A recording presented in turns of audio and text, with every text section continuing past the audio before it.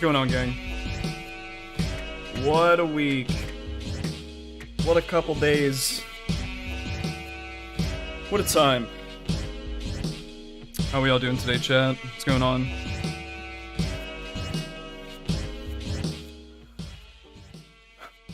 What is going on? Let's make me a little more full here. Well, it actually came. The article to end all articles. The Destiny Manifesto.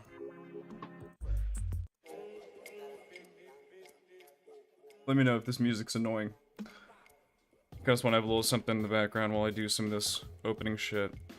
First of all, I just want to say, if you're new, there's like 18 people watching. I don't normally get that many people watching my stream.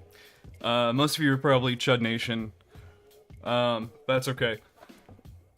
I know we've had some issues, Chud Nation. I know, Big Daddy, he's pretty pissed, but it's all gonna be okay. Mom and Dad are gonna stop fighting eventually, okay? But if you're not from Chud Nation, perhaps you're here from Feudalistic Hierarchy of Online Politics. That's me, or Extreme Daddy Festo, also based, you know? I try to... This is probably gonna be, like, the last online poll adjacent content that I'm gonna make, short of maybe the mrgirl interview.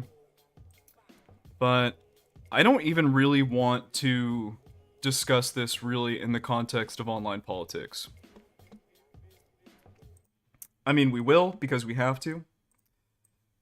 I want to talk about this more from the idea of mrgirl as a person, mrgirl's journey as a content creator, mrgirl's journey as a streamer, and then I want to talk about myself in relation to all this as well. To give some of you background, if you don't know, I had been making YouTube content for a couple years. I've been making YouTube content for 3 years. The first year and a half or two that I was making content, it was film photography only related. You can still see that content. I still make it. But, and the reason I made content like that was because I literally lived in an area that didn't have cell phone service or internet. So it was really difficult to, you know, make content underneath those circumstances. So I didn't. So I took a bit of a break. And what I did during this time was because I didn't have internet, I would download videos on YouTube. And I would have them on my phone, and I would go up to my pad at that time, and I would watch the online video, you know, the downloaded YouTube videos, and they were all like online poll. I was really into Bosch when I first started, but the way I found Bosch was from Dylan Burns. Like, one of his panels just kind of popped up on my home feed one day, and I was hooked. I watched online poll probably for like a whole year before I even had internet regularly. It was kind of nuts. Basically just picking up VODs every day. I didn't even watch live streams. And so anyways, I moved back into San Diego proper. I get internet, and I start watching Vosh streams occasionally. And then I was there for when Vosh and Destiny had the fallout, and I was like, oh, who's this Destiny character? Let's go check him out. I kind of like his arguments. They're kind of fun. I started watching Destiny. He kind of became like the streamer that I watched. Because like, I don't know about you guys, but like, I don't have like a lot of time to devote to watching to live stream content specifically. So I kind of just watch like one live streamer at a time. And so I moved on to Destiny. And watched Destiny for a couple months, and I was literally just doing the dishes one day, and mrgirl popped on. It was the first mrgirl interview. I was literally there live. I watched it as it happened. I didn't watch a VOD. I saw it happen in front of my eyes. I was doing the dishes, and I thought to myself, holy fucking shit. This guy is nuts. This guy is just absolutely insane. But he's right. The honesty was insane. I there was something about it where you could just tell that the words that were coming out of this guy's mouth were the actual ideas that were inside of his head. And that was extremely refreshing as someone who had been watching for basically the past year and a half. The optics wars, you know? Like, Vosh is very about optics. And if you worry about optics, there's something implied about worrying about optics where you don't care about the truth. Because if you care about optics, then you'll lie to get better optics, even if it's not the truth. But if you care about the truth, then you'll say the truth, even if it gives you bad optics. Do you know what I mean? So it was insane. It was insanely refreshing. I checked out Mr. Girl's content. I started watching his YouTube channel, and it really inspired me to pick this shit back up again. I thought to myself, oh my god, there's someone here that makes this really goofy, nuanced, not easily digestible content for adults, you know? I think that's it's not content for children, obviously, but what I mean by that is it's mature content. It is something that's kind of thought provoking. You need to sit on it, you need to digest it. You can't just, like live stream his shit as soon as he releases it, and then think that you're going to get an honest read out of it. You need to actually, like, sit down, ingest it. Uh, that's kind of rare. I think that is rare for a content space that generally is going slowly towards TikToks, shorts, shorter form content, etc. Um, and I just thought that was amazing. So literally, I think it was within a month of watching that stream, I uh, got my fucking shitty webcam that I got here. Been using it ever since. Hooked up an old microphone that I had sitting in one of my boxes, and I started streaming. Uh, and with the intention that I wasn't going to do online poll shit. I was going to be like Mr. Girl. I wasn't going to go and get on and react to stuff. I was going to set up interviews. I was going to try to have conversations with really interesting people. Um, that was how I was going to do my flavor of online poll. And I did that for a while. I kind of went on this like gang stalking arc where I interviewed people that are suffering from the gang stalking phenomena. Extreme Dad, right? That's how that whole thing started. And I really respected that Mr. Girl was a streamer, that like he would come on, he would do something for 2 hours, he would talk about something really, really cool for a couple hours, and he would get off. He didn't give a shit about chat. He didn't care about any of this typical shit that streamers cared about. He didn't care about like super chats even. He didn't even know how to fucking read them for the first like 3 months of his streaming. And that was really interesting. That was something that I really admired and I looked up to, and really inspired me to want to become a content creator. There was some kind of a shift in my own content creation um, mindset that I didn't necessarily, it took so long to make these. Okay, here, let me restart this. So, the way that I thought Mr. Girl originally was kind of setting up his content was like this. He was going to live stream to get to a greater goal. So, for instance, Dr. K. He did Dr. K. And basically, leading up to the Dr. K video release, he did interviews with people that were related to Dr. K. He interviewed therapists, other things that were tangential leading up to his big video dropping. And I thought that was like a fantastic meta idea. So I started, I was doing live streams to get to a greater, project. Um, and I was doing this, I think, fairly successfully and consistently until I released the Extreme Daddy Festo, which was kind of like my first big video. It was my first, big project that ever got any traction. It was the first time anybody actually saw any of my shit, And when you start to see your first little bit of success and you start realizing like you have an audience that maybe, would like to view your content in a different way, like maybe they want to see you react to something, maybe they want Will and his channel, reacting to something, it kind of like, it makes you want to shift the it I don't even think it makes you want to. It's just you start to think maybe I can shift my content to be something else. Maybe I can do this and this on the side, but while I'm making my bigger shit, blah blah blah. You try stuff out. And what I saw was, a huge decline basically in the productivity of the stuff that I really wanted to make, but I didn't realize at the time, that that was really what I wanted to make.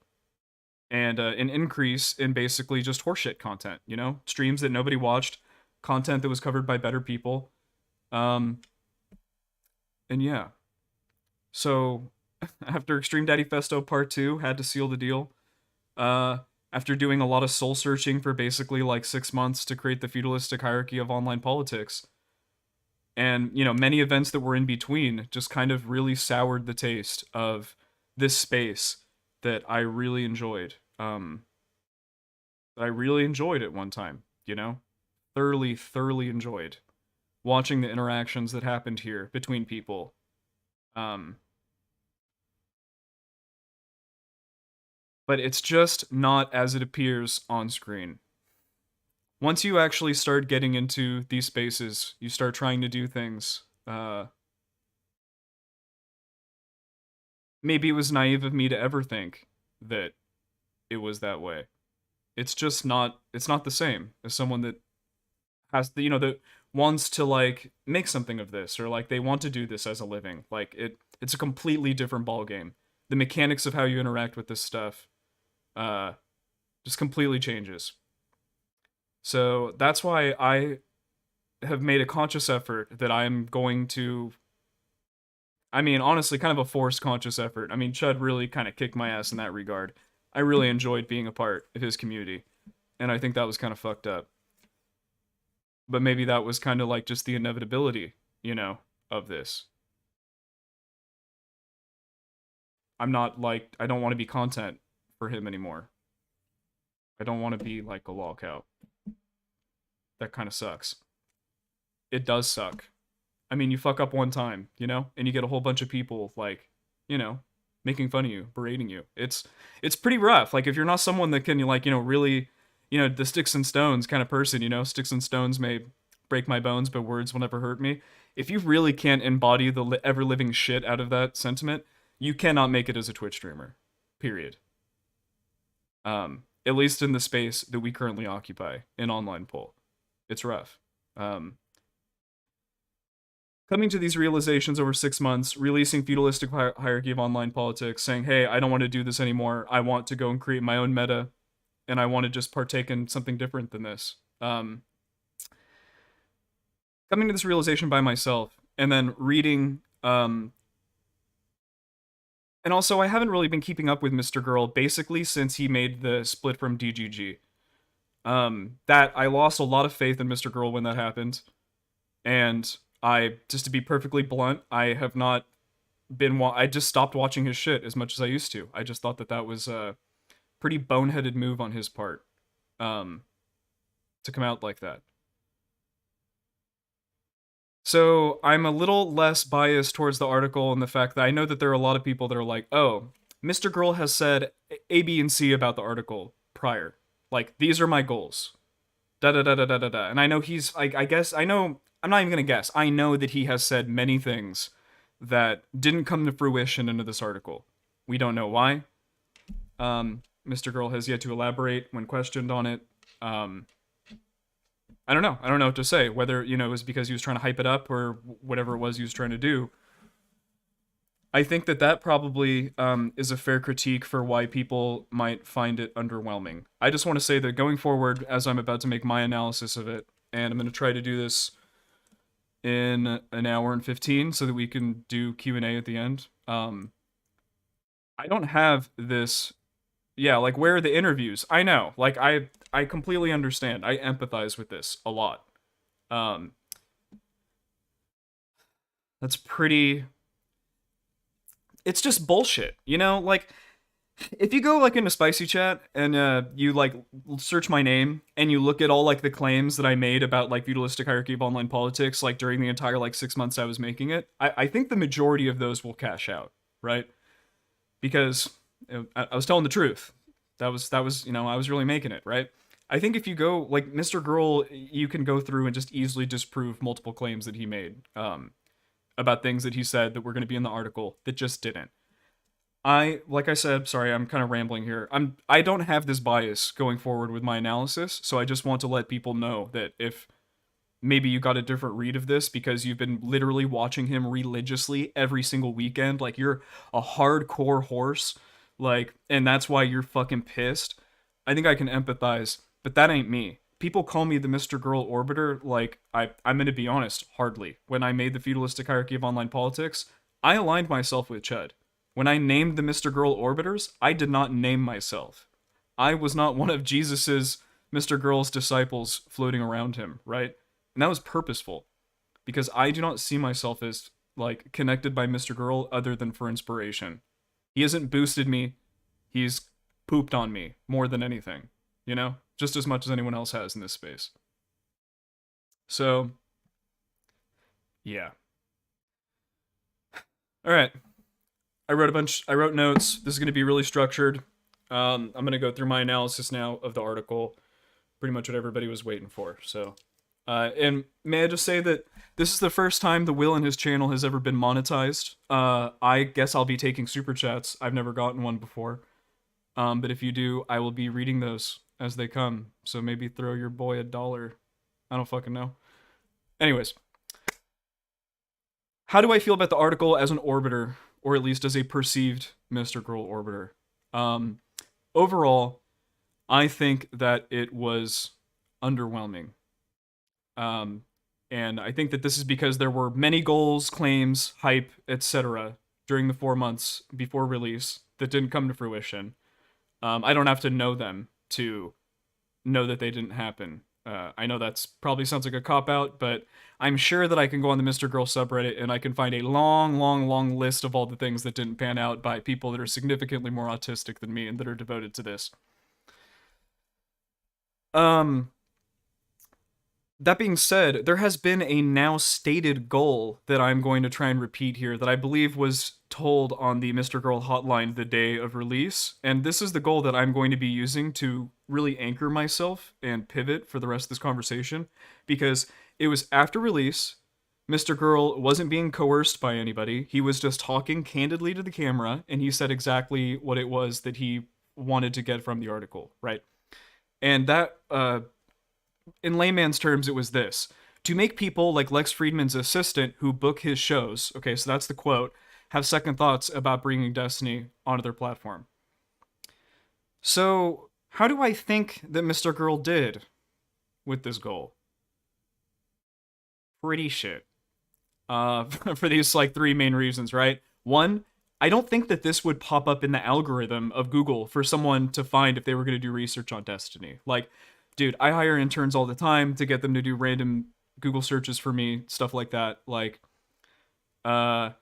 if it's not, like, on the first page or the first, like, 3 or 4 entries, or if it's not on Wikipedia, like, no one's gonna read it. And my intern is definitely not gonna read 100,000 word something about somebody that they're gonna have on their platform. They're just not. So that's the first issue with the article. Against the stated goal. It's too fucking long. If that was really your goal, I think you would have shortened it. Simply put, and 85% of this needed to come out. It's, I don't understand. I really don't. And I know that a lot of the words are it's like video citations that are written, right? But most of them are just back to back. So he should have just included the links to the videos for people to watch. Like, he could have uploaded them unlisted on a private YouTube channel, or I don't know, he could have uploaded them privately, had them linked, and then watched them there. I assume the reason why he didn't do that was because he doesn't want people to, like, take down the videos or some shit, but, like, that, it's fucking unreadable, It's unreadable. And I say that as someone who really cares about Mr. Girl, the artist, that had been looking for this fucking shit for a straight minute, as someone who, is gonna be interviewing him in a couple weeks. So anyways, it's not going to pop up on the algorithm. It's first one. Mr. Girl doesn't have enough credibility on his own for anyone to take the article at face value without having to click the links and doing their own research. So, hello, like that's kind of an issue. Like, if you read something in the New York Times, you know it. There's credibility there. If Mr. Girl, if you know, if he was like, it was like I met Taibbi. He's the guy who did the Twitter files. Say what you want about the Twitter files, but like that guy is like a respected journalist, you know? Like he's been on Joe Rogan, he's done a bunch of things, right? If he releases something that has more credibility, infinitely more credibility than Mr. Girl releasing something. As much as I love and respect the guy. And even if you did want to read it, once again, it's 100,000 words long. It's impossible. It's a chore to get through. It's not really pleasant to read. It's not a gripping read. I'm not going, ooh, I can't wait to get to the next page. Like, you know, I don't know exactly how many words Lav's section is, but I mean, it's at least 50% of the entire article. And at least 70% of Lav's section is just like her sexting Destiny. Like, like, Destiny's a scumbag. He's a scumbag, dirty coomer. Like, you know, we know this. That doesn't. I don't say that like to say that we shouldn't make a moral condemnation of that, but it's just like I don't understand. Is Lav 50% of the article because that's all you could get? And if so, like that sucks. That's not good. Like I'm just I know that you know this, Max. I know that you do. You worked for a paper. Like what is your high school journalism teacher thinking right now? Like if she read this article, she would look at you and say, "What the fuck are you doing, Max? There's only 35 pages in a newspaper." Like why like what the fuck?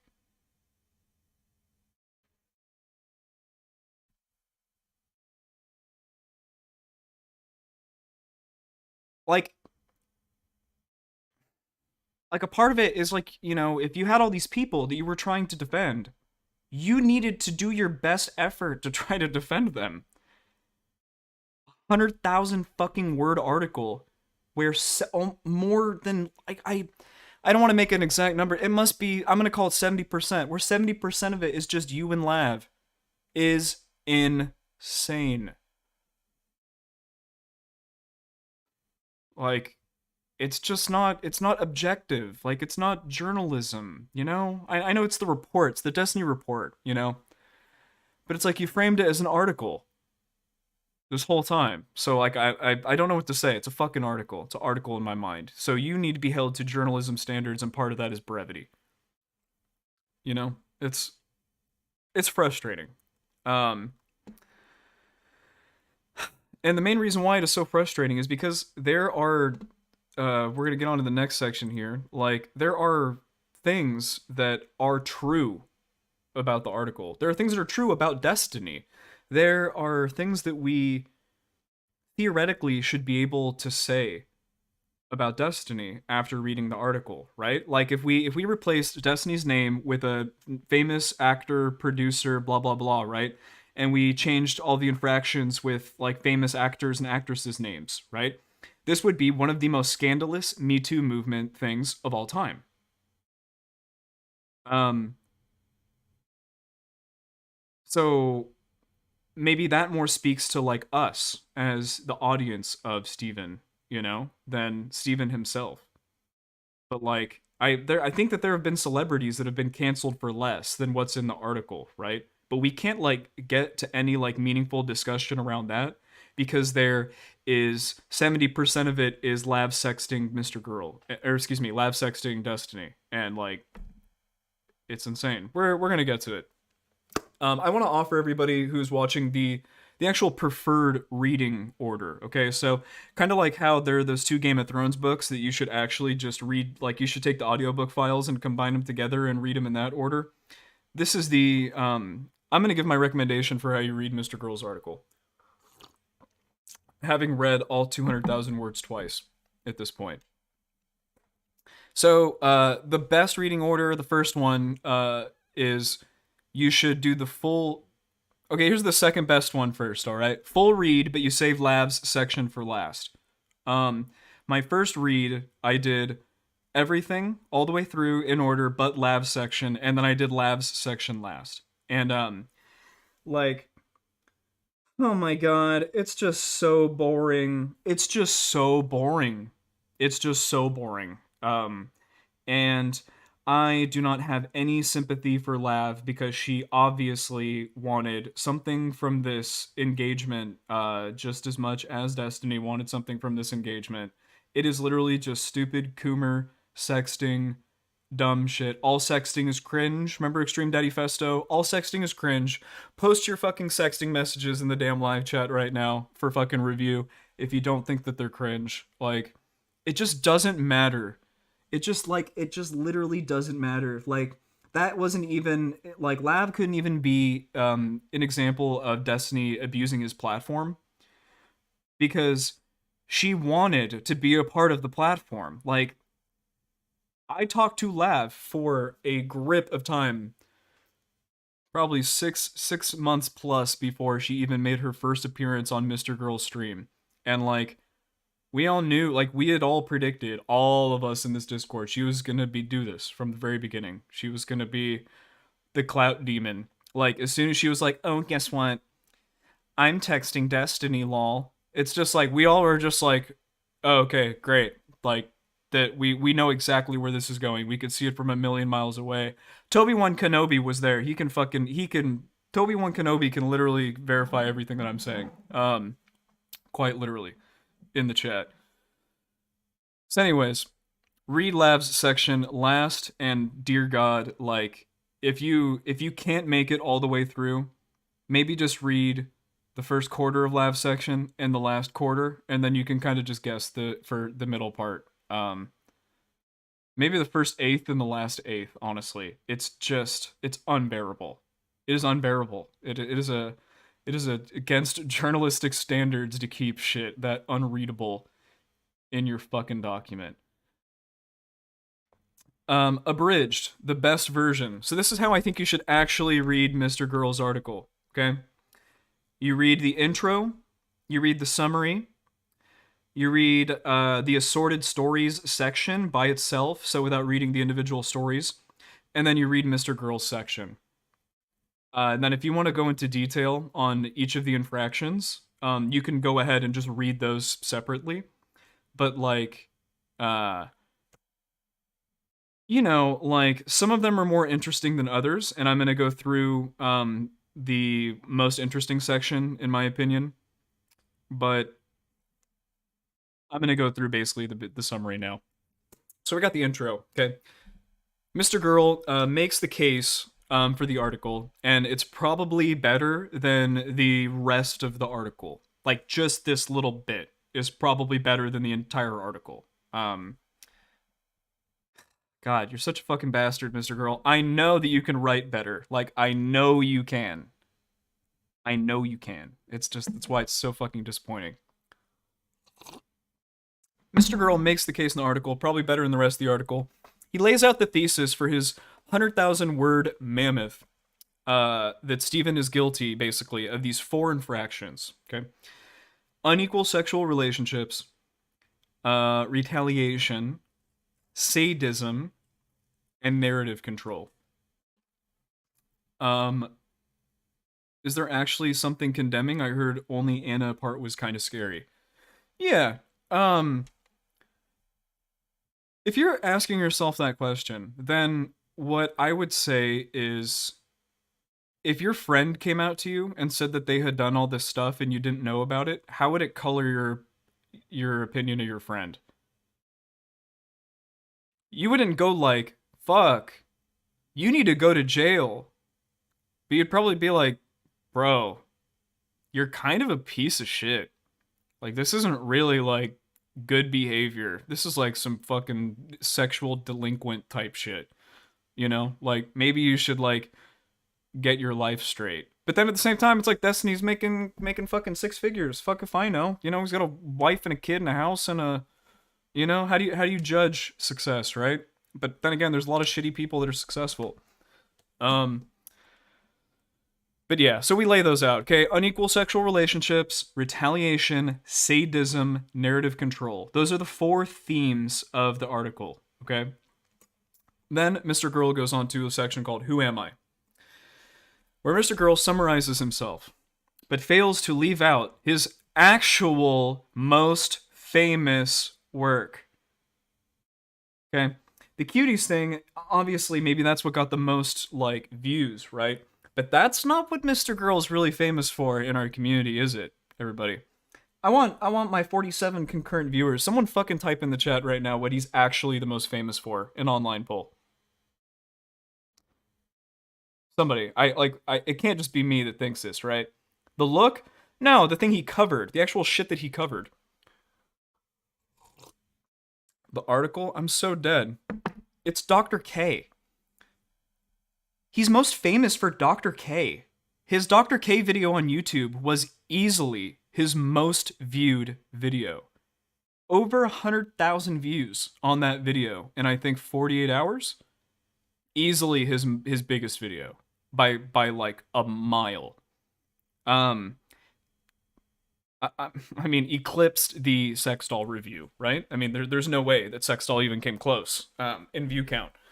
Yeah, his most famous video is Dr. K. The thing that he spent, like, his most reputable piece of content that he spent, like, so much time crafting and creating was the Dr. K interview.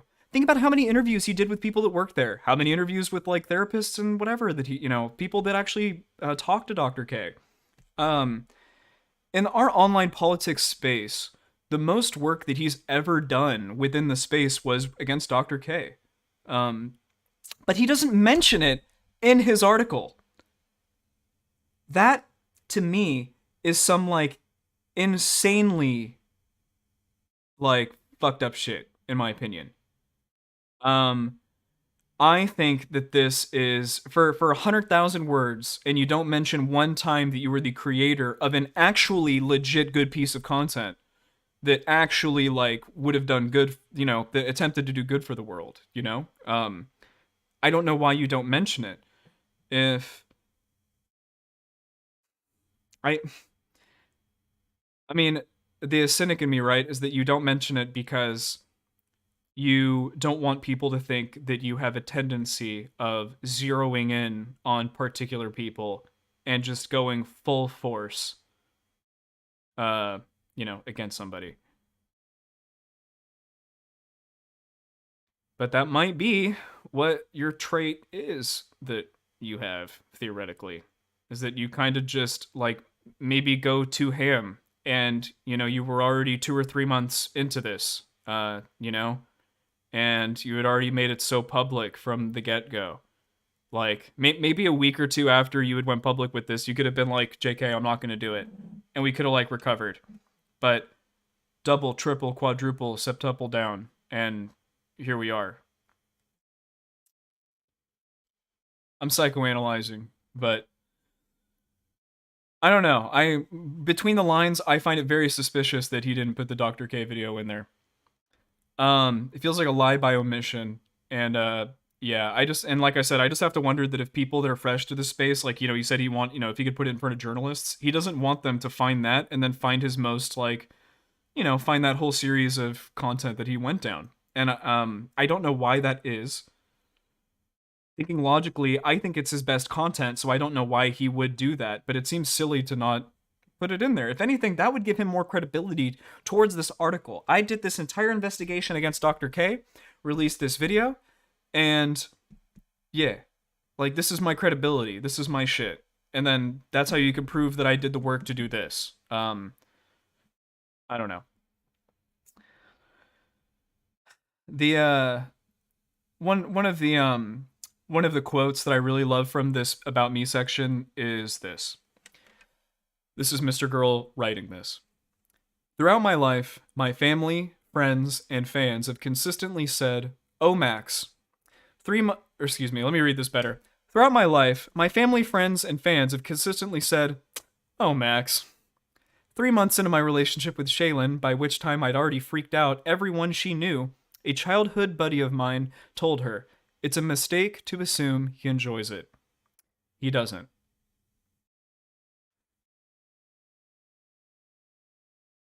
I believe this.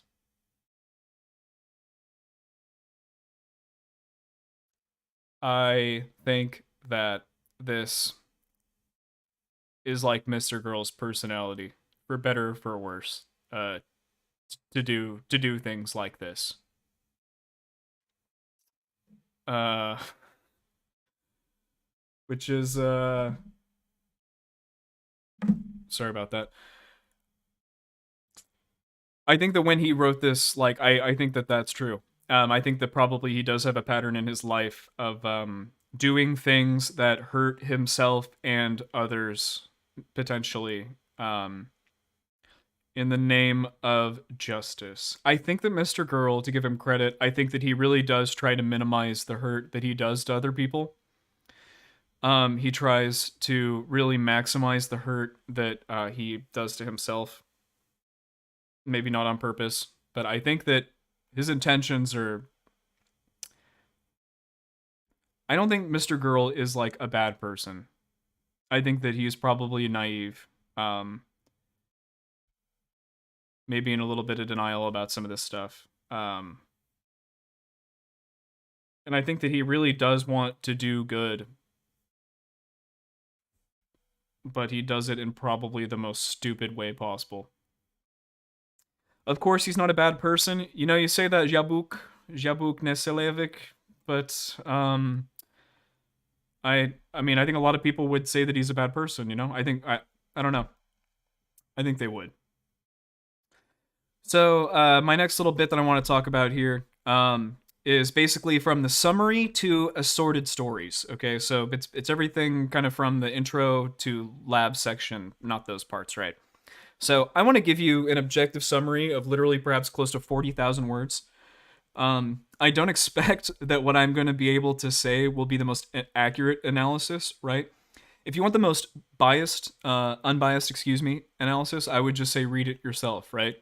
Because commentary from me or anybody else in the space is going to change how the article comes off to you, right? So like, don't if you're fucking thinking I'm gonna give you the most unbiased shit here, like, don't delude yourself, okay? Just read the article. This is through my lens as someone who's pretty fed up with this community in general, who really appreciates Mr. Girl as an artist, and I think understands these dynamics pretty intimately. Here's my take. I think that Destiny, over the past 10 years, has been a shitty person, done inappropriate things to women, been a bad friend, a bad partner, a poor communicator, maybe negatively affected a mayoral race, and has failed to set appropriate boundaries with people, not limited to those who he has been on stream with. I want to repeat this one more time, and I want to see if any one of the 39 people that are watching this can just if they disagree with anything that I'm about to say. One more time, okay?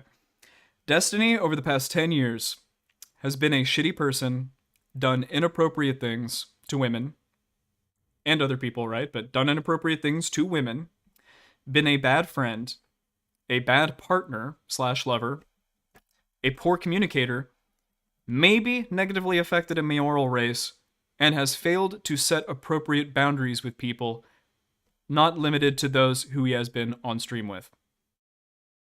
Is there a single thing that I just said that anyone disagrees with? I think you would be hard pressed to disagree. But the real question is, I think he'd contest the bad friend part. Maybe. Maybe. But I say all this to prove the point, right? That this isn't a these are factual claims, right? Rather than like just me stating my opinion. If we go through and we went through all of the cases of everything, right? If everything that was listed, right? Like if your friend Jeff or Jenny came to you and said like, "Hey, I did any of the things that are listed in the Mr. Girl article," right? We would be like, "Bro, that like that's not cool. Like you need to not do that, right?" And the real question I think is that if enough of these instances happen where you're like, bro, this isn't cool. Eventually, you just stop hitting up your bro. Do you know what I mean? Um, it's a rare time where you go, I'm calling the cops on my bro. You know what I mean? Like, unless he, like, literally murdered somebody or literally raped somebody, right? Coercion, sexual coercion, these are bad things.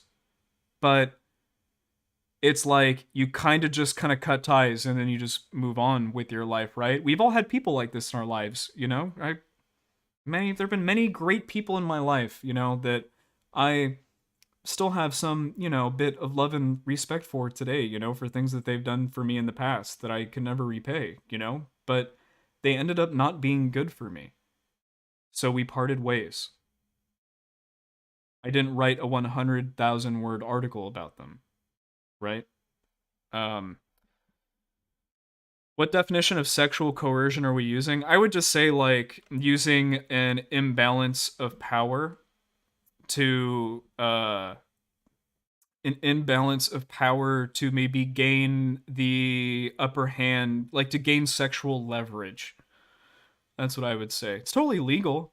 I mean, if I have $300,000 or if I'm a millionaire or a billionaire and I see a woman at a bar, um, you know, it, and I start buying her $100 drinks, like it's like I'm kind of like I'm coercing, there's a bit of like there's a bait here, I'm rich, bitch, come over to my shit and let's do something, Did he do that?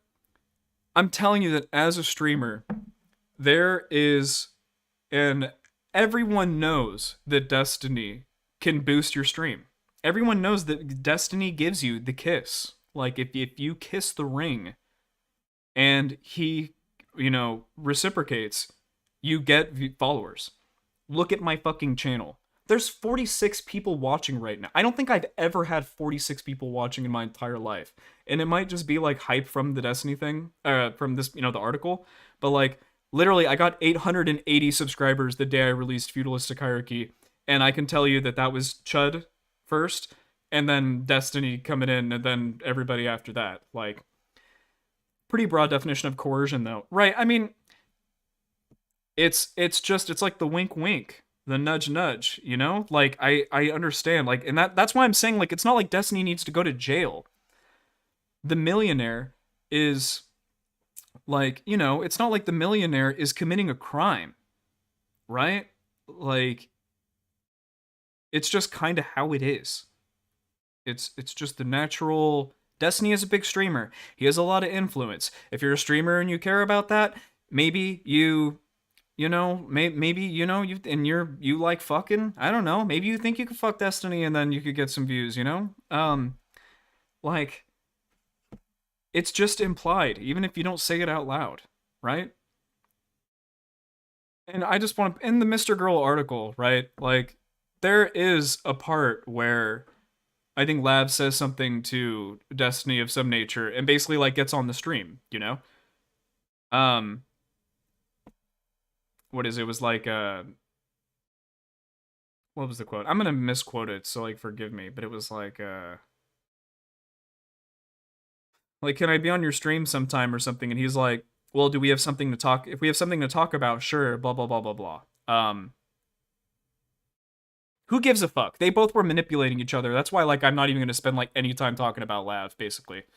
But yeah, I don't know what to say. Look, when there's a huge power differential between two people in a space, there will always be issues with dual relationships. That is something that Mr. Girl knows intimately. Mr. Girl's fans know intimately. Um, and yeah, I mean, the reality is that it's probably just shitty to have dual relationships with people in this space. Can we give a Will in his channel example? My dual relationship with Max, my previous editor, friendship/business partner, shitty idea. Don't do that. Like, just have a business partner or sign a thing and make sure you're gonna go do stuff, so that when you have petty interpersonal disputes, like it doesn't affect like how the rest of your business shit goes, right? Like, Live and learn. Do not have dual relationships in this space. Like, you just cannot do it. If you are a streamer, your relationship with streamers should only be that of colleague. Um, and like nothing else. Similarly to if you're a teacher, generally, you're working at Harvard, you really shouldn't be fucking the other teachers at Harvard, I think, generally. That's kind of like a weird dual relationship of colleague slash relationship. Let's look at some of this chat here. If you can't deal with incentives and interactions, you need your handheld in life. Um, there So that's kind of my thing with why I'm not going to talk too much about the Lav thing, is because I think that there is an infantilization there with the Lav specifically. Lav, in my opinion, knew what she was doing. So I don't fuck Lav. Sorry, I don't know what to say. I'm more speaking to the other people that were mentioned in the article. I think their claim, their possible coercion, is significantly more likely, or the power imbalance. I think that is much more egregious than what happened with Lav and Destiny. Like, Lav kind of has her own audience in her own right. Oh no, I think Will just colleague zoned us out. What did I do? Anyways, so yeah. Some excerpts that I wanted. I'll be honest, there was only one excerpt that I really wanted to go over from the kind of like specific play-by-plays that he did with all the other people. Because I think that if I wanted to do a play-by-play of all the people, I would just read. Oh, colleague zone is a pun on friend zone. Yeah, true. I get it. That's kind of fun. So, anyways, sorry. If you want to read summaries of each of the people that Mr. Girl calls out, just go to the article and read the summaries, because I think that the way that Mr. Girl summarizes all of them are fairly accurate, except the Bob 7 one. I think that one is a pretty duplicitous way of summarizing who Bob 7 is in relation to fucking Destiny. God, what was the other one? I'm sorry, let me pull it up real quick. I'll be honest, it doesn't really matter. The one that I thought was really interesting that I didn't know. The Vosh one is BS. That's kind of true too. You're right. The one about Sam. This was the guy that was working. This is like the mayoral candidate in Omaha incident. This was a weird piece of info that I didn't know about. And the thing that I really think that this particular section displays to me that I thought was interesting was, it was like a pattern of retaliation that I felt previously, up until getting to this guy's part or person, I don't know who they are, their part in the article. We had just seen elements of the retaliation aspect, just how it relates to online politics, and like how Destiny can control dynamics in the space because he's such a giant figure. But this one of like, Sam gets on and they're like super drunk and they like self dox themselves, and like, God, they, all this shit happens, and Destiny's like, well, it would be really shitty if your employer got clips of all this stuff, blah, blah, blah. And then I think he ends up actually drafting a letter to the person from the school, and all this other stuff. But then the local newspaper picks up, that all of this shit was going down with the mayoral candidate, and the mayoral candidate ends up saying like, hey, Destiny, like, I don't want you to be a part of this anymore. Like, what, I don't want your help at this moment, basically. And there is a quote from Destiny here that really, like, it hit me hard, because it just like, at some part of me is just kind of like, these fucking streamers are blood-sucking clout demons that quite literally will scrape any little bit of content that they possibly can milk out of you for fucking views. But then you have these moments where you realize that, they're humans too.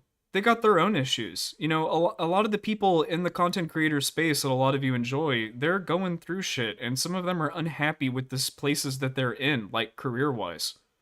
Um, like they're unhappy with the streams that they're doing. They have locked themselves into a particular type of lucrative content, right? That they can't get out of because they know that as they step away from that content, the money will go away. Look at fucking Hunter Avalone. 1.2 milli subs to like 600. Is it 500 now? Like literally he loses subs every month. Hunter Avalone just bleeds subs every month. And yeah. So this little excerpt from Steven I thought was really, really good. From the article, Steven lamented the fact that despite having broadcast thousands of hours of himself talking, he is still held up to such a standard that if I've ever said anything or done anything, I get crucified for it. It really disappoints me that I have to constantly defend and relive and deal with the worst things I've said throughout the history of my existence. Whew! Everybody, like, let that sink in for a moment, all right? Everybody let that sink in. That quote. I'm going to read it one more time. Steven lamented the fact that despite having broadcast thousands of hours of himself talking, he is still held up to such a standard that if I ever said anything or done anything, I get crucified for it. It really disappoints me that I have to constantly defend and relive and deal with the worst things I've said throughout the history of my existence.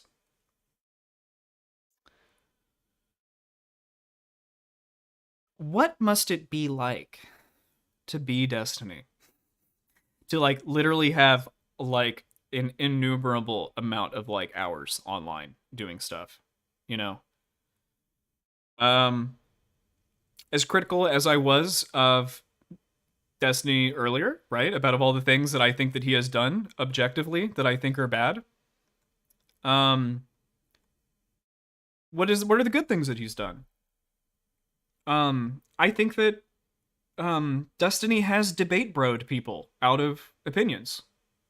I think that he has de-radicalized certain parts of the internet. Not Nick Fuentes, but some of them.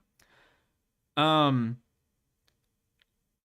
think he's done two out of three good political campaigns. 2 out of 3. I mean, so someone ran the statistical analysis on the most recent one that he did, right? And they said like that if the person won by like I think it was 3,000 votes or something, right? That would have been enough for them to calculate that the canvassing that Destiny had done actually made a difference.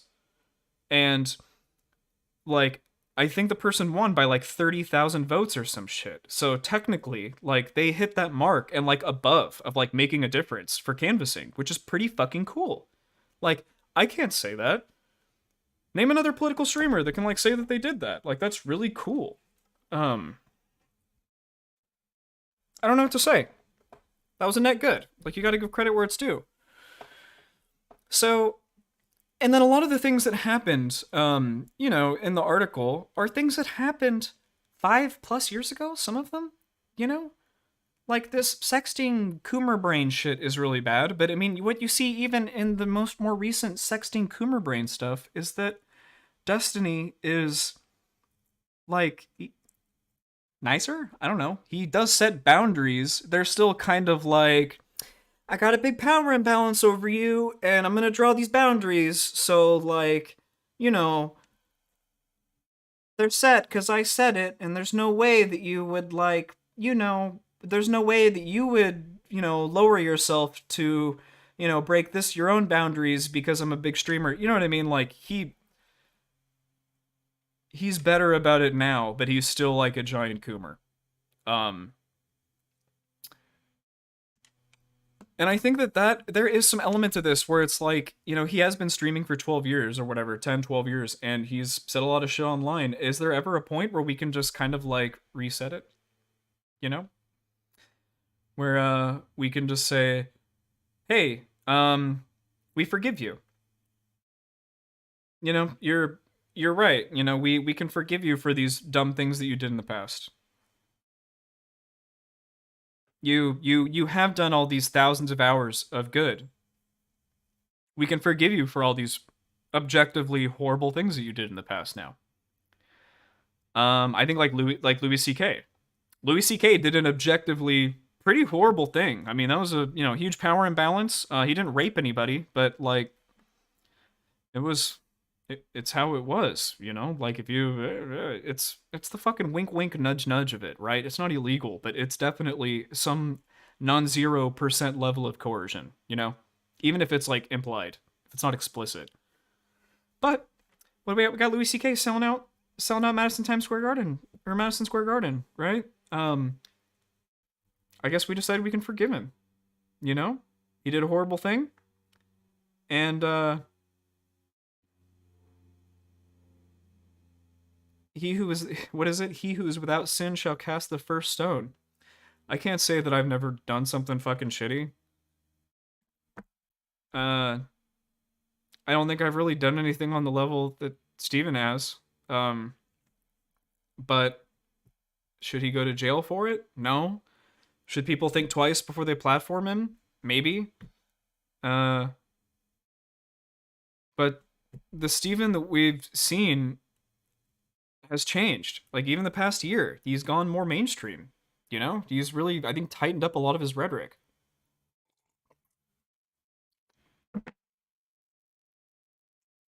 Should we forgive Destiny? Hashtag forgive Destiny. He is completely unapologetic for anything he did, lol. But like, I think the fact that I got this quote here, proves that he does feel shitty about it. I mean, like, there's like the murdering the kid thing, right? Where like literally he was on Wix panel yesterday and he's like, and I do it again, Giga Chad, hehehe. And it's like, yo, fuck, what the fuck, like, I'm gonna talk about that too. But yeah. Maybe the reality is just that we can all say that these things are horrible. We should actually, Mr. Girl is not wrong for bringing them up again, and I don't think he's wrong for posing the question of like, is this the type of person that we want to like have be the head person of our entire movement of online politics? Like, Destiny is literally single-handedly steering online politics into the mainstream space. Like, and if you think otherwise, you are deluded. We have John Zerka on No Jumper once a week. John fucking Zerka. Like, bro. You can get boosted up by being an orbiter. Like, he's so much better than everyone else. If we're talking about Zerka or Destiny, because Zerka is pretty based. And based as in he's hilarious. His takes are terrible, but yeah. So anyways, that's kind of my summarization of at least the, the from summary to the assorted stories section, all right? Read this Mr. Girl's summary of each incident himself. I think they're pretty accurate besides Bob 7. And I think that the excerpt from Sam of Destiny, kind of asking forgiveness in a way, I think that that is telling of Destiny's character in a positive light. Despite all the negative things that he's also done, right? I think we need to give credit where credit is due. Flat Earth takes are a banger. True. We're very pro relearning the globe model here, ironically. So the next section is Lav's section. This section is unbearable. It is just god awful. It is horrendous. I'm not exaggerating. I think 70% of it is just sexting between Destiny and Lav.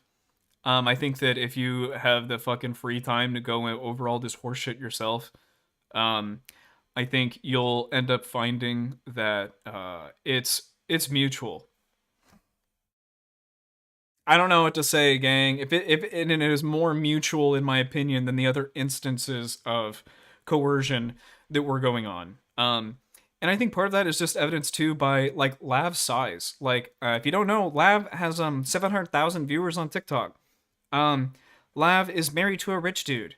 Lav made a bunch of money supposedly off Patreon / OnlyFans. Like, she is established, right?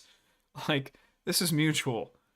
There was nothing when I say that. Sorry, I mentioned those things to say it's not like Destiny. The only thing that Destiny could really hold above Lav's head is getting her on stream, right?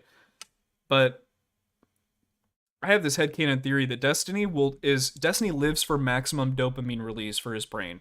So he will have people on, even if they're terrible, even if they cause drama, blah blah blah blah blah, whatever causes like the most dopamine release to his brain, whatever the fuck that is at the time, mostly Factorio. And like that's why he had Lav on, because he knew that he could have her on, shit would hit the fan, it's good content for August. He gets about like every time Lav would get on stream, 10,000, 15, 20,000 viewers. The viewership goes up. Destiny's raking in the money. The fucking orbiters pop in. They're getting crazy view counts. All of them are making clips. All of them are making their little edits and shit. Like, is a moneymaker. Like, having Lav on is a fucking moneymaker. That's why they had her on. TikTok followers count as 1/10 of YouTube subs. Well, then she'd still be a 70,000 YouTube subscriber then, which is still massively bigger than anybody else on YouTube online poll. Will, why didn't you get in on that cash? Because I'm not a fucking sellout. That's why. As much as people criticize me for all kinds of shit, it's just not my content. If you want to go and make that kind of content and make your money, do you. Don't lie about what you do. Like, admit that you're a drama streamer, which is fine. Like, I mean, I was only watching Chud Logic as my main streamer for months before he fucking was a dick and kicked me out of his community. Like, I like drama. Like, I in my video, I say, you know, I'm not above watching a train crash, but maybe I should be. That's kind of like my opinion on this whole article. I'm not above kind of letting Destiny go for these infractions, but maybe I should be. Maybe we should be. I think that there are probably people that have been canceled for less than what happened to Destiny. And we're going to get into that in a little bit too. That's kind of my final analysis here. Finishing up Lav's section, Lav looks awful. Steven looks awful. Sexting is cringe as fuck. I happen to know Lav personally throughout this entire ordeal, and about 6 months prior to her showing up on Mr. Girl's stream. I know that this is all bullshit. I know that Lav literally wanted to get in on this as much as anybody. Mr. Girl personally warned me about Lav, way before all of this shit happened, before he started writing the article. Like, Mr. Girl was right about Lav, and then he became wrong about Lav. It's kind of crazy. Like, literally. If Mr. Girl had maintained frame, to use a red pill term, and never had Lav on his stream ever again until she became an Abdullah, that would have been the best outcome for Mr. Girl. Ever. Article never would have been made. Never would have known anything about Lav's personal life. If he had actually maintained that boundary that he puts very specifically between him and his colleague, orbiter, whatever content creators like Elder Drazi and Smeth, if he had actually put that boundary between him and Lav, like he consciously puts in between Elder Drazi, Smeth, yours truly, like this would not have happened. I cannot for the life of me fathom why it is that he did that. That he dropped like all standards that he basically had about maintaining the boundaries, dual relationships that we all loved him for. That was why we followed him. We followed him because we didn't have the dual relationship. He rejected it. That was one of the best parts about Mr. Girl. And the craziest thing is that you can, in my opinion, you can literally track from when he starts taking super chats to the decline of Mr. Girl's objectivity and the disconnection with, his audience. Only way to get a story is from Lav, and I think that that's not even a claim, because like 50% plus of this is Lav's section. Oh God, yeah. I mean, it's stupid. So it's a bummer. We're done. We're done with Lav's section. That was like 50% of the article. And now we are gonna do me and Destiny's platforming of Nick Fuentes. But before I do that, I need to use the restroom. Literally give me like 5 seconds. Why don't you give me some money? Maybe for super chat? Someone break the super chat virginity over here. I'm gonna go use the restroom real quick. I'll come back. Don't leave.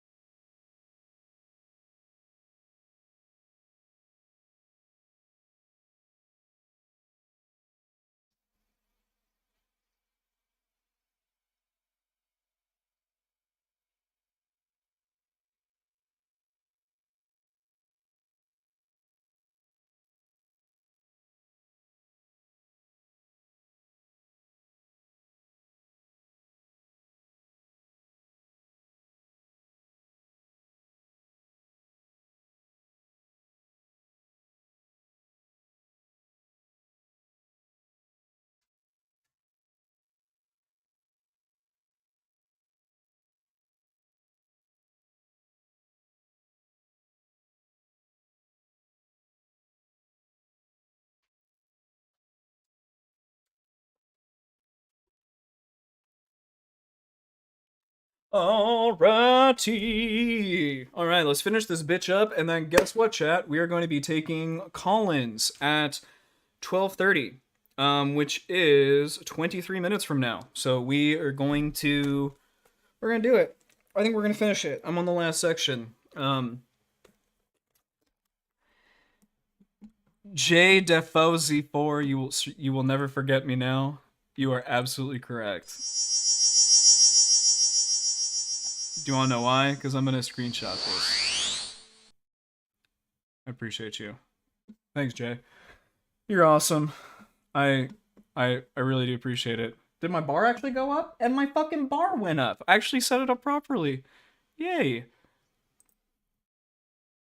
Thanks. Yeah, they're the RuneScape sounds. Alright, anyways, back to the article. Me and Destiny's platforming of Nick Fuentes. So a little bit, turn down alert volume. That's nuts. Oh god, was it that bad? I'm so sorry. Let me, fuck. I don't know how to do that.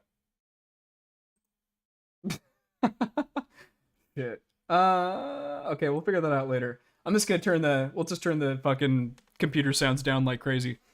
Alright, so my own piece of lore is that I am the idiot that initially tried to argue that Nick Fuentes should eat chicken and waffles with Joe Biden, to which I was promptly destroyed by Destiny and Mr. Girl on the Mr. Girl hotline. So I got a little bit of that in here. It's not soothing. Like fried battered cheese balls. That was a banger position, IMO. Thank you, Sickness. I appreciate it. Honestly, I would too, but I wouldn't broadcast it. That's for fucking sure. There were a lot of things that I found in this part of the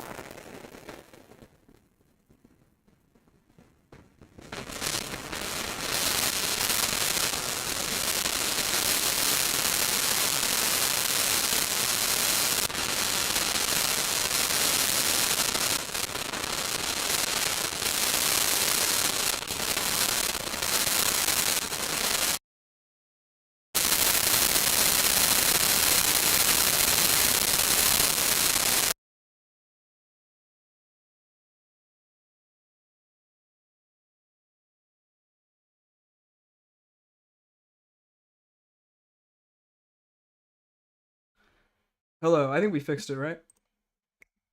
Okay, I think we fixed it. Sorry about that. I'm so sorry, everybody. Listen, I'm gonna like my audio interface is like 15 years old. I need to. She's about due. I'm sorry. Like, and give me money to buy a new mixer. Okay. I'm so sorry. So, anyways, I found a lot of the I found a lot of the stuff in this section deeply triggering to myself personally. A brief summary, it's about Mr. Girl's interactions with Destiny following the Fuentes thing. The Fuentes, a Lav dogpile he was a part of, and then kind of the following streams until he eventually left. Until they originally left. Join the Discord if you wish to be a part of the call-ins. I'll take them from everybody, even people from Chud Nation. So, it's fine. But yeah. So I found a lot of the stuff in this section pretty triggering. I want to kind of talk to, my chatters, my lowly serfs, if you believe in the feudalistic hierarchy of online politics, the specs of space dust, if you prefer orbiters. To reiterate, you guys really don't understand like the full picture of what it's like to be streamers and the hustle in this space until you try and create a channel for yourself. It's not easy. There are a lot of paths that you can choose from that are all very tempting, depending on what kind of content you're making or what you find success doing. And choosing wrong, will really fuck you long term. What I mean by that is that you might find yourself accidentally making money, doing something that you hate, and that is its own prison, right? Because as soon as you build a livelihood on something, you're pretty locked in. There's some nature of playing the game the online politics game that's a little difficult because there's some element to the system that is a bit exploitative, just in its nature of online poll. Exploitative in the nature, like I think, like how Hollywood is exploitative. Like if I said, "Hey, Hollywood is exploitative towards its actors, workers, etc.," you'd be like, "Well, yeah, no shit. Like it's Hollywood. Like it's the hustle and bustle of LA, and every actor is also a waiter, right? There's some truth to that. Um, Online poll streaming, perhaps I can only speak to online poll is kind of similar to that. And when Counterpoints talked to Mr. Girl, I thought that he illustrated this to Mr. Girl very well. The idea of like, well, Mr. Girl, didn't you know that when you came into this space that this is kind of just how it is? There's a lot of interpersonal drama.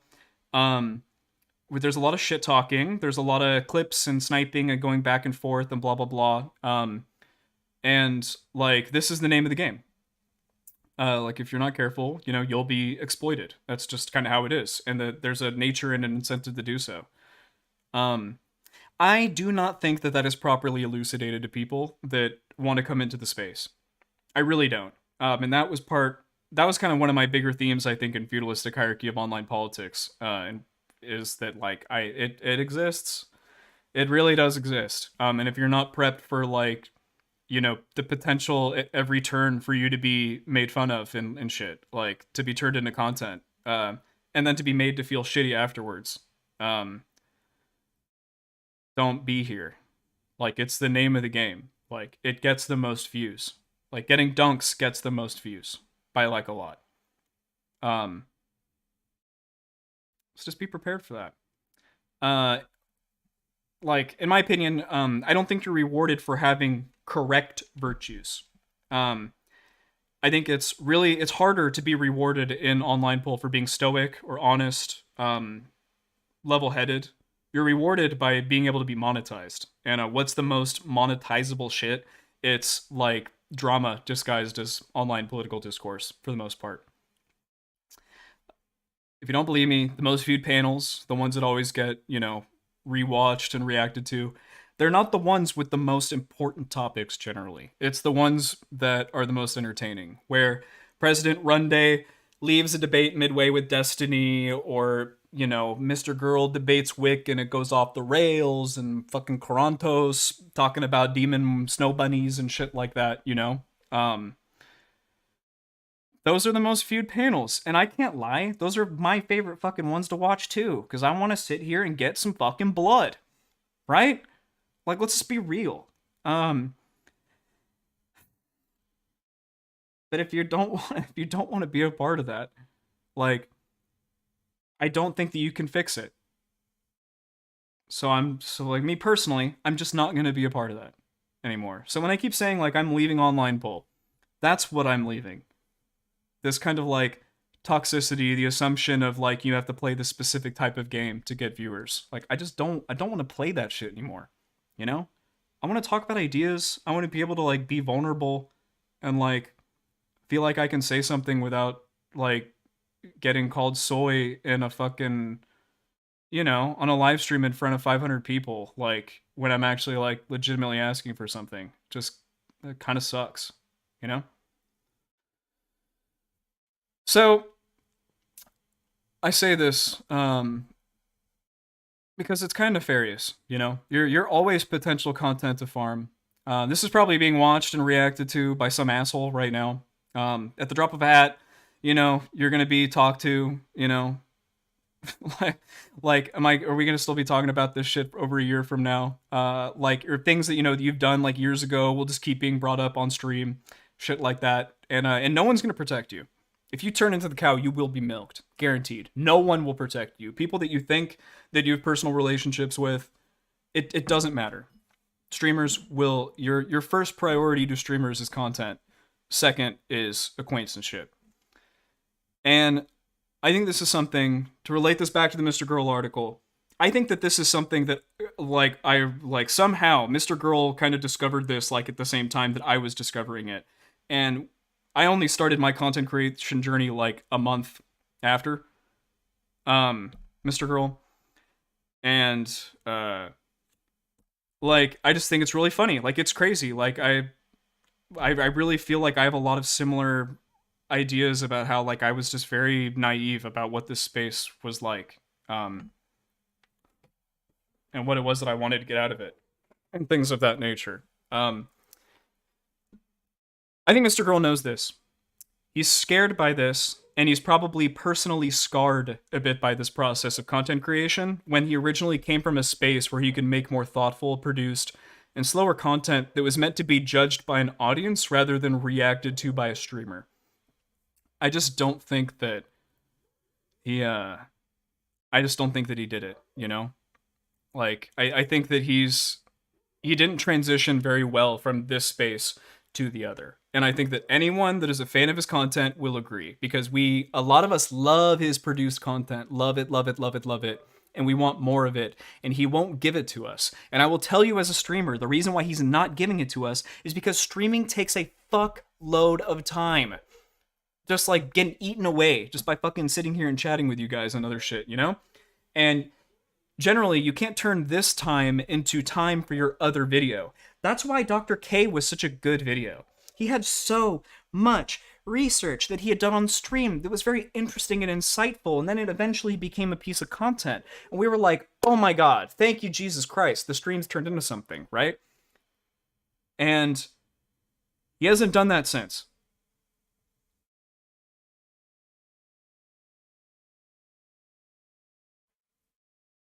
And that was his strength. But I think it's really hard walking in a more audience facing position. The separation of just a video being live is huge.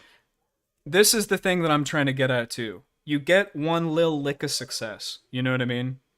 You get 50 people watching a stream, and it makes you think, ooh, every time I go on stream, I'm gonna get 50 people. You know? And I don't know. It's just not the case. Like it fucks with your perception of like the content you make. And I know for a fact, Mr. Girl was making significantly more money off of live streaming than his produced videos.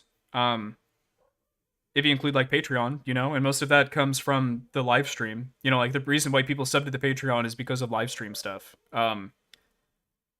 So how could you say no? You know, it's nefarious. This whole live streaming thing is just set up just to create react content where homies just react to each other and we react to the reactions and then we get in a Discord and we bitch at each other and blah blah blah blah blah. The cycle continues. And it's not healthy as like content creators, as people like that really I think that if you're gonna be vulnerable and wear your heart on your sleeve, being a streamer, it's shitty. It's really hard. People will take advantage of your vulnerabilities. Um, I think Mr. Girl was really naive in the beginning. I think that he thought that he could come in and change the things that he disliked about this space. He started streaming, found out about Dr. K. He thought that he could maybe change the way that that whole thing goes. Um, and given his like actual credentials and the obvious absurdity of Dr. K doing online therapy sessions, he thought that this was like a goal that he could actually achieve. It didn't work because it turns out that Twitch can't get rid of one of their golden boys, right?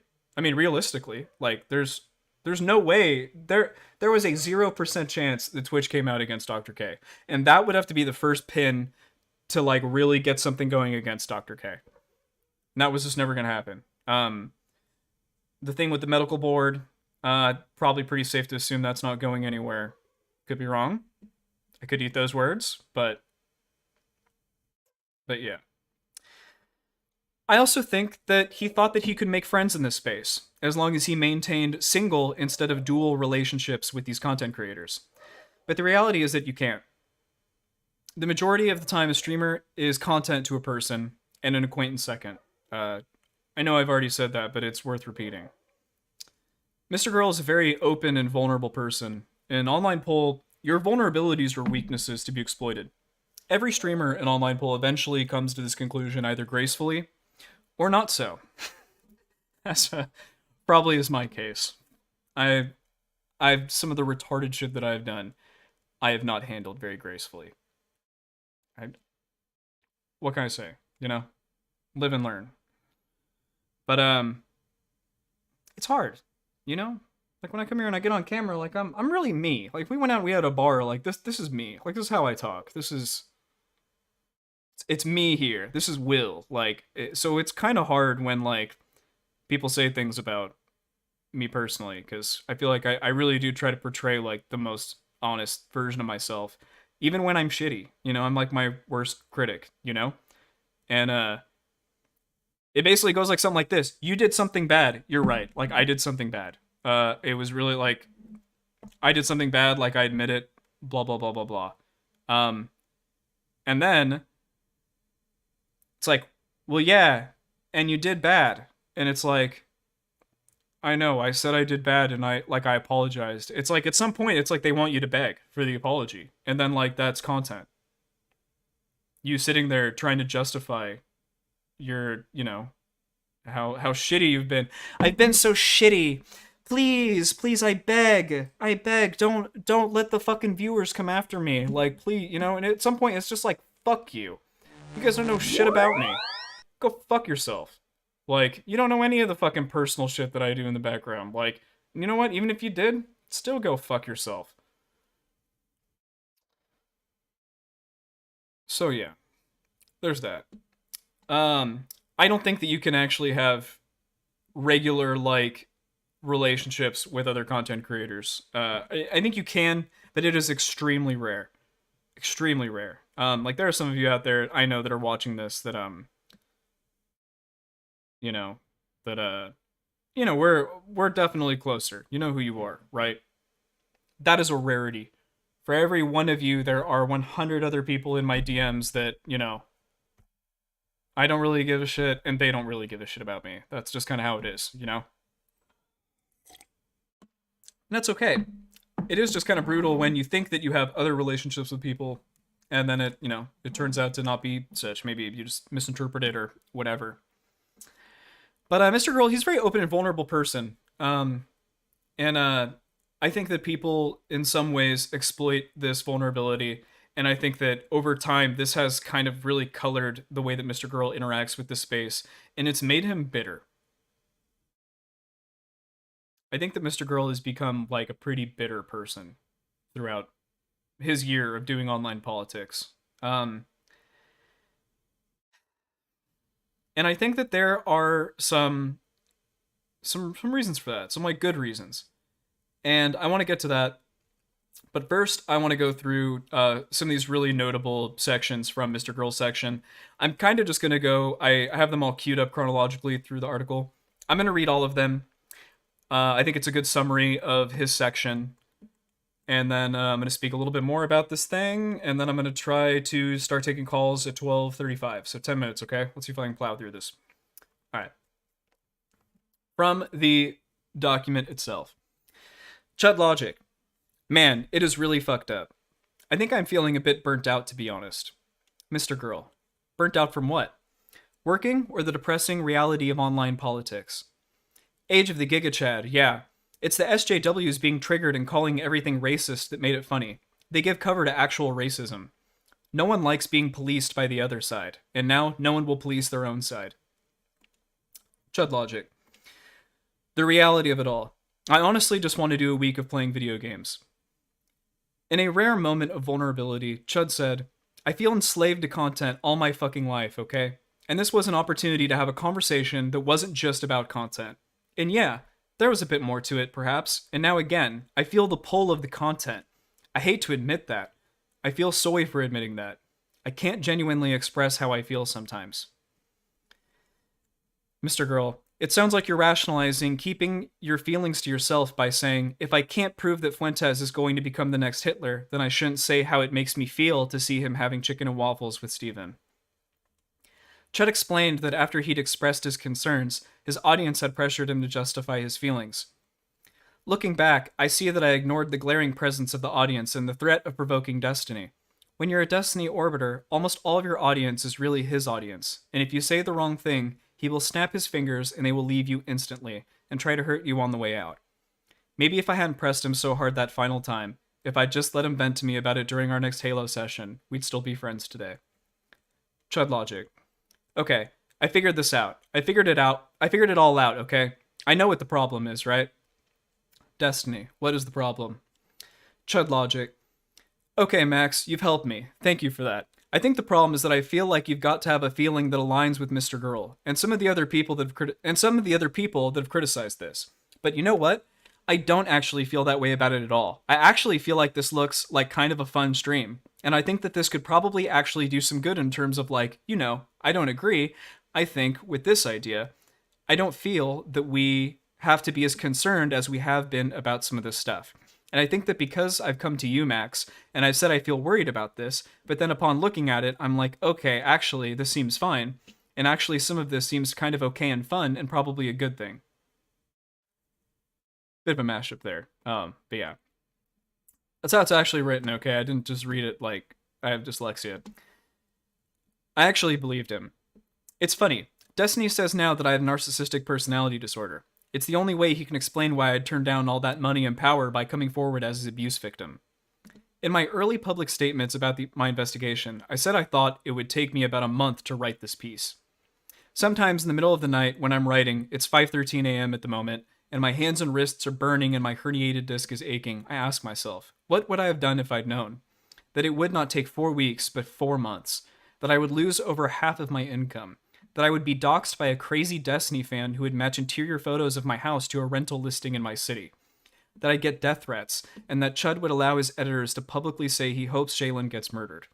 That someone would reply to one of my father's tweets with a picture of me naked. That Destiny would publicly state that he doesn't care about any harassment I receive from his community, and then mock Shaylin and me for being afraid to sleep at night. It took me almost 2 months to decide that Chud was lying and stabbing me in the back because I'm very, very naive. I was, and still am, heartbroken. My YouTube channel had been my main artistic project for 5 years, beginning in 2017, and I'd worked hard to make it challenging and special. It was my baby. Destiny wore my merch to show solidarity and said it was really sad that my art was destroyed, but I had this sinking feeling that he'd always wanted me to be his sickly, exotic pet. He made a show of cutting ties with Fuentes over my banning, and I was touched by the gesture at the time.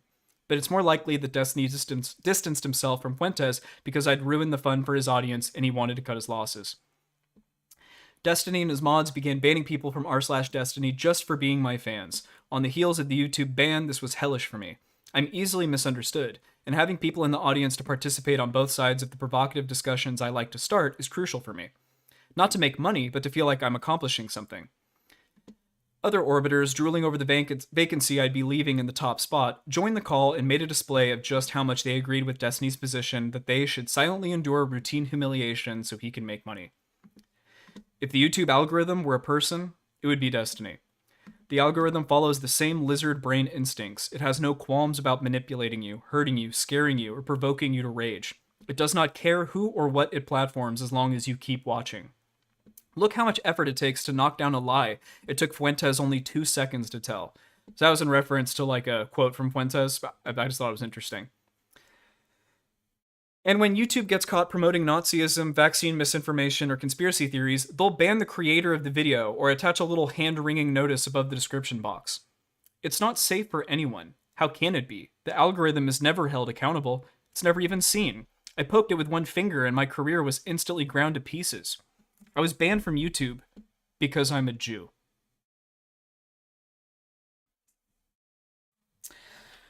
All right, so that, in my opinion, is the basically the kind of the summarization of Mr. Girl's section. Without all of the other video elements that he put, or the fucking whatever documentation that he put instead of video clips. So if you somehow manage to make it all the way through to the end of the article, right? So put yourself in the shoes of like you read everything, right? I think what you see is that Mr. Girl is attempting to mirror Destiny and the way that he interacts with his orbiters to the greater picture of streaming and content creation in general.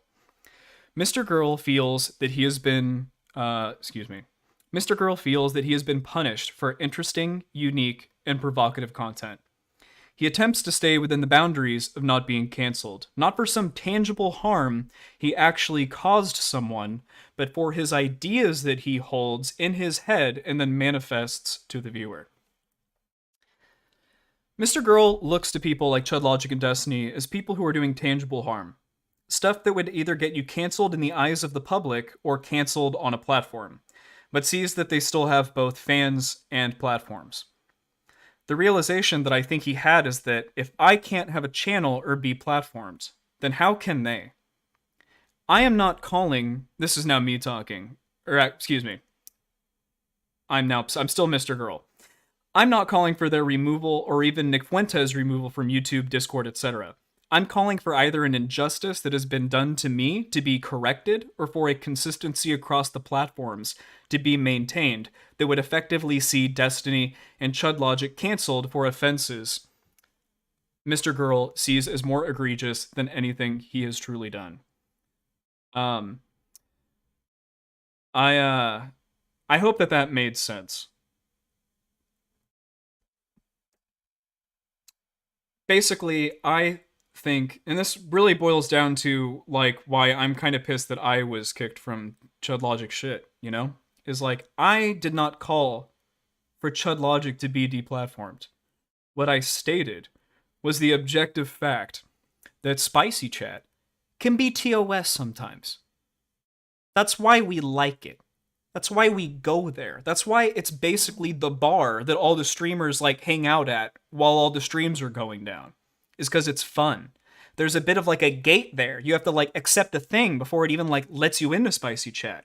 It can be moderated like separately, you know? And I didn't call for Chud to be deplatformed. I just said it's TOS sometimes. Now, whatever moral judgment you make from that, or whatever prescription you think that you need to make from that, is on your own. That's for you to decide. And that's kind of like what I feel like Mr. Girl unsuccessfully was trying to do with this article. What he was trying to do was like paint this picture for you and basically be like, these are the objective things that Destiny has done. Does this warrant him to be canceled and lose all of his stuff and lose his income and never be on Alex Friedman and blah, blah, blah, blah, blah? Well, that's up for you to decide. And that's just like not the article that we were promised. All right, I'm gonna start taking callers. Let's get in the Discord. That's pretty much my analysis. 1234 wasn't too shabs. Oh, I'm going to. Is this the link? That is not the link. Do not post that. I'm gonna post the link to the link tree, which has the Discord. Feel free and get in there if you. Do you think you will get canceled for this article? No, I don't. Do I think he should be canceled for this article? Also, probably not. If you want my two opinions on it. Do I think he's probably still a poopy person? Like, would I trust him, like, around my girlfriend or anyone? No. Like, this guy is like a fucking degenerate. Like, big time. But that's a different question, you know? Alright, I'm up in the Discord. Let's, Is my boy Rudy watching? Is my bro Rudicius around? If you are, I would like love you to help me do pull in people and shit. But if you're not, it's totally straight. All right, start the virtual camera. I'm gonna hop in the live. All right, I'm gonna start pulling people in. Oh, it's sick. Let's get sick in here. We're just gonna do one at a time, by the way. Hey, how's it going? Hey, what's going on, Will? Good. Here, let me get my virtual camera on. It's probably gonna crash my Discord. Oh, it didn't. No. Hold on, let's pop the window out. 2 for 2? 2? Okay, well, I don't have a cam to offer you right now. I apologize. Also, I can't hear a word you're saying.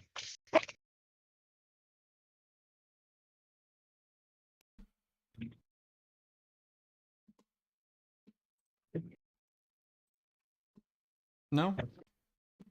Okay, now we're good. I Hey, just heard you say talk to chat for 2 minutes while I get this straightened out. I don't even know if bro. Oh my god, you're employing me now. I'm being fucking I'm a, manipulated to yeah, entertaining. exactly.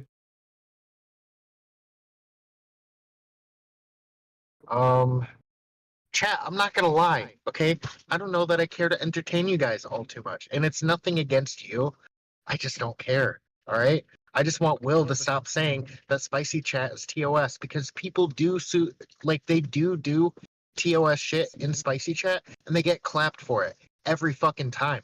Bro, say anything around boots and I promise you, your ass will get timed. I think I've been timed 3 times.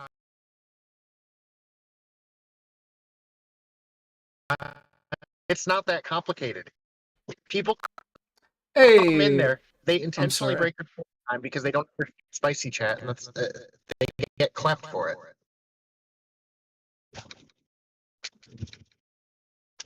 Am I still here, Will? Are you here? Yeah, I'm closing Windows so that my fucking PC stops having a conniption. What are you running your shit on, okay? It's on a laptop. And it's just showing a bit of age. It's kind of like 6 or 7 years old at this point. Oh my fucking god. Okay. I know, I'm getting there. Okay, I think I'm all straight. How are you doing? Sorry. Not very good, Will. You've been disappointing Not very me. good. Come talk to me. What's going on? It feels like you're trying to play this middle of the road bullshit where it's like, okay, first of all, I agree.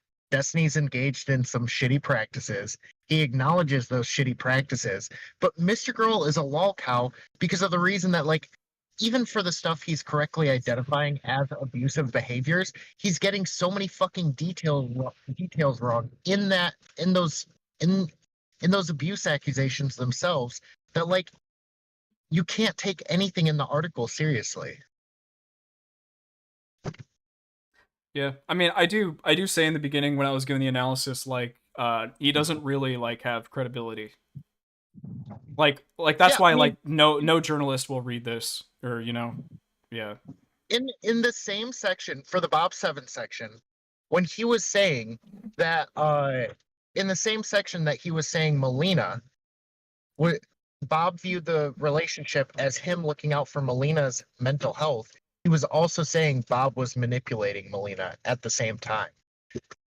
Like a lot of it seems like he does a lot to stretch these good characteristics out of these people who've done bad actions to Destiny or engaged in bad actions to people surrounding him, just to make it seem like there's some sort of a dichotomy between like Destiny being the oppressor and then them being the victim.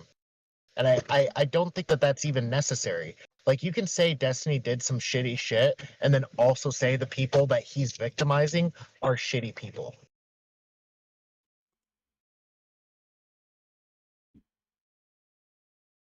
I think I agree. Okay. Is that Also, Oh, sorry, go ahead. why do you think DK is like threatening Shaylin? I just want to say I read that was from Mr. Girl's thing. Yeah. I don't think that DK threatened. I think they technically alluded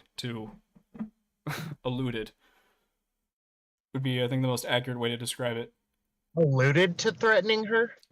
Alluded to someone committing violence against another person. Yeah. Was there violence committed against Shaylin? It doesn't. Okay. First of all, I just want to make it very clear. That, I don't want to. I honestly don't know. That doesn't matter. I mean, I've never said otherwise. well, no, that's not true at all. You're kind of being dishonest right now because Really? I said that. Okay. Good on evening, Twitter, ladies and gentlemen. oh my god, this little fuck right here. Hold on, Okay, Dingo. come on. We're doing one-on-one. Hold on, stop. Go, Dingo. Leave the server, or I'll Leave unfriend the you. server. Well, not leave the server, What? but leave the room. Hold on. You can come. I'll bring you Okay. in next. It's fine. Okay, just make sure to shave. Okay, man, it's looking disgusting today. Appreciate you. Thanks. Thanks, Dingo. I'll get my shaving tips from a 16-year-old that can't grow facial hair. Okay. All right. Get out of Yeah, here, Dingo. I don't grow it because I shave it. Fucking retard. All right. Get out, Dingo. All right. No, Anyways. you were on Sorry. Twitter linking a screenshot of Mhm. Discord TOS that you felt was relevant to the comments DK had made about Shaylin. Correct. Okay, so why are you saying that these are Mr. Girl's words and not your own? Yeah, because I think that theoretically he breaks that TOS. The allude to. I would say I think Discord TOS is very loose. I think that theoretically even not direct calls to actions like are technically Discord TOS. So Wait. Not direct calls to action. So the rhubarb screenshot that I took, that would actually apply as being TOS. yeah, I said that both would be TOS. But you understand how they're different, right? Yeah, they're yeah, they're for different reasons they're TOS, like, yeah. Like you understand the difference between rhubarb saying if rhubarb were talking about Kaylin, I would like okay. DK said essentially, I wish this bitch would die. Rhubarb said, God, I really want to kill this bitch. She's making me angry. She better watch out for when she finds me on the streets. Are you That's what asking me Rhubarb- to say which one's worse? No, I'm not asking you to say which one's worse. I'm saying they're fundamentally different. Yes. Can you find the place where I said otherwise? No, I think you're bringing. Okay. I think you use DK as an example of something that was breaking TOS. I don't think you said it could possibly break TOS. I think that was a walkback from the initial claims you were making to begin with. Okay, I think it breaks TOS. I think it maybe breaks TOS. I'm in between. I'm kind of in between that. So that's kind of why I keep going back and forth. It's like if you go through the Discord TOS, like I was just scrolling through it and reading it because like I actually recently got a strike on my Discord for COVID misinformation of all fucking things. My stupid 100 whatever. So I was recently looking into it before even any of this drama happened, and I was commenting like to myself like how like vague all of this shit was. And then when I went and looked at it again with this DK thing, I was like reaffirmed. I was like, oh yeah, like this is like really really fucking vague, and I think that theoretically this could be TOS. And I think that you also could scroll up through Spicy Chat and probably find many more things that would probably break those very loose TOS guidelines from Discord. Now, I didn't make the thing that I keep getting harped on is apparently for some kind of moral claim that I supposedly made about breaking TOS. I don't have a moral claim to make about breaking TOS. So, and I never made one. Okay. So that's okay. shitty that I got like chastised that hard for that. Maybe you think that you're being castigated because you made a moral claim. You're being castigated because you're like, well, actually, I do think Spicy Chat does break TOS. There's things in there that do that aren't actioned. And if you really think that Spicy Chat isn't breaking TOS, Chud, you should let the arbiters in there. You should let the Mr. Girl orbiters in there. You should let them be able to investigate. Because what's the worst that could happen if nothing's being done wrong, then you won't care to like let us in there. On the top of my Twitter page, I have a phrase that says truth fears no investigation. While I think that that's a funny meme, and I do stand by that to some degree, that is the same kind of tactic Nazis would use to try to get Jews to out other Jews, or try to get German citizens to out Jewish people. It's inherently the sort of tactic that says, if you don't abide by the investigation that we want to run, you're inherently admitting that you're guilty to begin with. Like, there must be some reason why you're not letting me investigate to begin with. Yep. Yeah, I still stand by those words. I don't care. Like that's stupid. What do you mean? And then the other main comment of that though is like, we could all just make alts and just go join it and do the investigation anyways. Like we don't have to like be banned. Like we could just do the fucking investigation if we wanted. Like, you know? So it's stupid. So it's stupid. Like, my beef is so they go and they ban everybody, including me, someone who has made a decent effort to distance myself from the horses, from Mr. Girl. I have said publicly. You don't distance at all. You're doing the Mr. Girl thing where you say you're no longer an orbiter, but then everything you discuss is directly around Twitch poll. Oh, Jesus Christ. I mean, my video quite literally dropped maybe like, what was it, a week or 2 weeks at this point. I'm slowly, these are kind of like my last little wrap ups in a way. And this is more in prep for when I interview Mr. Girl, a week or two from now, in which I hope to discuss 70% creative process and other things and like 30% online poll. So, Okay. Well, how long after you say you're distancing from the scene are you going to actually distance?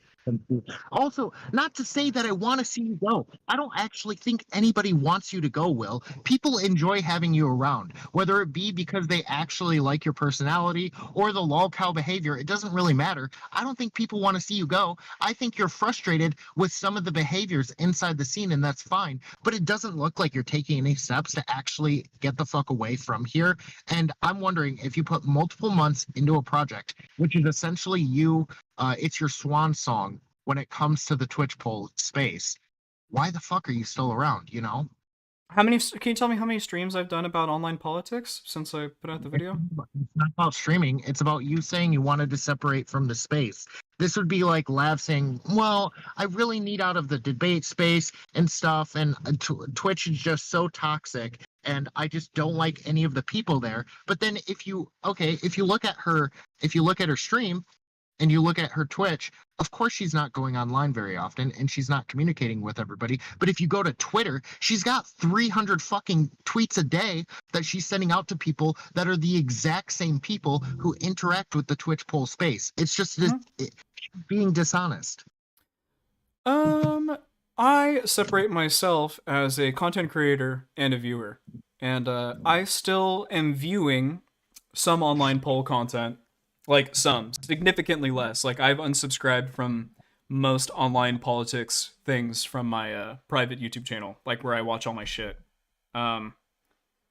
So I'm watching a lot less online poll, just in general. But like, I'm not going on panels. I'm not talking about the latest drama. I'm not trying to get into like I don't know. I think I'm doing a lot of the other things that are pretty like innate to online poll. I mean, you are talking about the latest drama because over the last week you've been talking about pretty much just Chud's spicy chat and then Mr. Girl's article. See, you call it drama? I call it shit that actually like affects like my personal life. In this more. space, we treat it all the same. So even the politics and stuff does get treated like drama. Even Mr. Girl, with the whole abuse allegations, he treats it like drama.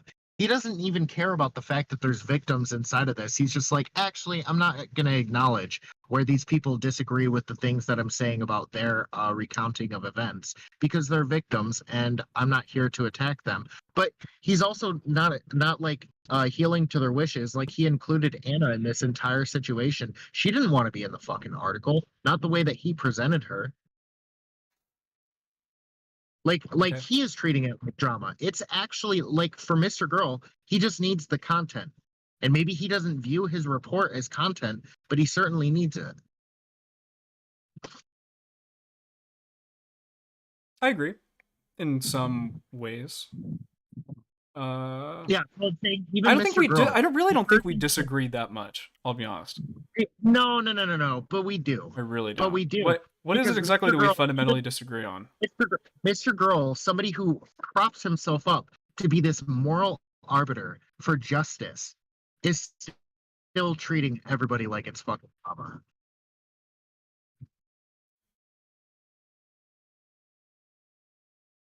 Probably. I mean, yes. I mean, yeah, of course. I mean, leading up to it too. I mean, it was drama baiting, hyping it up all the way through. Are we? I'm confused. Sick. Yeah. Are we trying to? What is it exactly that you disagree with that I've said? I don't really understand. If you're okay. Well, I mean, I'm slinging a bunch of shit your way. Okay, really, I think you're kind of being dishonest about how you viewed the article. I think you were hoping for a lot more. I said that's it was literally gonna be what I really said. genuine. What do you mean? Like on I just disagree with this entire frame. I don't think I've ever been like, oh my god, the article is going to end everything. This is going to be the best fucking article ever, guys. Blah blah blah. I don't think I've said that once. I think that basically since Mr. Girl announced the article, I've been taking very large steps to distance myself from Mr. Girl ever since. I think that that's a pretty weird mischaracterization of myself. Do you think that before the article was released, that you were treating Mr. Girl as if he was just drama baiting the entire time, or that there was a purpose behind why he was making all these allusions to the article to people? I think 2 or 3 months before he officially cut ties, I felt like it was very drama bait related. Like there was definitely like, I mean, there was like a weird turning point where it stopped being about like interviewing interesting people and it only became drama, right? And that was before he cut ties, and I didn't like it then either. I mean, I was pretty against that shit when it was going on. I don't care about before the article. I'm saying after he's announced writing the article, and after he's announced talking to victims, and after he's announced saying that he's trying to take these people under his wing to like protect them and speak up for them. Okay.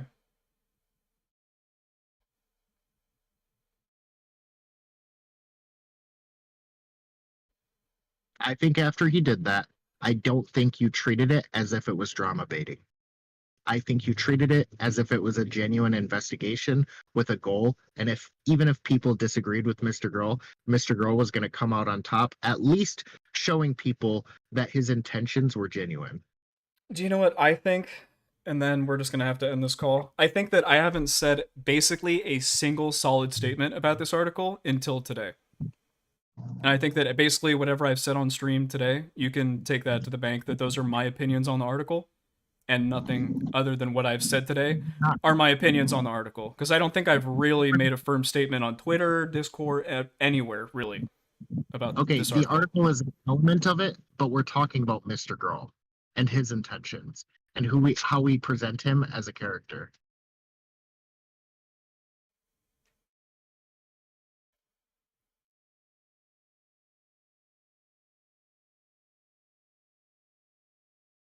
You don't like the way that I portray him as a character. I think you think that I portray him inaccurately. I think that you had him in a much brighter light a few months ago after he had announced the article. Yes. It literally went negative, and then, oh my god, is there actually an allegation? And then literally later that week, right back down at the same spot that it was, and then back down. Like, you just gotta take my word for it. I mean, I don't know what to say. I feel like you can go and check my shit. I think I've been fairly consistent on that front. But yeah, I there's been a reason why I've not called myself a Mr. Girl Orbiter in a while, other than like ironically. Like when I say it now, it's more like almost like in like it sucks, rather than I wear it as like a mark of pride. You know what I mean? I mean, you say that, but then you're also like, as soon as you hit monetization, you were like, yeah, begging, I earned that. like, I earned that interview. That wasn't a beg. I fucking earned that bitch. Like, and if he wants to be Mr. Honest, and if he wants to make promises, then that's gonna be his fucking promise that he maintains to me. So, I don't really give a shit.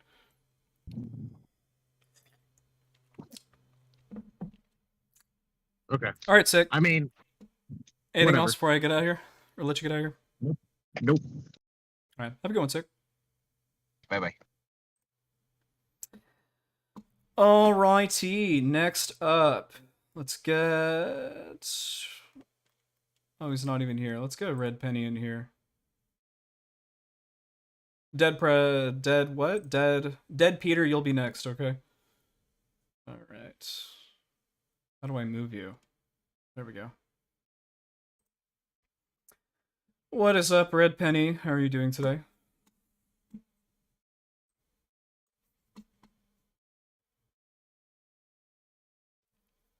Hello? Hello? Okay, Red Penny, you're going back to green until you get your shit straightened out. Oh, you're back. Hey, man. Okay. Hey, how's it going? Not too bad, yourself? Same shit, different day. It's a pretty beautiful day here in San Diego. Can't really complain. I've got to give you some respect. You did sort of point out just what a monstrosity this article is in terms of its ridiculous. You know, he wants mainstream people to respond to it, but that length is going to put off so many people. And let's be honest, it's kind of knee deep in the weeds online shit that I'm not sure, you know, Lex Friedman's assistant is going to go, oh wow, I've got to delve right into all of this stuff to find out who's a valid person to come on the show. You know what I was thinking was who would maybe be the closest to that would check it out. I felt like maybe political advisor might be the only people that actually would like dig deep enough through this article to like verify, you know. And then even then, video, probably not. Like you said, I think a video would be far more sort of you know, better for the algorithm, getting attention in terms of clicks. And you know, the way that people traditionally do manifestos is, you know, one, you know, they keep it to a reasonable length, and two, you know, they have clips and stuff to make it easy to consume. But yeah, anyway, let's get into more contentious stuff. You pointed out that, you know, that Destiny, you know, was a shitty person. He did inappropriate things with women, bad partner and a lover, you know, poor communicator, bad friend, set boundaries poorly. Are those things that you wouldn't apply to Max?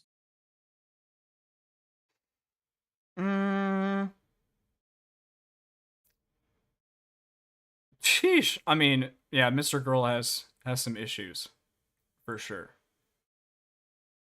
Would any specifically of those be that maybe I couldn't apply to Max? Let me think about it.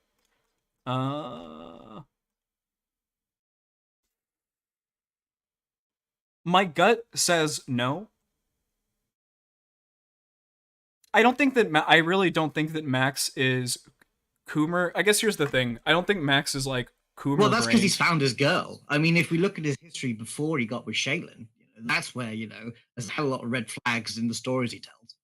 Sure. I think there's kind of the added element to that, though, is also like the power differential. Like, I think one of the things that Mr. Girl says, which I think is kind of astute, is like individually, the things themselves are bad, but not really of any who really gives a shit. But then you kind of like start stacking them on top of each other, and it's true, like, you know, a power differential with a weird sexual relationship, that is kind of slightly weirder than, you know, a regular, you know, regular Coomer shit, go to the club and just try to fuck bitches, right? And I'll be honest, I'm not gonna sit here and try to like pretend that Mr. Girl isn't possibly all of those things. It's very likely. I know he'd answer by saying, yes, do an investigation on me if you want. Yeah. But I guess my issue there is that I don't think it's that deep. In terms of, I don't think we should be encouraging people to spend 4 months of their lives digging up the history of people that, you know, as you know, he had a poor history with. So, you know, I'm not going to go into the argument that he shouldn't be the one to do it. But anyway, in terms of where we... Why not, though? That's maybe fair. Maybe he shouldn't have done it. You know? I don't know. Yeah, he's not... Clearly, he didn't write the fucking article well. If he had been able to give this to a real journalist, maybe they could have written... You know, if I'm honest, the way that the article kind of read to me, it felt kind of like a pleading for just Destiny, and the way that he's always interacted with him to just get Destiny to listen to him. That's why they kind of fell out. You know, he felt hurt, and it's key that's why he ended the article on the Fuentes thing. He felt hurt that Destiny didn't listen to him on that issue, and then cut off his Reddit access. Which I've got to be also honest. I think that. He's way too. There are some people in the space who are too obsessed with what's going on. Too obsessed with what's going on Reddit and on Twitter, you know. And so the idea that this content creator completely burns bridges, largely kind of stemming from simply just being banned from a Reddit for a while. And what I think is funny too is the Destiny messages between Lav. He's constantly like, don't go to Reddit. Don't go to the Reddit. Don't read the Reddit. There's one where he's like, my Reddit is filled with women haters and racists or something. Don't go to the Reddit. That just made me laugh so fucking hard. But he doesn't seem to realize that, just like Lav, and I'm going to compare it to Anna as well. He's not necessarily. He doesn't have a thick enough skin for this space. You know, his obsession with the fucking upvotes in that article is borderline True. ridiculous. Oh God, that's very frustrating. I know I didn't really say that, but like basically like when, you know, you're looking for like the sources or the credible things in the article, like one of the main judgments you're using to try to determine the credibility of the article is like the upvote downvote ratio of Reddit posts. What kind of fucking objectivity is that? You know what I mean? It's kind of insane. Here's thousands of words of transcript, and now we have to give you know, another few hundred words to the YouTube comments and Reddit comments that are attached to it. It's just, you know, no one, like, and again, to go back to the mainstream thing, no one is going to be going, oh my God, a Reddit commentator, whatever, said this about this issue. This means that, you know, the whole, which goes to a wider point of, I think Max, ever since he started his introduction to online politics and streaming, he's been obsessed with the idea of audiences and, you know, this power differential. The tentacle. he brought it up with Destiny and Melina, and when other streamers, they don't tend to do that. They don't tend to go, hey, we need to address the your audience is 5,000 strong and I've only got a couple of hundred. So but why do you think they don't talk about it? It's because they know, right? It's no, of course but it's back in the brain, but it shouldn't be something to obsess about. Otherwise you lose sight of the content. You're there to have a conversation. You don't necessarily have to be always worrying about, oh my God, if I say the right thing or the wrong thing, is this going to lose me, you know, my bridge with this person? And that's something that that Max has been, you know, foundationally obsessed with, you know, from the very first time he said, I'd never betray you, you know. And so he's the one building that dual relationship, wasn't he? He was the one going, I'm going to be your best friend, sort of. Yeah, no, I mean, what we've definitely seen over a period of time is that one of the things that we loved Max the most for, which was his boundary setting and his dual relationship building, he was one of the people that was the most egregious in creating those things. He created a dual relationship with Lav. He was creating dual relationships with, you know, like, in some ways, not even like on purpose, but like all of the horses, the most obsessed horses. We are like infatuated. You know, we're infatuated. Yeah. I mean, while he's constantly saying, "Don't be infatuated with me. I'm a shark. I just want to eat you and take your money." But it's like, nah. That's the easiest way to convince someone that you're the best way to be dishonest is to first convince them that you're honest. You know. But then you know, he bridges that by fucking calling his Lav his daughter and making this mentor relationship. Where he's got people like Smeth on the sidelines going, please choose me, pick me, play Mortal Kombat with me, even though I've never played it. Yeah, I mean, I just, you know, I know he has a problem with addressing hypocrisy, but you know, it's just what the viewer sees when it's someone like Max trying to say these things. Yeah. I've got another point. How do you feel about the people complaining about being misrepresented, or you know, their words being used without their sort of permission? You know, your white Navosa. I don't know if you've read her response. Chud was quite upset. I think, you know, even though he didn't show it, in terms of, you know, that Max was bringing up his DMs and showing the vulnerability that he doesn't necessarily want to be on stream. Chud has a very sort of particular idea about, you know, the keeping that sort of distance out is his private thoughts and life and what he does on stream. And Genevieve, and even worse, I think, with Anna. So I know a lot of people aren't going to believe me, but I really haven't been consuming a shitload of Mr. Girl's content as of late. For the past, honestly, like, entire time this article's been written. I'm aware that there were some people that came out and said some stuff. I'll be honest, I'm not 100% sure at the validity of those things. If they really did say stuff that they were like, I don't want this to be in the article, and it was in the article, I obviously 100% would disavow that and not be okay with that. But that being said, let's say hypothetically they had a conversation and he's like, I'm just going to let you know whatever we have in this conversation, like, you've already signed the thing or whatever, like, it's free game. And then let's say retroactively they don't want it to be in the article. That's like pussy shit. You can't complain about that. So I don't know which way that it fell on that way, but that would be my opinion, Okay, depending on it. let's focus then on Anna. How do you feel that she's been sort of treated by this? I think that probably every single person on online poll should stop talking to Anna cold turkey. Agree. Yeah, like I think probably Mr. Girl's thing that he did, the whole getting, we knew that we had to act quick, so I got Lav and Shaylin and me in a room with Anna. God, are you a fucking retard, Max?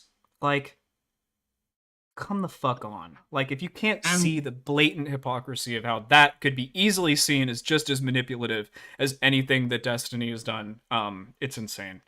That's a huge bummer. In terms of trying to not trigger this person who has obsessive issues and loops on on the abuse, which is whether that abuse conversation is another one that we don't need to go into ad infinitum for the last year. I know what you mean. I can ask you a question. Like, let's say hypothetically there was this is a huge exaggeration, so please let's not like totally blow it. I'm saying out of proportion here. Like, let's say hypothetically, so we can create a spectrum. Let's say there was like a murderer, and we did need to kind of like coerce a super provenly mentally disabled person to like get info to like take down this murderer. Would it be okay to use like coercion to get the information from this mentally unwell person to get actual information about a murder? What the sort of the 24 question in terms of how much can Jack Bauer pressure put on if the terrorism is going to happen? Yeah. If I want to talk, I want to Mr. Girl that question. I want to say that that premise is kind of out of the window in terms of that wasn't the case here. I don't think it is either. I guess I say that just to be like, I'm probably not. If our concern is for the victims, I think he's done worse for Anna than any sort of benefit he might have got in terms of one, he looped her, Lav and him fed into her loop and got her worked up again, feeding her new information about what Destiny's been doing. And then this article, I hope that she's not looping again, because here's where we can talk about maybe prescriptions. When people do have, when they find out that their engagements with Destiny's aren't healthy for them, and they're not handling the pressure of this large audience following their actions, they should just kind of be more like Kasan and Valsh, if I'm honest. Those people who, even Bad Bunny, for fuck's sake, shit talk him a little bit from the distance for a while, but don't fucking get obsessed about it and let your life be consumed by what the fuck DDG is saying about you. Yeah, I mean, and the best Anna, way to ironically enough, is actually done what Max and Lav should do. Taken some time off, gone on, done their own thing, found something outside of this toxic cesspool that they believe that they've suffered. Yeah, I think they should too. I think that's a good prescription, honestly. Like, for anybody that's currently in this space or that wants to partake in this space, like, make sure that like you're having a good time first and foremost. Because if you're not, you're gonna have a really bad time, in my opinion. Yeah. What do you think about like the mischaracterizations in some of the things he said? I can give examples if you want. Like specifically the one of Bob 7 in the summary, because the thing that pisses me off is 90% of people are just gonna read the summaries. I think, like, I personally, I think that most of the summaries were fairly accurate. But I felt like the Bob 7 one was extremely egregious. The way that he framed that. That's my biggest beef. It's more sort of like small things that are either incredibly biased in their retelling, or just errors that he could have gotten right if he'd had more people sort of looking at it. The way that he says that Chud was the one who asked for Destiny to be included in Age of Giga Chat talk, when actually it was Max who kind of got that going. Or the way that he said that Chud asked his groomed victim to not come out with her allegations, when if we believe Chud, that's truly not what happened. It's simply false. It's just life with I can you I haven't actually like watched Chud's content since I got banned. Can you I don't know what you're filling me in on there. Can you explain that more? Like, what was it that Chud said didn't actually happen? well, Max writes that Chud asked his grooming victim to not come out with the allegations. When Chud said that DM never happened, and I'm supposing, and I kind of can only assume that he just heard this story from a third party. I'm guessing he didn't reach out to the source of this victim, but we never know, because that's just one of the small things that he brings up without having sort of source or anything. Disappointing article, huh? Oh yeah, because you can tie that to how he took. You read his like how he characterized Vaush and Destiny's cup, right? Yeah, pretty. I think feudalistic hierarchy of online politics summarized it better than fucking Mr. Girl's retarded attempt at trying to summarize that drama. Or like even a Dingo, shouts out to Dingo. His video I think is a pretty good summary of it. But yeah, missed the mark. The funny thing about Vosh's part is that, so I'm like scrolling through it on my first read, right? And I'm like, Vosh? What the fuck is Vosh even doing here? Like, what? I'm like, Vosh has done nothing but like grown and prospered since his exchanges with the Dolly Bond, and Steven. That section's stupid in general. IMO. Yeah. Hey, buddy, anything else you would like to talk about? Anything you really think I fucked up on, or anything like that? Here's some criticism of you, buddy. In terms of I talked about how Max, Lav, and Anna, they not sorry, Anna in this case, spent too much time on Twitter and Reddit, worrying about what people say. You did the same with Spicy Chat. You should have just chilled, not taking it too deep, because hey, let me empathize with you for a bit. When Rhizome demodded me because I was part of Spicy Chat, because I'm guessing he didn't want mod chat to be leaked by anyone, and so he just blanket took all of the chatters out of it. I could have been personally offended, because I'm not the type of guy who would do that. And I feel like you might have done the same in terms of you felt personally offended, going, I'm not the one who would leak logs to people, but you just got to take it on the chin, and then not get too worked up about it. I get that. And I think that perhaps this speaks to maybe my perceived dual relationship with Lord Chud the Logical, I just I just expected different, I guess. I thought that we were like personally cooler than that. it was and then when I got banned from the Spicy, literally I got banned from Spicy, or banned from the Discord, excuse me. DK sent me the thing that's already been leaked, and I did not bitch and complain in the thing and send him 50 messages. Like, I feel like it's kind of implied. There's like 7 or 8 messages there between the two of us. And what did I do? I just went to another Discord and, in my opinion, I stated an objective fact, without making an actual prescription to it. And we can debate about whether or not you think it was TOS or not, or whatever. But like, I think the way that it was blown up in front of his audience, saying that I'm calling for his deplatforming, that I'm some kind of a snaky rat, blah blah blah, like that is like a lot. You get it though, in terms of this. No, I don't get it. That's why I was so offended. Okay, the most toxic part of this Discord space are the people who are going, these person are doing TOS, we must report them. And Max, did I say that? No, I didn't say you said. I said that, but in terms of that, but when you then sort of double down on how TOS it was, it made people question, whether whether you're making a moral judgment on what's going on there and whether reporting it is the right thing to do.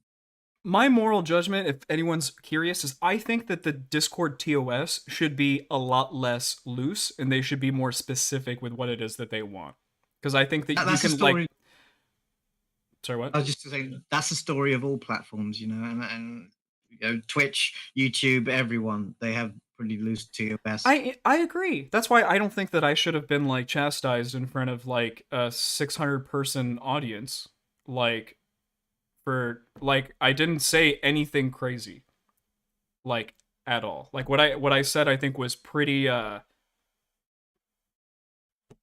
not really that big a deal. Also fairly obvious, like Well, no, Oh, sorry. Okay, again, we don't have to. We won't agree. I'm sorry. We won't we're get this into close that. to I'm argue sorry. about whether it's All TOS right, I'm sorry. or I'm not. sorry. 'Cause- That's fair. yeah. But like, you guys see me chat in spicy chat. That's my fucking joint. Like when I'm like bored and like cooking shit in my kitchen and like I need to like I just want to have a place to like shoot the shit and see what people are doing. That's my fucking joint. Like I got banned from that, so I just went to a different spicy chat. It just happens to be the second closest community that I engage with, and I just happened to say something that I thought at the time, or we can agree on it, is just objectively true without making any kind of a prescription to it.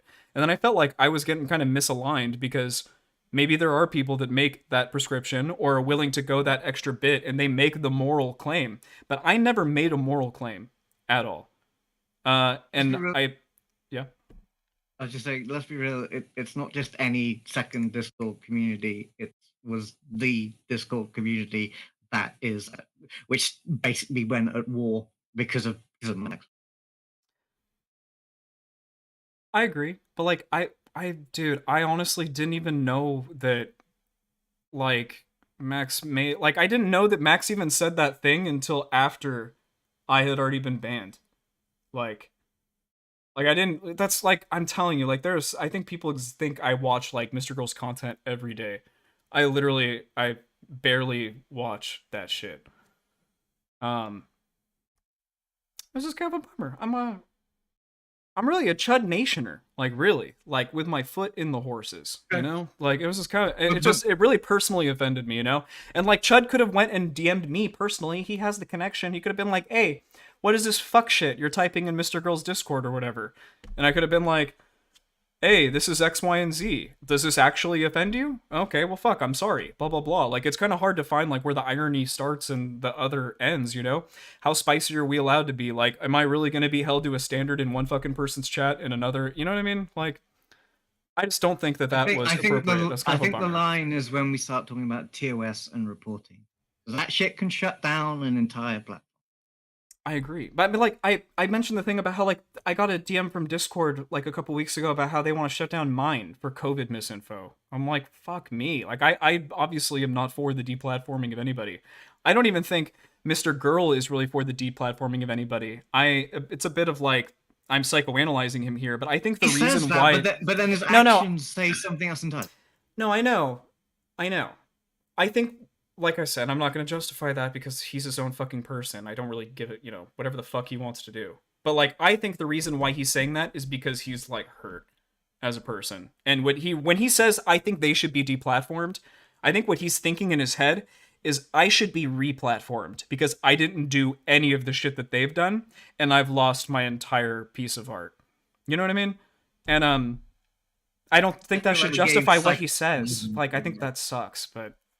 Like I don't think he should still say that. In terms of what his actions actually produce, though, in terms of him saying I reported this person just incites his own community to do the same. Did he say that I reported this person? He said he reported DK and the community. Okay, fair. I honestly didn't know that. Anyway, that's a bit much. I'll be honest. Yeah. I don't, it's hard though. Like there was this guy, bro, and he made this video called "Will is a brokeback bitch pedophile supporter," right? And he fucking goes on this whole rant about me, and literally threatens directly to like hurt me and shit like that. And and I'm on my live stream, and I was like, I had 5 people watching, and I was just like, hey, you should report this. Like this is fucked up. Yeah, that shit kind of fucked. Because he directly said he would do that, right? That's a direct threat. I know that's against YouTube TOS. Like, I feel like that's...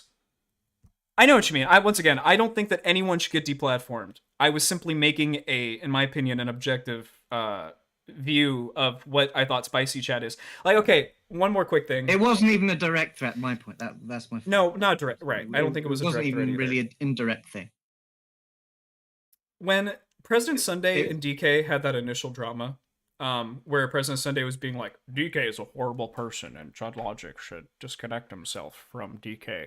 I was sitting here and I was like, bro, who are you kidding? Chud Logic is the TMZ of Discord, of online poll. Like, we like watching his shit because it's spicy and it's like drama and bloody and all this shit, right? That's why we like it. That's why we like spicy chat, because it's raunchy and you can be a little looser and you can maybe say something that might be, you know, a little extra somewhere else, you know what I mean? And I really feel like anyone that tries to rationalize outside of what I'm saying right now about spicy chat is just kind of coping, right? How about, you know, we just anyway. It's been good talking to you, you know. Okay. Appreciate Always it. been tough on you, but you know, just maybe, you know, listen when we say that some things you just don't know. I mean, you don't say that there's TOS when there isn't, and even if there fucking was TOS and spicy, I'd argue don't ask people to report it because it's a decent community no matter what. Compare it to all the shit places on the internet and it barely even scratched the surface. Anyway, this is telling me that you should bring her in next quickly because she has a point that is a Okay, Boots, you got like literally 60 seconds. Thanks, Red Penny. Thanks for coming on. I appreciate you. Around. Give Spicy Chat my regards. Peace. Will do. All right, Boots. Quite literally 2 minutes. Starting the timer. Yo, Boots. You actually give 2 me minutes. Yeah. Just because like I got other people that were waiting before you. That's kind of fucked up. So if you want more time than 2 minutes, I can have you be on after. But Jesus Christ. Okay, this is not going to take 2 minutes, but I'm going to talk, okay? Because you have zero understanding of anything that went down in Spicy when all of this was happening, okay? So first off, let me say, there is not TOS.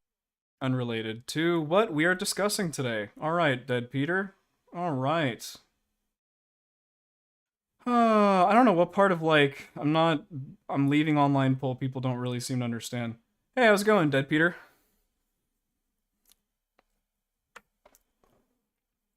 Dead Peter, you're on the Will and his channel show. Would you like to talk about you know, the article or any of my recommendations, you know, any of my criticism? I can put you back in if you still need time. There we go. Sorry about that. That's all good. What's up, Jay? How are you? Yeah. Good. How are you?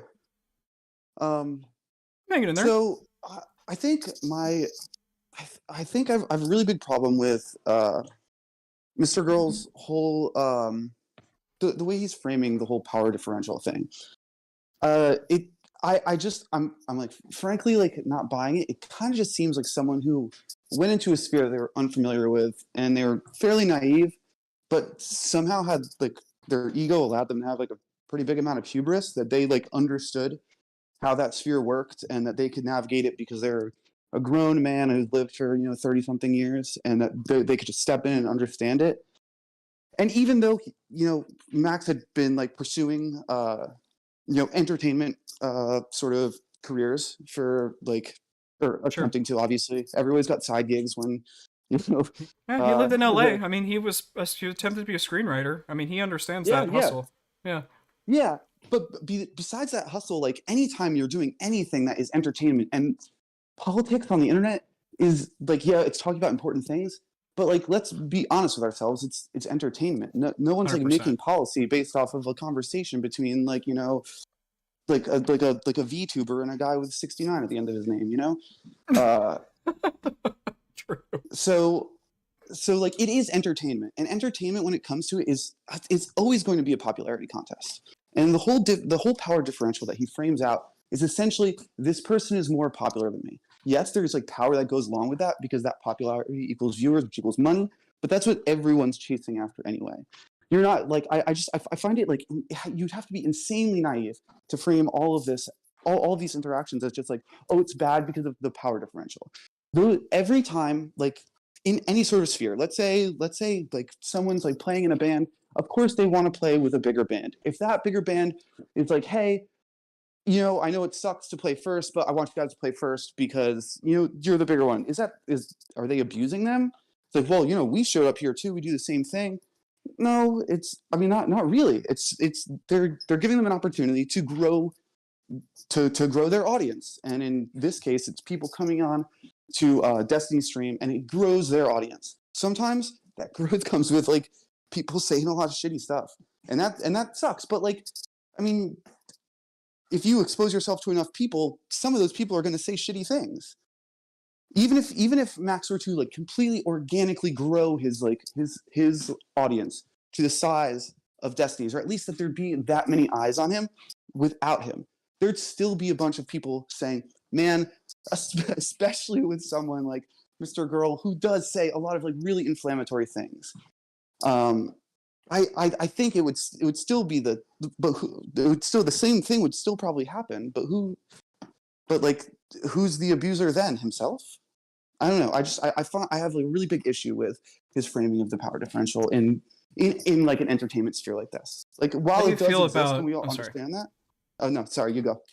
How do you feel about like the added sexual element that seems to also kind of like go hand in hand with all of this streaming stuff, though? So, two things about that. I feel like that's something that like did make me feel a little weird at first, until I like thought about it more. When if you're going to let's say like you go to a high school, and like those are the people you're talking to all the time. Those are the people you're interacting with on a daily basis. If you're gonna like have a sexual encounter with somebody, probably could be one of the people that you spend a lot of your time talking to. Those conversations might just be a conversation in the back of class that changes to, like messaging each other, that changes to phone calls, that changes to like, hey, hanging out like one-on-one in person. But it's like, that's still fairly organic, honestly. I think, can we maybe change your example a little bit? I feel like when you have the school example, I feel like there's kind of like a perceived innocence when it comes to children. Like it's just kind of kids being kids. But I think there's what if we call it like college? But there's like money. There's like money involved, and like a lot of it. Yeah. Yes. Yeah. But life changing. There is. Oh yeah. Of course. Yeah. But at the same time, like I don't know that having it's not like he's paying. It's not like he's buying these girls things. Right. But I mean, they weren't. It's not like Harvey Weinstein didn't hold them down either. You know what I mean? I mean, it's a egregious, the most egregious example, but like, didn't people say how they would like do stuff with him and be like crying while it's happening, and he like doesn't really give a fuck? I feel like that's hard. That one's just like a little too far. Like, I understand what you're saying, and I don't necessarily completely disagree with it. I feel like that's just like a little too far, and I think that Destiny is definitely tiptoeing in some dangerous territory where it would be extremely easy to do something that could be really weird. But I haven't seen really evidence of him just being like kind of a dickhead, which nobody will disagree with about it. I mean, yeah, there's some stuff in there that I have issues with, but I think the whole power differential aspect of it, I just think is really blown out of proportion, and especially considering that is really what Max is resting like 90% of his argument on. Do you think I could get on Destiny's stream right now if I wanted? Like if I DM him right now and I say, hey, I'm the guy that made the feudalistic hierarchy of online poll. I talked to you when you were in San Diego. I took that picture of you and John Zerka. Can I come on your stream? Do you think you'd let me come on? I mean, you never know. I think Destiny's like actually. I think Destiny's actually like that's a difficult. Well, I think with the last couple of months, I think he's probably going to be pretty cautious. But for a long time, he's brought people on that were out of nowhere lots of times. I think that I would have to get a connection through someone else to then connect me with Destiny. Like, I've tried engaging with him directly one-on-one, and it hasn't worked. He's either not accepted or not responded to any of my emails or blah, blah, blah. And this isn't to be like, I deserve it or anything.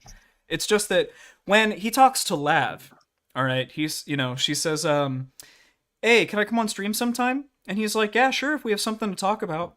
Like, I'm never gonna. I don't think that I'm gonna ever be able. I will never have that relationship with Stephen Bennell II, and that's because I That- don't got huge knockers and other shit. I Like mean, he's a coomer. I don't like, think Dan. I don't. Oh, yeah.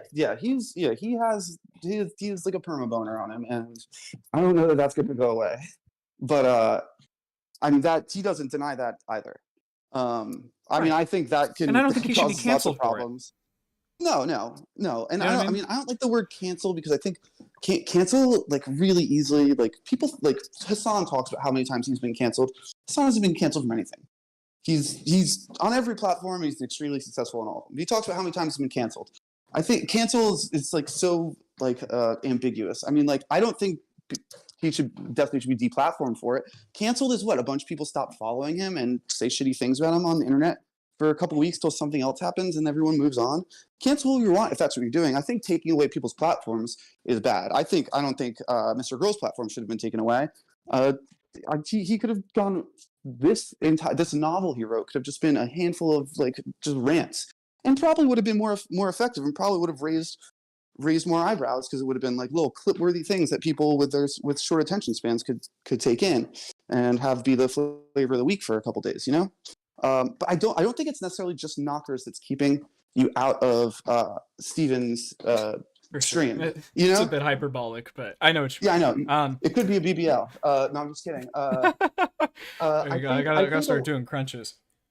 I think the thing of it is also at the point when Lav was asking if she could come on stream, they had all already like been talking for a long time. I mean, I don't want to poo-poo your relationship with Mr. Bonnell, but something tells me you probably aren't chatting with him as much as Lav was at that time. Even if we were to say go through those chats and delete everything that was like a naughty picture or talking about doing something gross, you know, take that all away. They're still probably talking. They're still probably like, hey, how's your day? Like regularly, you know? And that I think is the real door. It's the same, like if someone, it's with any sort of thing. I bring it back to music again just because it's where I have the most touch tones personally. And there's bands that are really big that I would have liked to play with. And it's not like, yeah, there's a power differential there, but the thing that's keeping me from playing with them isn't that like, oh, they see a message from me and they're like, oh, look at this guy. It's that they don't know me. There's a million people. There's a billion people. There's so many people who want to get on Steven's stream all at the same time. So yeah, there gonna have to be some, like, if that vetting process is someone that he already knows and trusts, being like, hey, I think you should talk to this person, or him, like, you know, having like an interesting enough conversation with them in a Discord or something like that. I think that is more that's more what brought them in, and it's the power differential is just the difference in, you know, if someone has like 100 subs and someone has like a lot more. A 100 sub person, yeah, they might have just started, and that's fine. A lot of times when you just start, you're also not as good. You haven't really honed how you handle yourself in those situations yet. But also, maybe they have been around for just as long, and they're just like not as good, and that's bad content for everybody. And when push comes to shove, like Steven is like running a business. His stream is a business, and needs the content to be good so people watch it, so he gets the ad revenue.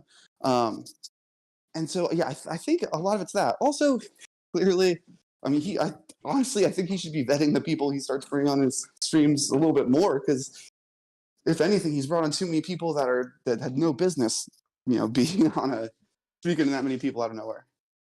And clearly couldn't handle it when it came back to them.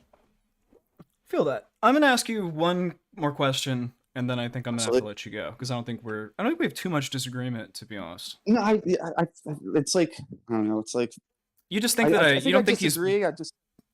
I think our main disagreement is this power differential thing. You don't think that there's like any kind of coercion that goes on on two creators that have power differentials.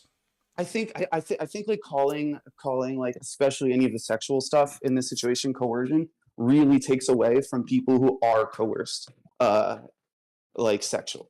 I think it takes away from people who really are experiencing that in their real lives. And that's not like most people that's being done by is like someone's boss that's making $35K a year.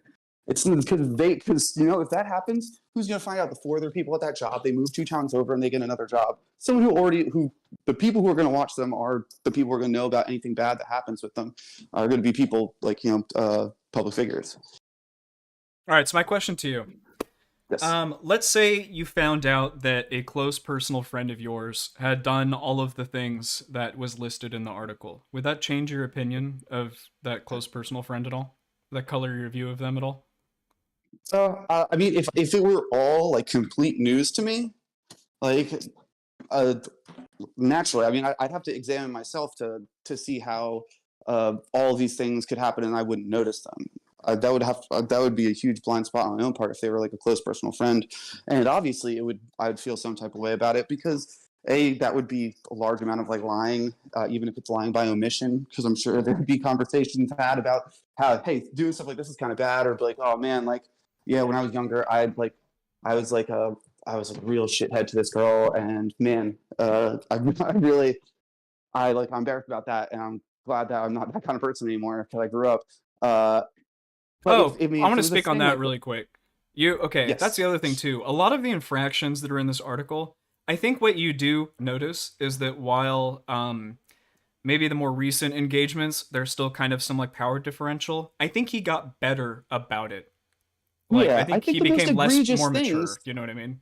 Yeah, I think the farther you the farthest ones back are the most egregious, and it kind of like slowly gets better over the course. With the exception of the whole thing with Anna being really messy, but I think that is an incredibly complicated situation where everyone's kind of a fucking asshole. Yep. I don't think a single person in the entire world has done right by Anna, herself included. It's not her fault. I'm not like, but like, I don't think anybody's done right by her in this situation at all. I really hope she like has like outside of the internet has like a fulfilling and happy life with like a good network of people, because it would be really unfortunate if these interactions were what a lot of her life was like. But yeah, I guess if everything came to light and it was like maybe more recent, not quite the same way, like the gradient of like more bad to less bad is in this particular situation, where the most recent stuff is like kind of like I don't think Mr. Girl's been abused at all. I think that is absurd. I think he was naive walking into a sphere that he was unfamiliar with and was not prepared for the ramifications of being exposed to that many people. Yeah, I agree. I mean, like, I think he's abused like Chud Logic has abused me, which is like not at all. It's just kind of like you thought something was different than what it was, and you just move on afterwards. Yeah, exactly. It's just you go, oh wow, maybe I wasn't ready for this, and maybe take a step back instead of just like diving deeper and deeper and deeper into it. It's even better than that, though. It's realizing that you don't have to do this. Like, Mr. Girl, like, makes amazing cinematographic, like, his other content is fantastic. Just make he doesn't regular have to be videos. here. Yeah. I know, exactly. And, and that's kind of what I'm trying to do, too. All right, buddy, final words before I get you out of here. Sorry. That's it. I hope everyone can talk about this enough so that we can all stop talking about it. Dude, God, amen to that, dude. All right, have a good one, buddy. You too. Peace, G. Alrighty, Senor Corndog, the famous person working on the Mr. Girl investigation. What's going on, Corndog? How are you? Corny dog, Senor Dog, Elote Perro. What do we got? What's up, G? How are you?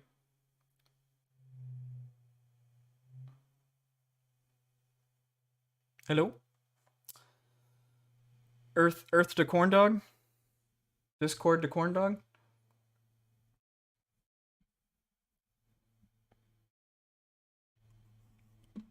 Just corn dog. Hold on, corn dog. You gotta. I'm gonna give you 15 more seconds to talk or to make yourself known, and then I'll put you back in the green room, and I can put you in after.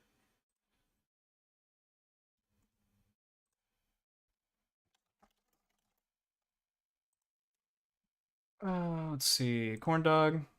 10, 9, 8, 7, 6, 5, 4, 3. Okay, corn dog, I got you next, okay? Alright. You're going back to green. Oh, you already went back to green. The fuck? Okay, Octavia. Who was after that? I didn't see. Let's do Octavian. I'm sorry, other guy, if you were first. Okay, I'll get you next. Octavian, Will and his channel show. What's going on? How are you? Well, can you hear me? I can. Can you do me a favor? Why don't you talk to chat for 5 seconds while I use the bathroom, okay? I'll be right Yo, back. this Will guy, kind of shithead, you know? Yeah, please don't. No N-words, okay? No TOS. Please. Yeah. I gotcha. Oh, chat. What do you guys want to ask? If you could ask Will any question, what would you ask?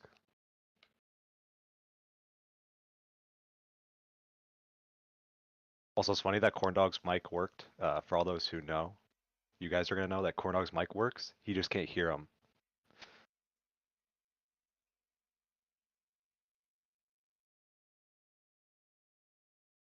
Small Peanut, I think he already answered that question in a couple of videos. Why did? I'm not gonna answer. I'm not gonna ask that question.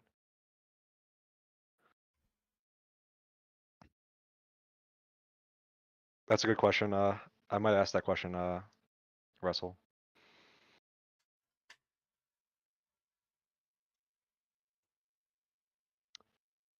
Lucas, that's actually a pretty good question, but I think I wouldn't know too much about the fact that he wants to leave the space and stuff. Seems like he's kind of backed off on that.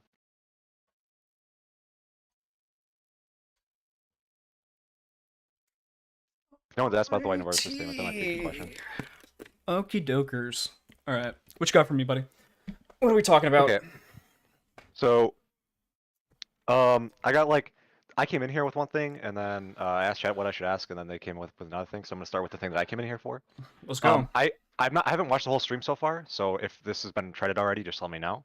But I think one of the things that continues to happen is people are saying that Destiny specifically has like changed his behavior or has like become a better person.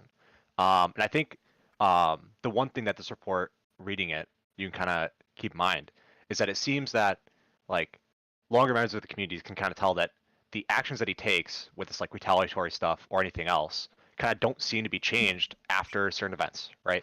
It seems like post Bob 7, he would try to change like who he's involved with and who he tells with this like with its like relationships, but it seems like he instantaneously was very open about it, even though after that he said he was going to change that. Right? I think that's like a good example of like how he, even though he will tell his audience and will tell everybody that he's going to change, it seems like he doesn't. I think after a lot of that stuff, we can see like this year that he still was, let's say for an example, like kind of doing a I'm not knowledgeable on the topic specifically, but like sort of a cheating thing about an affair that he had, which I think is still not fully public, as well as the Anna stuff, with both happening at the same time without the knowledge of his significant other, Melina. I think that's like very bad. Like you were saying before, if a friend was doing this, you would probably, stop hanging out with them. But I think even as a streamer, I think even when we're saying like giving this a low bar of entry, I think like cheating on your spouse, multiple people, even by being in a poly relationship and doing this stuff is like it's not a significant change, and it just seems like he's just keep going down the same like holes, the same pitfalls, you know. Mr. Girl keeps going down the same pitfalls. Well, I think both of them do. I think Mr. Girl has pitfalls of like trying to save Lav and stuff and trying to like put that as the part of it. But I think if you look at like Destiny's pitfalls, they're kind of the same every time, right? If you're part of the Destiny community, you can see that he'll go over the same Kumar stuff. He'll have the same like, oh my god, I can't believe all this stuff became public, but also I don't want it to be public, or I do. You can also see the stuff about like his affairs by like cheating in multiple, like I think in both of the significant relationships that he's had, or like what he would probably say is the emotionally close relationships that he's had in the past, he's cheated in that relationship now. Yep. It's public, so I think you can definitely say that he's like has a problem with cheating, which is like significant that I think people are missing out on. He has like a problem of whereas like you could say Mr. Girl kind of has the problem of like trying to take all this damage to himself. I think Destiny kind of has the problem of like taking his damage and kind of spreading it out, to his orbiters or whatever, or like just people that he's close to in general. because of like his destructive behavior, you could say. Any thoughts?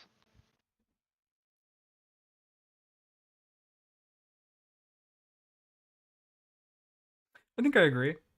I guess like neither of us think that he should like go to jail, be deplatformed, blah blah blah for any of these things. We just think we both agree that they're bad. Um, Like I like think it's it's like shitty. Like if impossible you're to deplatform sorry. him, right? Like Oh, yeah. even if like oh I would want that it's not happening, right? Like he's both like in the state of permanently being deplatformed and getting back on platforms. So it seems like he's kind of I think you could say he's riding that line of what people would say would be deplatformed. So for example, let's say that Pokimane came out because you keep trying to talk about your friend, but let's say like another streamer, right? That was like very much looking like the eyes like a good person, right? Pokimane came out. Came out that like she was in a relationship, and during that relationship, she was actually cheating on somebody, right? Like I think that a lot of people would want Pokey to be deplatformed for fucking over her friends, doing a lot of like terrible shit.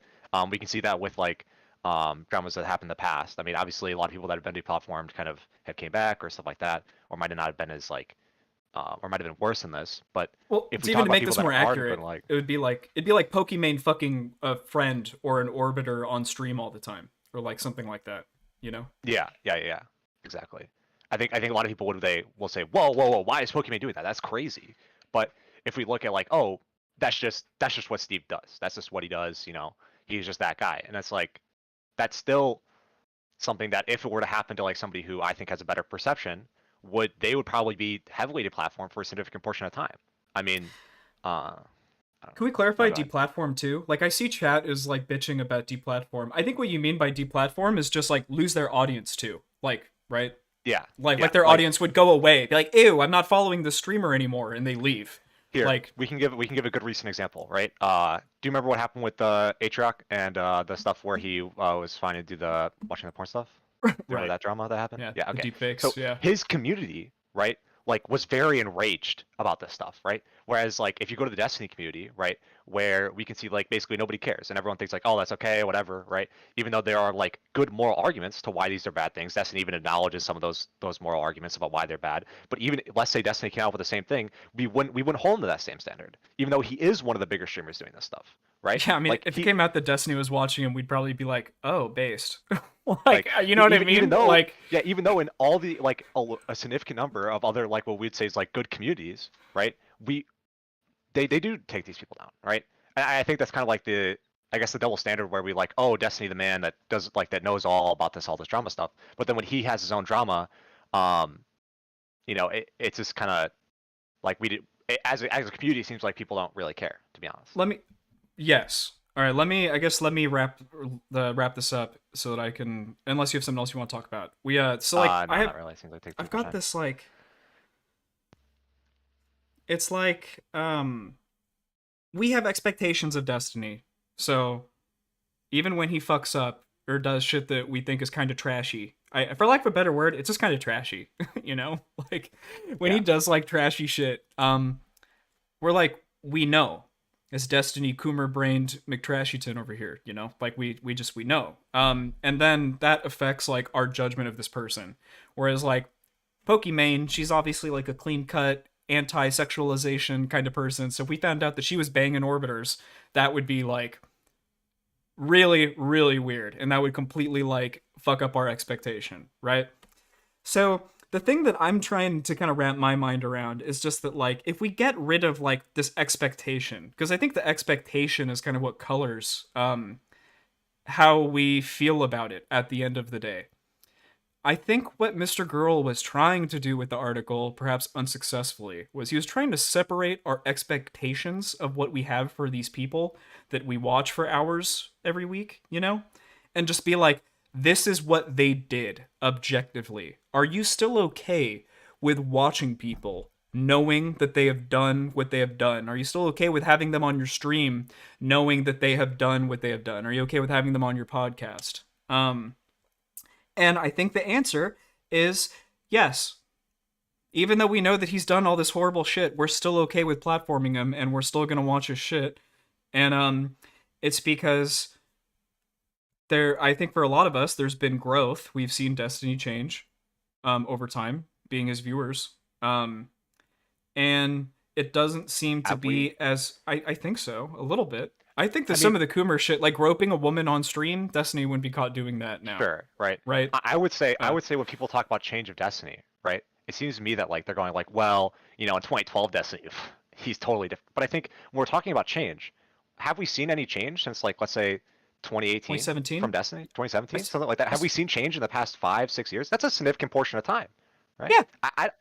What is that change that you're talking about? I mean, I guess the only thing that I could think of would be being more politically active. That's probably the only Better significant political change that I would see. probably I think, I mean, I'm making an assumption here, obviously, but like if we are to believe how he was engaging sexually with orbiters and people that he would talk to on stream before 2017 versus after, I think it seems, at least in my opinion, like the way that he's doing it now is less bad. Like there's more protections in place. He puts more boundaries, or at least gives the illusion of more boundaries, right? Yeah. So I think he has changed. I see Toby. Yeah, he changed his tone a lot when he was banned from Twitch. I think that's kind of it too. You know. Yeah, probably like the would you say that's a negative or a positive tone change when he got banned? Positive. Really? Positive. Yeah. I think that. I think since Destiny left Twitch poll and Twitch poll died and it just kind of became online poll. I think that for at least a little bit was like a net good for a while. Like when Mr. Girl even got banned from Twitch and he moved just to YouTube, I thought that was like a net good for a while. I saw like more. I thought better thought was coming out of YouTube than Twitch because you could say more. Um. Yeah. Well, I'll have to think about that one. I don't know if I purely agree with that, but I don't have like a like thing to say like, oh, this is like this is why like this significantly changed. I guess it's more to It's coming out of me. my ass, so I can't really Yeah, defeat you yeah, on a point too. yeah. To be I feel fair. like it's more like did the vibe change? I don't know. It's kind of hard Kinda to say. though. Well, yeah. Dude, you I- know, the vibes are important though. You know, so much of our society's built on vibes nowadays. Like, is that And now stupid? we're stoners. Now we're stoners. Okay. I Now we're I like was everything's already one. vibes, bro. Well, yeah, that's what I'm saying. But I'm just saying, right? It, Right, but I mean, when you're a and to be viewer, more serious, what makes a vibe? Probably like slow changes that maybe we can't like sure, put our exact yeah, point on it. that you can't like assess like would Destiny like does Destiny moving give a change? Well, kind of maybe who knows, right? But I think to me, when like you look at like Destiny's videos from let's say 6 years ago, obviously you can see like a physical change, you can see like a couple other changes. But again, when you talk about like his behavior, like, specifically that this article sort of talks about, obviously I'm like trying to skip over the laugh stuff like everybody does. Um, and you can see like this behavior of like, yeah, Destiny's kind of just this guy that does this, and we're kind of just okay with it. And I think that like it's something that the community like does try to put his feet to the fire. But again, every time the community does that, or like when somebody's like, oh, like we always like put Destiny to the fire on this, the community really doesn't like him to do this. Well, it seems like every time the community does that, there is no like, there's a Reddit post, people agreeing with the Reddit post. There's like Andy Circle Jerk, and the Destiny doesn't change, right? I think the goal of the community should be to figure out a way to change, like to change the behavior. So like if we go to the friend example, you if you think it would be the best case scenario to keep close to your friend to make sure that they didn't do all the bad stuff they were doing, you would probably actually keep close to them even for your own discomfort, right? If as long as it was like better, right? Whereas like I think the community in and of itself hasn't found a way to kind of let's say put Destiny's feet to the fire and kind of like change some of the behavior that he does, specifically let's say the Coomer way, because that's the easiest thing to point out that the community always has a problem with, right? Hmm. Seems that either like the people close to him don't have the ability to do so, and the people that are not close to him seem to not have the ability to do so.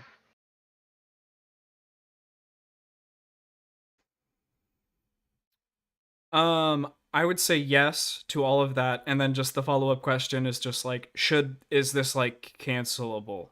Like, should this be cancelable? I think is the real question. Like, should we care that he's a Coomer? I think, well, hold on, that last question is different than the other two questions that you asked, right? Should we care? It depends if you're part of the community and you want him to change, right? Even if it's not cancelable, you can still care about something they think your streamer is doing is negative, right? Okay. So I think the first two questions, like, should we cancel Destiny, right, is a different question to, like, should we care about what he is doing, like, during a stream, right? We would all say, as a people, I don't know how much you knew about the Mark Ugel campaign, right, that there are specific things that Destiny did during that campaign and pre that campaign, right, that he obviously didn't have to do as a person and as a streamer that would have made the campaign a better situation for himself and other people, right? Um, Yeah. and I think that that kind of is like true, but none of the things that happened during that period of time, maybe outside of like the protesters, thing, um, specifically were like, yeah, I'm not really gonna watch Destiny for this because it's like this is like super cancelable. Like if you told everyone, well, like he's saying bad rhetoric or he's like doing really weird political things. Well, it's not really cancelable. It's just like negative actions, right? It's like, well, this is like a bad thing, but we kind of allow people to do bad things. And it's like, well, Yeah. how many times you do? I think the article more talks about, like you were saying earlier, the article talks about how many times doing a bad thing make you truly like a really bad person, or how many times does like doing this openly make a worse community? I guess would kind of be like the two questions I would look at. It's like, well, Destiny does do a lot of like smaller bad things that probably are never gonna like get him truly canceled because they're just really like weird, but it's always the case that he is doing these smaller bad things. So how do we change, like, just as your friend, if your friend was like, let's say he was like, your friend was like perpetually cheating on like tests in like school. It's not like, oh yeah, I'm never gonna be my friend over that. But I would want them to not cheat on tests, right? And I would like try to do things to stop them from doing that. Because it's like, it's a bad thing. I don't want my friend to like do that. But again, I'm never gonna like be like, oh man, dude, Josh over there, what a fucking asshole, bro. All he does is cheat on tests, right? You're not like, this is kind of like, oh, that shit's bad. I want to change it. You understand what I'm saying? Kind of. Yeah, I feel. So you kind of almost more agree with Mr. Girl then, because like he has stated supposedly that the reason what he wants from this shit is that people that would otherwise employ or collaborate with Destiny, that they would read this and then basically know who it is that what's the type of person that they're dealing with, um I think the major problem I think that this article has is number one, that this article was being told as something different beforehand, that it was going to be, that everyone in the community, both Mr. Girl's community and all other communities can tell based off public things that were said. As well as two, I think the focus on this article is something to take down Destiny. Whereas if he said, well, I'm gonna do what Cherry did, which is watch a fuck ton of old Destiny content, but I'm gonna do it in a different way, and um, kind of like look at it like, well, are these like really okay things that he did, right? If he like read what Bob Seven said, I don't know if he ever did that. If he like looked at a lot of these things that are probably more recent that people would probably care about more. For example, I mean, obviously what he did, touching the girl's boobs, stuff like that, is like bad. But again, is somebody going to not interact with Destiny because of something they did 10 years ago, right? If that's his goal, should that be something that's like prominently included, right? Or should he more focus on like, oh, he's like a perpetual cheater. Oh, he like perpetually does things that are Man, bad rhetorically. I know what you mean. The other thing for me too is like if Lav's section wasn't so big, it would put more emphasis on the other sections, which just fucking kills me. I Like, think I haven't heard. I don't know. Maybe if I'm just interacting with the wrong part of like the people like interacting with this, but I feel like a lot of people aren't even talking about like this shit that happened with Darius. Now, obviously, Darius is a complex character that has like a lot of problems, but I feel like a lot of the stuff that happened there is like probably negative. Like we'd be like, oh man, that's fucked up. I mean, it's like a very complex thing, but I feel like going into that, like, oh, like here are some things that like you could probably change, or here are some things that like were probably negative about that situation that kind of all culminated from. Or that's not the word. Um, Whatever, you understand what I'm saying? They all came yeah, together from uh like all this bad stuff that was happening, and it kind of coalesced to this like very awkward, weird, negative interaction between Darius and Melina that like was bad. I think they probably both would say like there's probably negative feelings there, right? And it's just that this is like one of the, I would say, like like if you look at it, like negative outcomes of like Destiny's actions, right? I don't know. I think I'm kind of rambling at this point. no, you're fine. No, I agree. I didn't really have anything that I highlighted in the Darius one, because I don't know, there wasn't anything that jumped out to me. I'm going through this. My second time reading it, I was trying to figure out like what I was gonna say when I came on my stream, because I wanted to try to like do a better job of telling Mr. Girl's fucking point than Mr. Girl, and like like that Darius interaction is really like sussy wussy. But for like different reasons than what I kind of was trying to dictate. So I'm gonna say 45 listeners here. Like, if you haven't read that section, you should check out the Darius section, and the Sam section. I think those are two of the most interesting sections to read on their own. Good call, Octavian. That's true. That's pretty based. You're right. I don't- like I Octavian, said, I don't know if it's- any last things before I switch to another person? No. I think if like just people that are listening or people that are like kind of deeper in the community, if you just kind of like take a step back for a minute and be like, man, all ship's kind of fucked up. I feel like it's not that you'll like agree with every percent of the article, but there are some things where you'll be like, damn, like this person is not somebody who I would want to hang out with. I feel like that's kind of like something that we have to keep in mind when we like watch this like random streamer we see on, the internet. Exactly. And I think that at the it basically was 100,000 words to get to like, you maybe shouldn't hang out with this guy. Like, don't let him around your girlfriend. That's pretty much it. Like, I don't know. yeah. All right, Octavian, have a good one, buddy. Yeah. Peace. All right, corn dog, round 2. Beep, beep, beep, beep, beep. Let's go, corn dog. You're in. How are you? Good. Can you hear me? I can hear you just great. Granola, if you wish to join the Discord to get in line, you can go to the Discord in the link tree just linked. All right, how's it going, corn dog? What's new in your life? Not gonna lie, feeling pretty gaslit about my audio. Maybe a little bit abused for getting kicked back to the green room. I'm so dead. Please, only make it like 20,000 words, okay? Please. I'll try and keep it brief. Okay, appreciate you. Why don't you introduce yourself? So, like what you're about.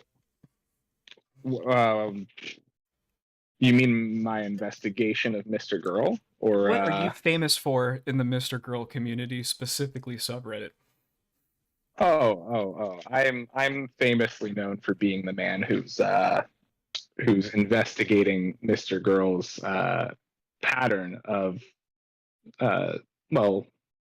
domestic abuse is what we're calling it. And what would you like to talk to today on the Will and His Channel show? What you got for me? Today, I mean, it sounds like the topic is the Destiny report, the Destiny article, the Dread manuscript. It goes by many names.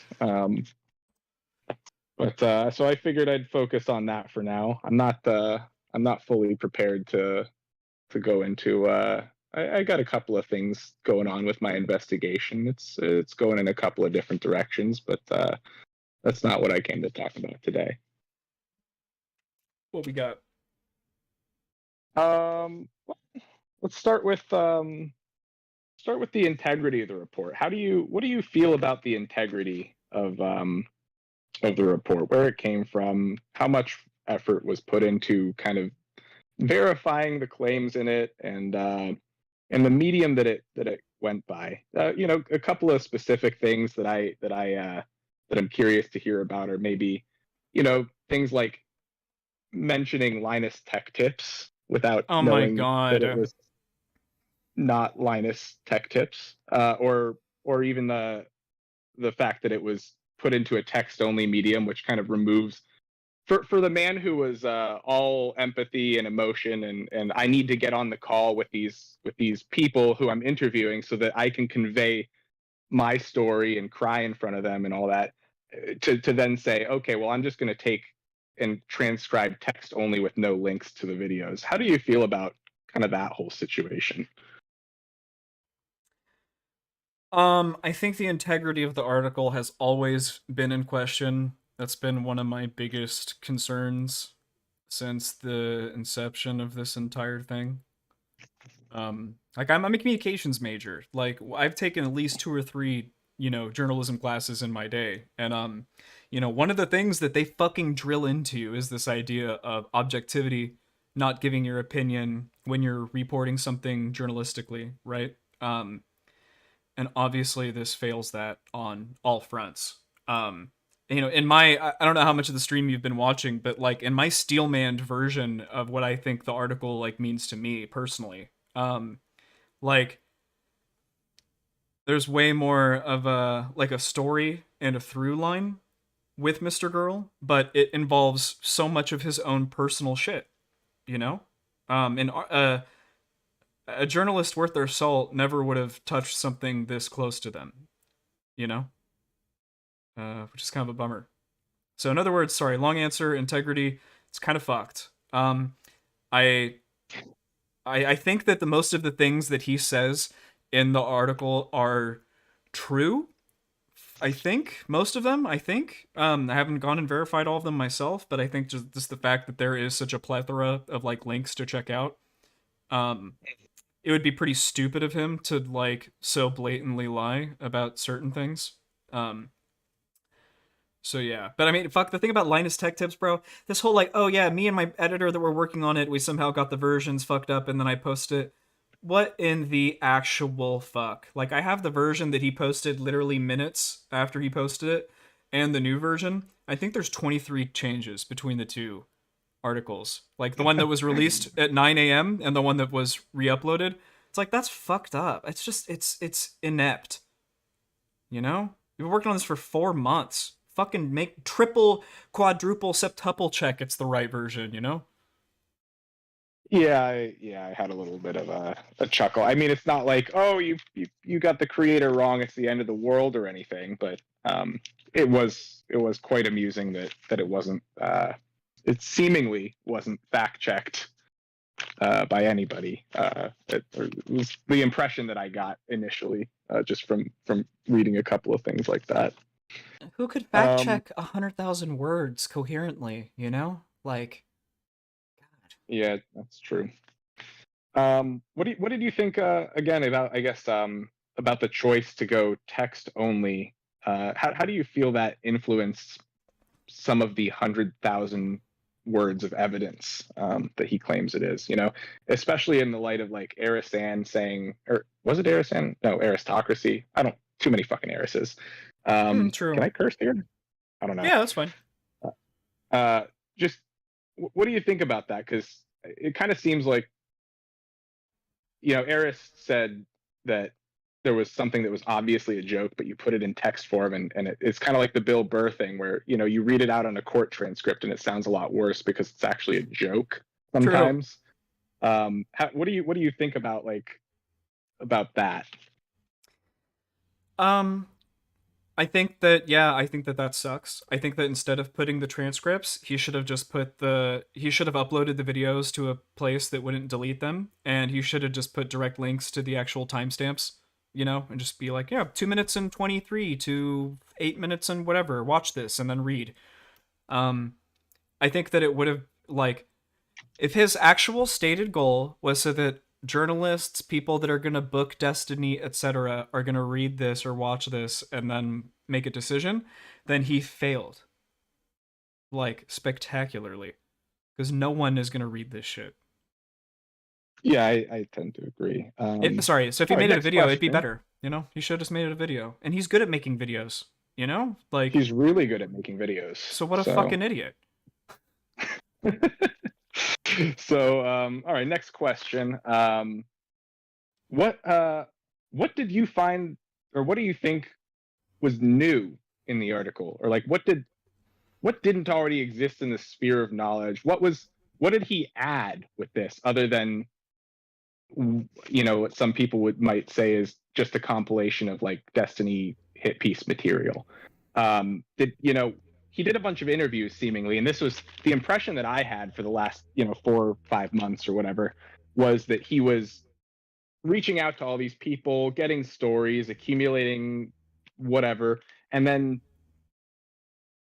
from what I can see, we've got the Lav stuff, we've got the Anna stuff, there's the Blue Tea bit, there's the Mia Rose, there's Vosh for some random reason. More than half of the stuff that was in this article is just rehashing stuff that's already in the public domain, and even half of that again is not even scandalous material. So I guess I just want to know, like, of the totality of the article, what was new, or what do you think? What do you think it contributed? What did it contribute? I think if I can steelman it, if I'm gonna steelman it, I would say probably it's nice to have all the information in one place. There were a Okay, so it's a couple. repository. Yeah, you know, he kept calling it the article, the article, the article, which puts you in this like mindset of that it's going to be like well written to be readable, but like it really is more like a report. It's more like the 9/11 commission, you know, and he's fucking going through it and it has like all this shit listed, you know? And then he gives like, you know, personal bias for the last, you know, not even the last. I mean, it's like, what, 8, I keep trying to come up with I think 70% of the article is Mr. Girl and Lav's part. So, like, Oh yeah. it's like 70% of it's horseshit, you know? Then the other 30% is more like the 9/11 commission, you know?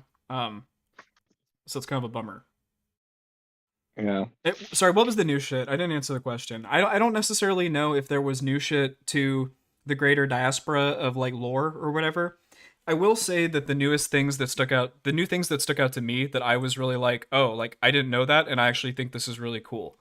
The quote from Destiny where he regrets the things that he did during the campaign and how he like complains, you know, that he's talked for thousands of hours and like no, you know, and people still bring up my dumbest moments. To me, like I think that's actually I think it's weird that he left that in the article, because to me, I came to that point after reading a whole bunch of horseshit, you know, and I was like, damn, like he wants, you know, he recognizes that like he's viewed as an asshole and he doesn't want to be viewed this way. To me, that symbolizes like you know, that he wants to change. And I think that there has been a change from that time period to now. Like I think he's grown up. He's become a slightly more mature person, still a huge coomer. Undoubtedly. Yeah, I mean, yeah, it gets the best of him. I mean, Farha, come on now. You ain't fucking having Farha on your stream, like, because you think, like, in my opinion, I think Farha is so stupid. Like, anyways, tangent. It's odd. No, it's odd to see her on there, especially given the way that she clipped him. And oh, it's just my editing process. It's like, all right, I mean, I guess, but I think the other new thing for me too was just like, I don't even know if it was new, just new to me, the Chud Logic stuff between him and Mr. Girl, because I don't think that streamers, the big ones, are really open with like how much sometimes they hate the shit that they make or how frustrated it makes them. Like Chud Logic being like, you know, like I wanted this to be something besides just content, but I can feel the content pull, like I can feel the pull to just turn this into some content, you know? Like that's a real feeling that streamers feel all the time. And it is awful. Like it really colors like your entire way of how you look at shit, how you talk to people. Like there are so many people that are like, I'm not going to have a conversation with X person because I'm not going to be able to turn it into content, even if that conversation would be really like fulfilling to you. Do you know what I mean? Yeah. And there's just a reality, you know, that if Chud Logic were to stream that, you know, content that wasn't for his base, he would only get 200 to 300 viewers. And if he streams to his base, he can sometimes push 3,000, you know, depending how hard and how juicy it is, you know? And I just think that content creators should be more open with the pains that they feel about creating content and about how sometimes we can all feel locked into the content that we're making. And like when I made Feudalistic Hierarchy of Online poll, that to me was kind of my like goodbye. Like I don't want to be locked into this type of shit. I think that if you steelman Mr. Girl's article, it's kind of him coming to terms with the idea of like he started streaming, started making a shitload of money. It really got away from him and he realized that he was being more dishonest than he was comfortable with. I really do believe that, even though it's kind of insane. You know, like I believe he felt that, even though I think it's insane. Yeah. And pulling on that thread for just a moment, sure. actually, I guess. Yeah. You know, because he recognized that he was part of this thing, you know, this thing that he didn't like being part of, I guess, call it streaming, call it a power differential or whatever. But he's still streaming. and I he's still know. going on panels, and he's still taking super chats, and he's still abusing the shit out of his well, I mean, I'm taking liberties here, but so did he. Abusing the shit out of his callers on his call-in show. It's a little odd that he would still continue. Do you see him getting out of this? I guess maybe that's something to ask him. Does he maybe he plans on stopping the streaming at some point, or maybe he can't get away from it. Maybe he's, I don't know.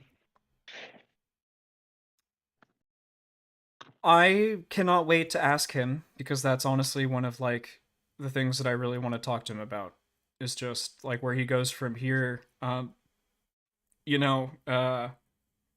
Does he feel trapped by his like Patreon? Does he feel trapped by his live streams? Like, the funny thing is, I don't would know. say the sentiment that I get is like, why the fuck aren't you making the videos that people are supporting you to make? Why are you a Destiny streamer? Why are you the most prominent Destiny streamer of all of this Destiny stream, or of all of the orbiters at the moment? You're the only one who is literally dedicated like 100% to this over the last 6 months, half a year. The only thing you've done is this. Is kind of just a little bit of an odd duck. So It's like, if I'm being realistic, I mean, I think it has to do with money to some degree. I mean, if he was still on YouTube, he could theoretically release, 100,000 view YouTube video that would make him 10 grand, right? Like one video. But he doesn't have access to that. And I think like he got banned from, this is totally headcanon, right? I don't really know. I feel like he got banned from YouTube, started streaming, kind of realized that like he can only make money off of streaming and getting super chats and Patreons and shit like that, because he can't really upload the video anywhere and make money off of it because the Rumble CPM or whatever is trash. And like he still has to pay those bills, and he's kind of locked in to just doing like Mr. Girl show until his YouTube channel gets unbanned. Okay. I got I don't two know. things. Two things about the way that things are being responded to. Okay, the first one is he said that he's not going to respond to the criticism of anybody who he's named as a victim. White Nervosa obviously came out and said they were misrepresented, and he refuses to respond to that. Presumably, if anybody else were to come forward and say that they were misrepresented, he would not respond to that criticism either. He did that on Wick's show. What do you think of that? It appears shady at first thought, but then I also have to think like, dude, there have been times where like I've been I know this isn't a perfect analogy, so don't crucify me, but it's like I've been doing like I'll do a shoot somewhere, and I'll take like a bunch of photos or something, and like I've had issues where I've got like they sign the release before I even take a single photo. Like I own all this shit. This is mine. You know what I mean? Right. As soon as I step on, as soon as I start flicking the blah blah blah, it's all my shit. And then afterwards they'll be like, "Oh, I don't want this posted, and I don't want you to have this, and blah blah blah." And I go, "No, no, no, no, no, no. My contract right here says that I own all this fucking shit." I have to assume that if Mr. Girl did the bare minimum, he made all these people sign shit. And they gave their statement, they signed that this was their statement, and then he moved on. If you fucking sign that this is your statement, and then you come out later saying that this ain't my shit, I'm not gonna go back and forth with you on Twitter about what you said was X and what you said was Y, blah, blah, blah, blah, blah. And there might even be something in what they signed where Mr. Girl might not be allowed to reveal that they specifically signed something. You know? So we're kind of like in speculation land about why this is all going down. Does it add any credibility to Mr. Girl's article? Absolutely not. But Yeah, I'm not gonna 100% can- like concede that, you know, because I think that maybe they could have signed away the rights, you know. Yeah, I can concede that. I glanced over the White Nervosa thing. It kind of looks like they are saying that he is representing it as sexual in nature, and they are saying that is not the story I told. It had nothing to do with the sexuality, and Mr. Girl is the one reading the sexuality into what was actually just like the lefty purge of his community. So I don't know. I know what you mean. It's like, how does Mr. Girl prove that? How does he actually, like, objectively prove that without, like, posting the logs or, like, you know, we kind of just have to take him at his word. Right. Or take Nervosa at their word. Right. Yeah. Dude, I swear to God, I hope fucking Mr. Girl made everybody sign something. Like, if he didn't, my God. For the love. Yeah. It's just like, Jesus, please, dude. Like, the bare minimum, please. What do you think? What you said earlier in the stream that you're going to be interviewing him in a couple of weeks or within the next couple of weeks. You've seen the way that he responded to Wick. Maybe you watched the conversation in one of his hotline streams with Benny, or maybe you even saw his hotline response. I don't know what the extent to which you've watched these last couple of things, but he's got this way of kind of you say a trigger word or two, or you do a particular thing, and all of a sudden you're a Destiny. You're brainwashed to the extent that your mannerisms are Destiny's manner. You are Destiny. If you say okay, that thing he did to that caller was disgusting. What are you going to do when he accuses you of the same thing? How do you see moving past that in an interview, or when he gets uncomfortable, he just accuses you of Destiny-isms?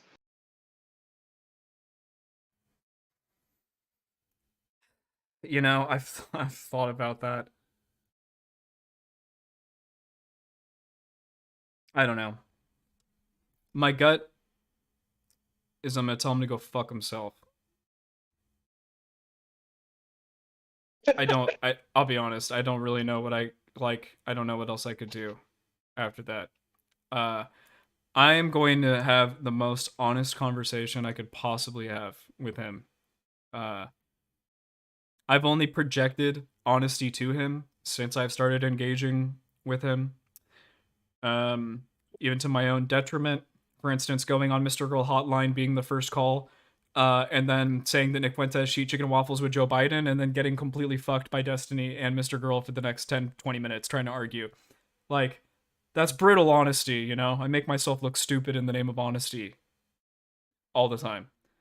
So I would hope that if I say something to him, he realizes that it's not coming out of Destiny's ass, and I would also hope that he realizes that, you know, we've been on a similar content revelation journey, if you will, that I hopefully, you know, he'll respect to some degree, and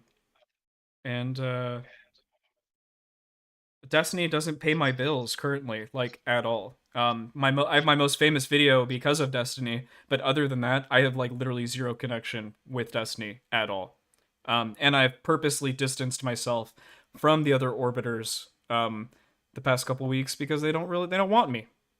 You know? They don't fucking want me. So if you don't want me in your fucking community, we're done. You know? It's like, I'll just move on to somewhere else. I'll make my own shit. So hopefully that will be enough that he's not gonna fucking do that shit like he did to Wick yesterday. You know? But yep, well, I mean, yeah. We'll hope. Dude, Wick did do some shit though. Like, dude, and then Wick having Destiny on right after, and Wick being like, "Oh, I was messaging Destiny while we were chatting, like, to see if I could get him on." It's like, Wick is, as much as I like Wick, that's fucking drama baiting just as much as anybody, you know? And that is exactly what Mr. Girl didn't want to happen. And if Wick could have had his way, it would have been Destiny versus Mr. Girl on the Wick show, you know? Oh, 100%. He would prefer to moderate something like that. 100%. I guess I agree. I'm not going to defend that. I will point out the scummy shit from Mr. Girl, though. I'm so sorry. I'm so sorry, Wick. I'm so sorry. The fucking bulldozing. It made my blood boil a little bit. I know. Like, I don't like that from anybody. I don't like that from Mr. Girl, especially from Mr. Girl, honestly, because when he says something, it always makes me think, like, am I actually fucking up here? You know? And, he's good at mind fucking you, you know? Like, that just wasn't very nice. Hey, He Corn was Dog, just 2 more steamrolling the questions, shit out Max, of him. and then I gotta get another person in here. Rock on. Thank you. I for actually coming on. don't know if I have. You said celebs would be canceled for much less than what's in the article. I don't know if celebs' lives are as public as this. True. I guess right. I say that to be more like maybe like Me Too movement style, like when that shit was really going on heavy. Like I think someone could get Me Too'd with this info. Oh, for sure. But I just think that the corpus of his like public, what he's put out there, kind of the totality of it on the whole, there's just too much other stuff. There's so much history that if this is all that was there, I just don't see it being, I don't know, 10-year-old information. I don't know. I agree. It's not enough that, like if I'm the booker, I'm the booking agent. I think I'm still booking Destiny even after reading the article. Oh, 100%. I mean, like you asked, like to the point of what is the article supposed to be doing? Do you know who you're dealing with? Does the article really explain who you're dealing with? You get like 2 paragraphs at the beginning of the thing, which like really like sterilizedly describe Destiny and streaming. But it really doesn't paint a holistic picture of who he is or what he's done on the internet. He was like, oh, he's a pioneer of the space. That's like the one word intro you get to who he is and all of the good that he's done.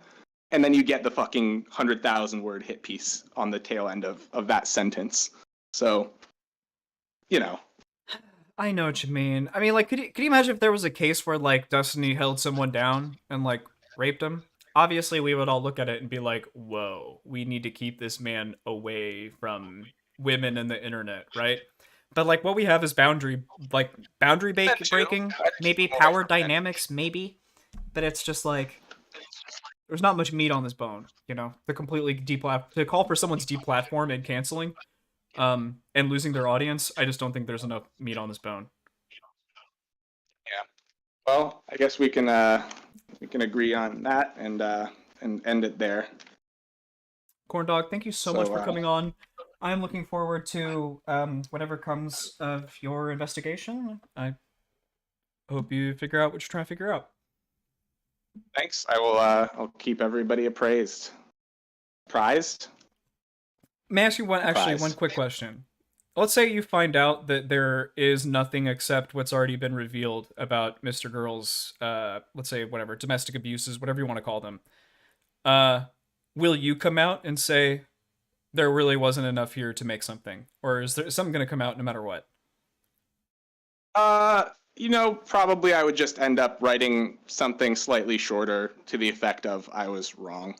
Last stream with, he was talking to Benny about everything that was going on. And he did admit to things. He talked about his interview with that domestic abuse professional who said that he was on the lower end of the spectrum of whatever the hell or something. He basically said, my abuse falls into category B, and there's a worse category called category A, and it's like domestic terrorism. That's category A, and that's the bad one. So I'm digging a little bit into, the research of the man who was mentioned, Cool. to kind of figure out how bad really is what he thinks his abuse situation is. Because I don't know, for all I know, the professionals think that this is perfectly normal, and for all I know, he's saying, "Oh, well, it's not as bad," but it's still a fucking misdemeanor. Okay, I feel you. So. Which is still shitty. Like, if I find out, like, my homie's getting a misdemeanor beating chicks, I'm like, fuck, bro. Like, we can't hang out anymore. Like... Right, it's like, I didn't fucking kill her, I just fucking beat her. It's like, okay, well, that's where I'm at, is like, how fucking bad is it? And he revealed that it might be a mutual abuse. So I need to look into that. But at the same time, I don't know that necessarily makes it, better.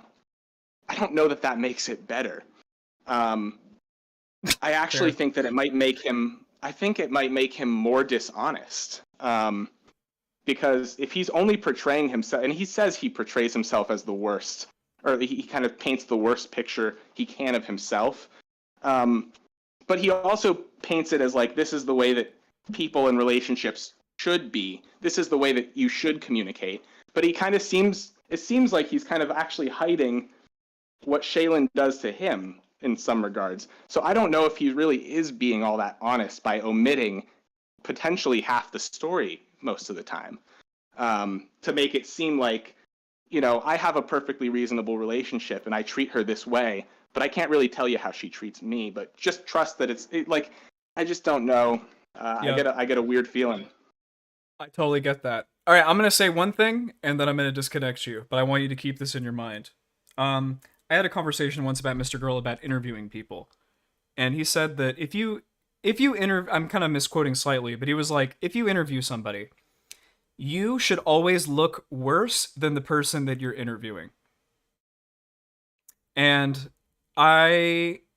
since he mentioned that to me, I've kind of thought about every interview that Mr. Girl has ever had since he has said that to me.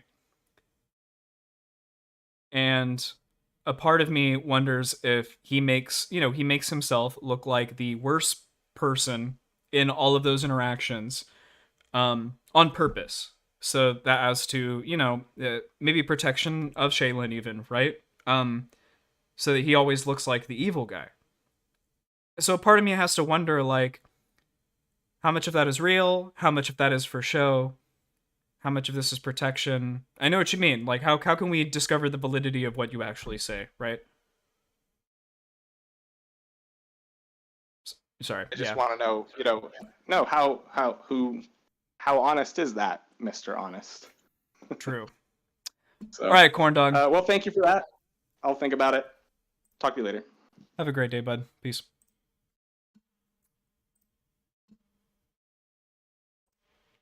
Uzumaki Destiny, you are officially in the call. Hey, Roll, can you hear me? I can. How are you? I'm good. So I'm a new sub. I just subbed to you recently through Destiny's stream. He was watching your video on feudalism. Oh, thank you. No problem. So I'm part of DGG and Tomfoolery, Joe? Yes. Yeah, I'm part of that community also. So do you know the difference between I feel statement and I think statement? I feel you're I feel you're I feel you're angry. I feel you're mad. I feel you're an asshole. I think you're an abuser. I feel like you're an abuser. You get what I'm trying to say?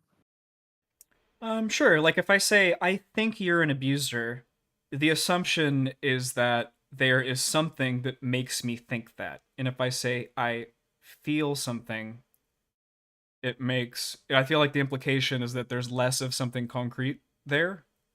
Is that fair? Yeah. Is that kind of what you mean? So yeah, so I feel is something you feel. It's your feeling.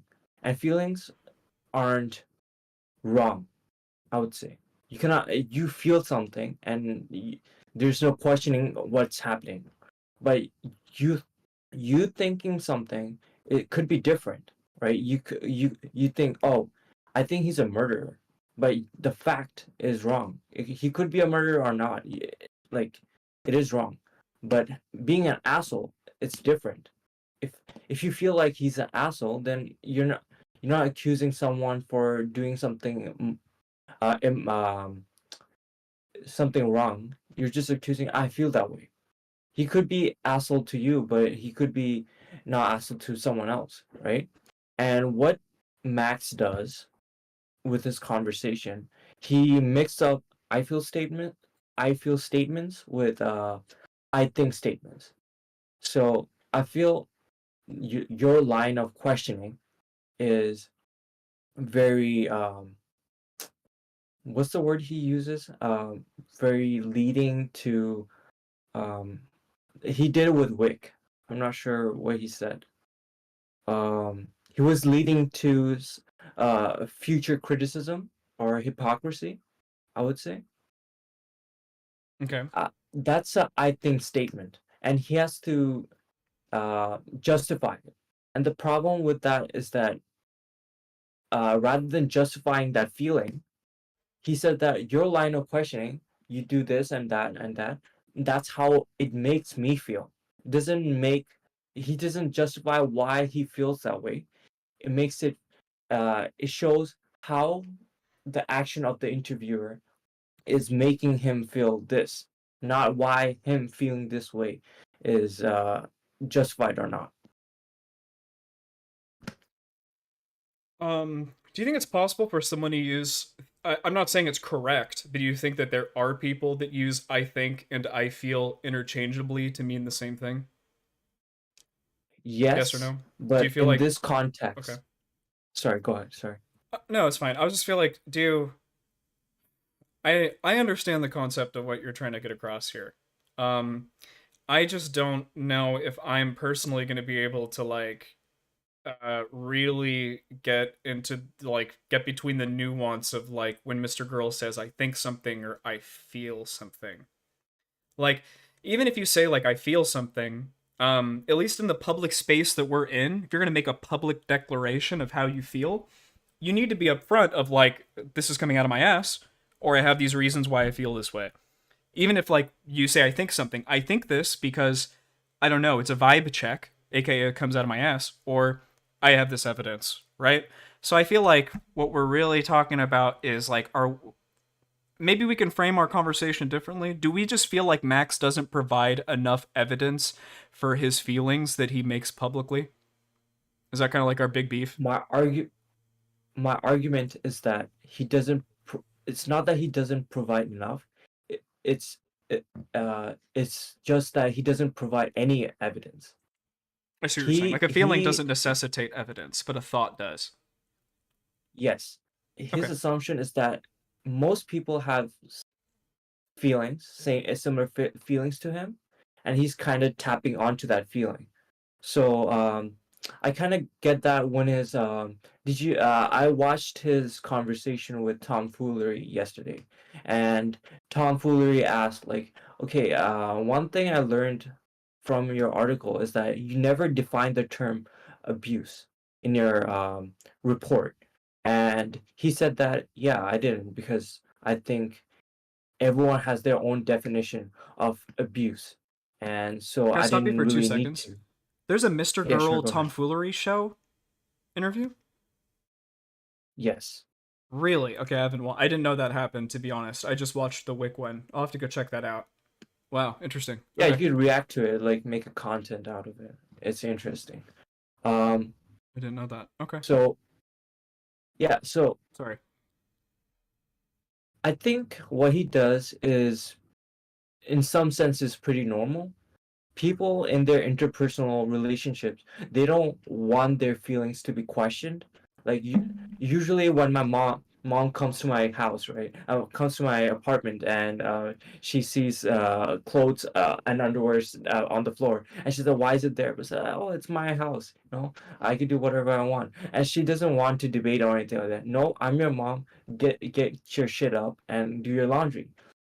And you cannot debate her, and she's like, you cannot debate that feeling of like whatever. So Okay. I'm like, okay. And the problem with, I would say, Destiny is that when he has interpersonal relationship, now this is a I feel statement that I'm going to say. Okay. It could be true but not true, most likely not true, but it is like I feel. Okay. People say that he's quite cold, and now I'll kind of justify why I feel he's cold, right? Kyla, in his stream, said that he appears to be cold to everyone around him, whether on stream or out, in his personal life. So he also said that yeah, I'm most likely what you see on stream is what you get in his personal life, right? He's quite authentic that way. So find people whenever he jokes about his um, sexual misconduct, right, in the past, he kind of jokes it that way rather than rather than saying in a serious tone. And whenever he's trying to be vulnerable or talking about vulnerable topics, he kind of makes jokes rather than having a serious tone. And they had a big conversation about that, like, oh, people can't take you seriously if you don't have like a clear boundary, like the way you express stuff, right? And and I think that's his problem. Like, I think Max also has this problem. He's not saying Destiny's a bad person. Like, uh, Destiny is a bad person consciously, but his actions are bad because the way he is.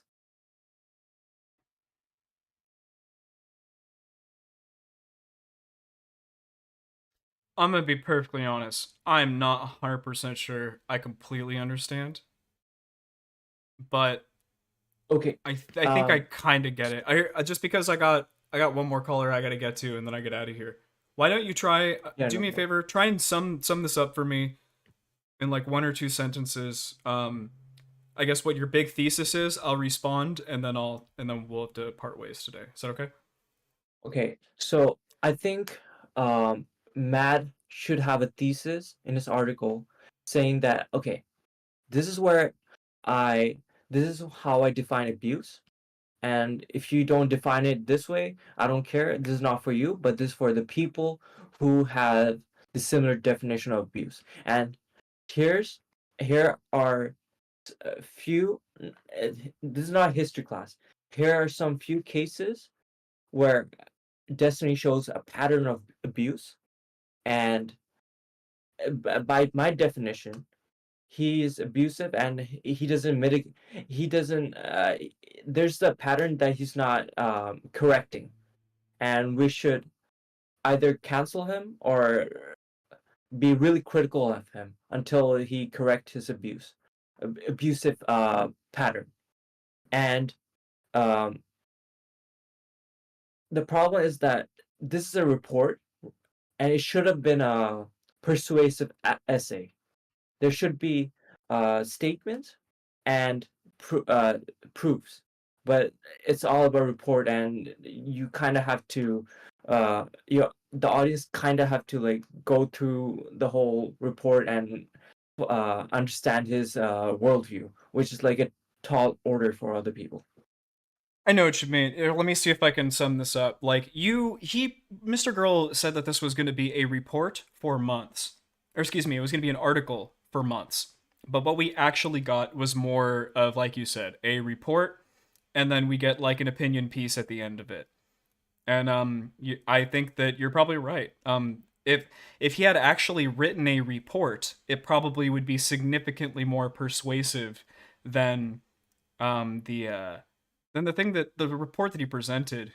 You know, Mr. Girl has this issue, and I actually just thought about this right now, where Dr. K, what he did is he told us everything that was wrong with Dr. K. He threw the ball up into the sky, and he was waiting for someone to fucking wait, see it come down, and knock it out of the fucking park, right?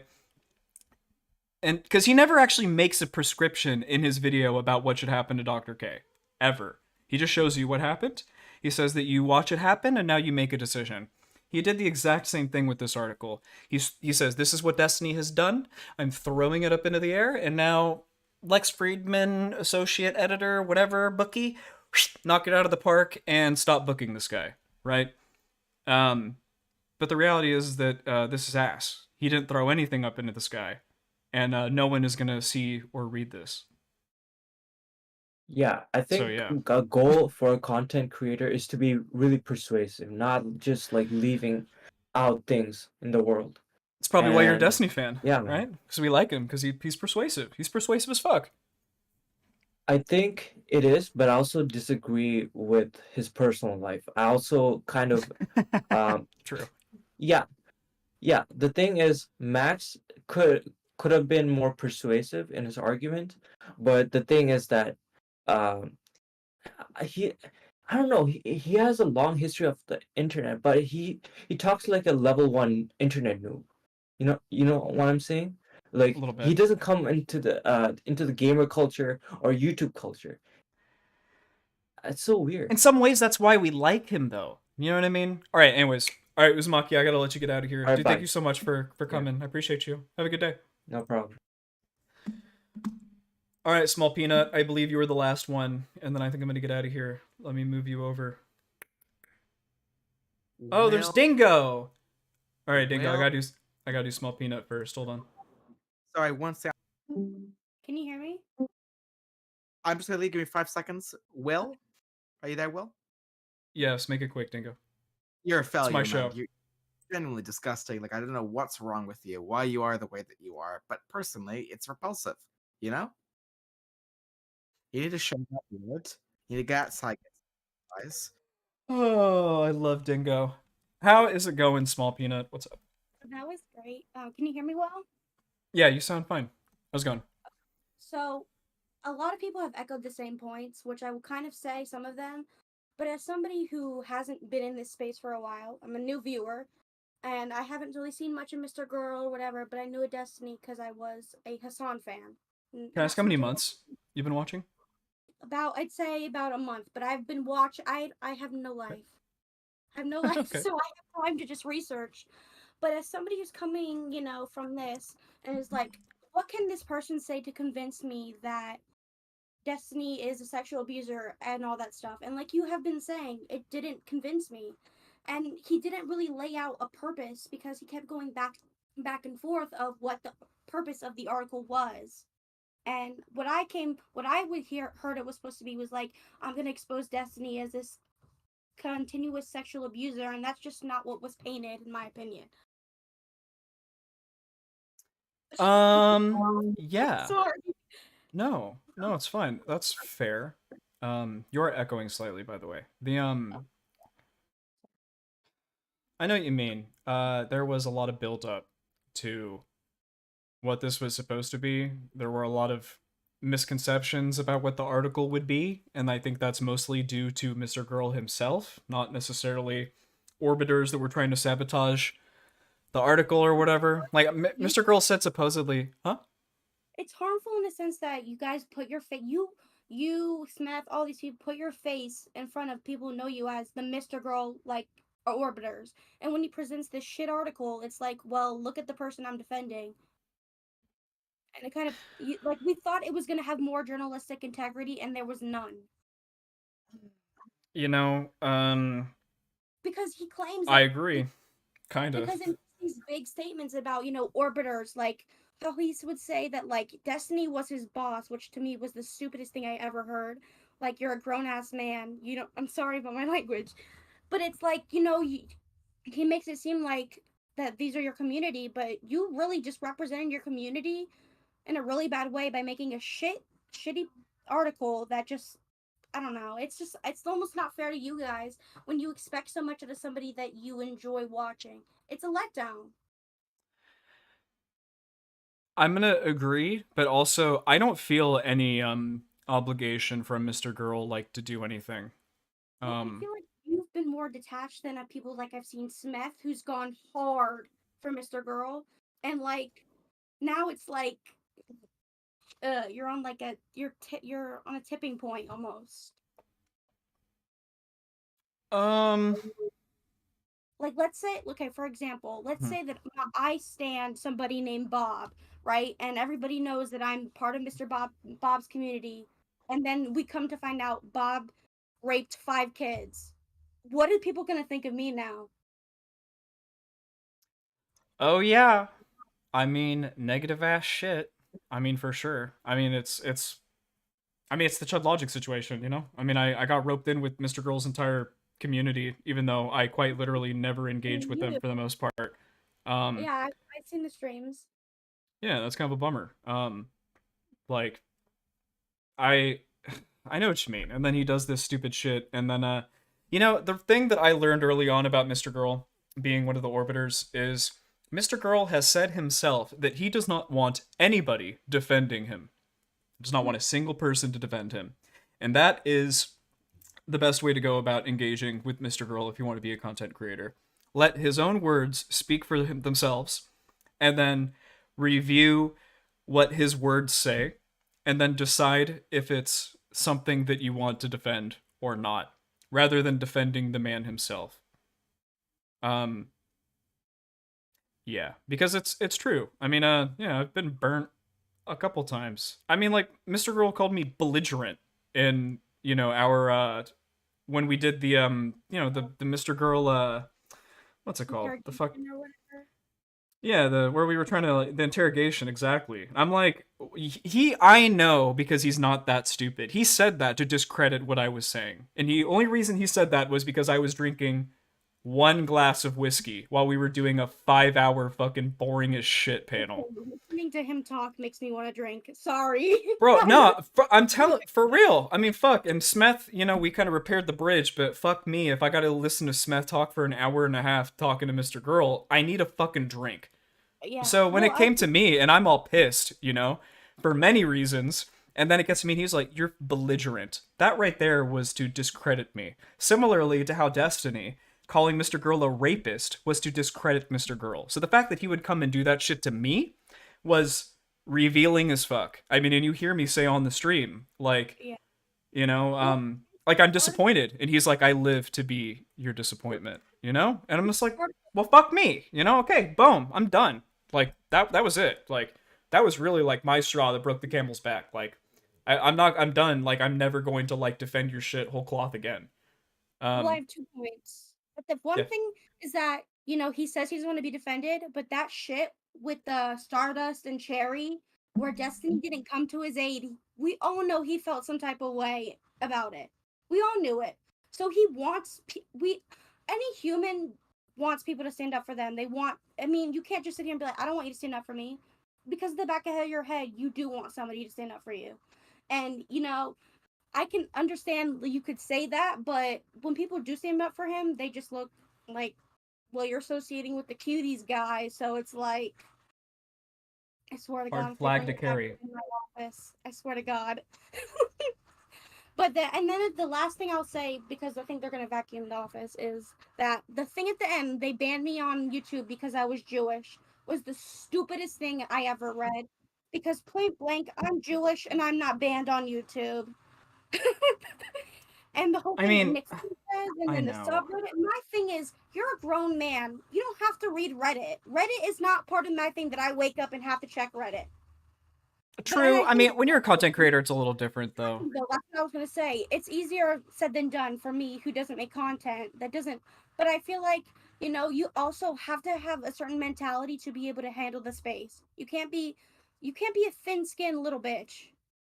You really can't. Can I Because be honest? I don't consider myself thin-skinned. Like I talk face to face with pretty radical people. Well, I mean, even for Mr. Girl, I'm telling you, like, just personally, like, this shit is more mentally draining and taxing than But at the same time, it's like you can't just be going in there willy-nilly. I feel like you need to know what you're signing up for. Like if I was gonna be a streamer, like I know that people are gonna shit on me regardless. It just depends on how you handle it. And the way he handled it was saying, Destiny, you need to stand up for me because I'm your friend. I'm your orbiter. I make money off you, whatever, or whatever it was. And I'm like sitting here like, that sounds like entitlement. It's really what it was. Like, you don't have to associate with Destiny. If you want to make a following, then make your own thing. Didn't he have those like videos that he made before he went to Destiny? And like that's why people liked him, was for Yeah. like his whatever it was. So he didn't need Destiny, but because he saw Destiny as an opportunity, he took that too far. It's like he didn't need Destiny until he needed Destiny. You know what I mean? Like he really did set himself up to take advantage of his audience for sure. I mean, and I know there's a famous Mr. Girl quote deleted from the Discord where it's like, we're gonna use Destiny and get his audience, blah blah blah blah blah, something of that nature. So it's like, yeah, Mr. Girl is very aware of the tentacles grasping, for people, from his fans to bring him over to his side, right?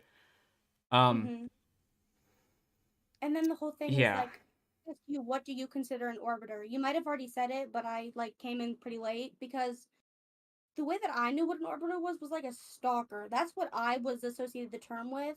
But like when I see it here, it's like people who just like go on their stream. But that's like friendship to me, because in other like streamer communities or like people I watch, it's like, oh, my friend so and so is gonna be on my stream today. Like we know that there's a mutual like beneficiary relationship, but it's not like where this thing where they have to be above each other. When you kind of, I mean, that happens when you bring somebody new on, but it's not like this whole thing.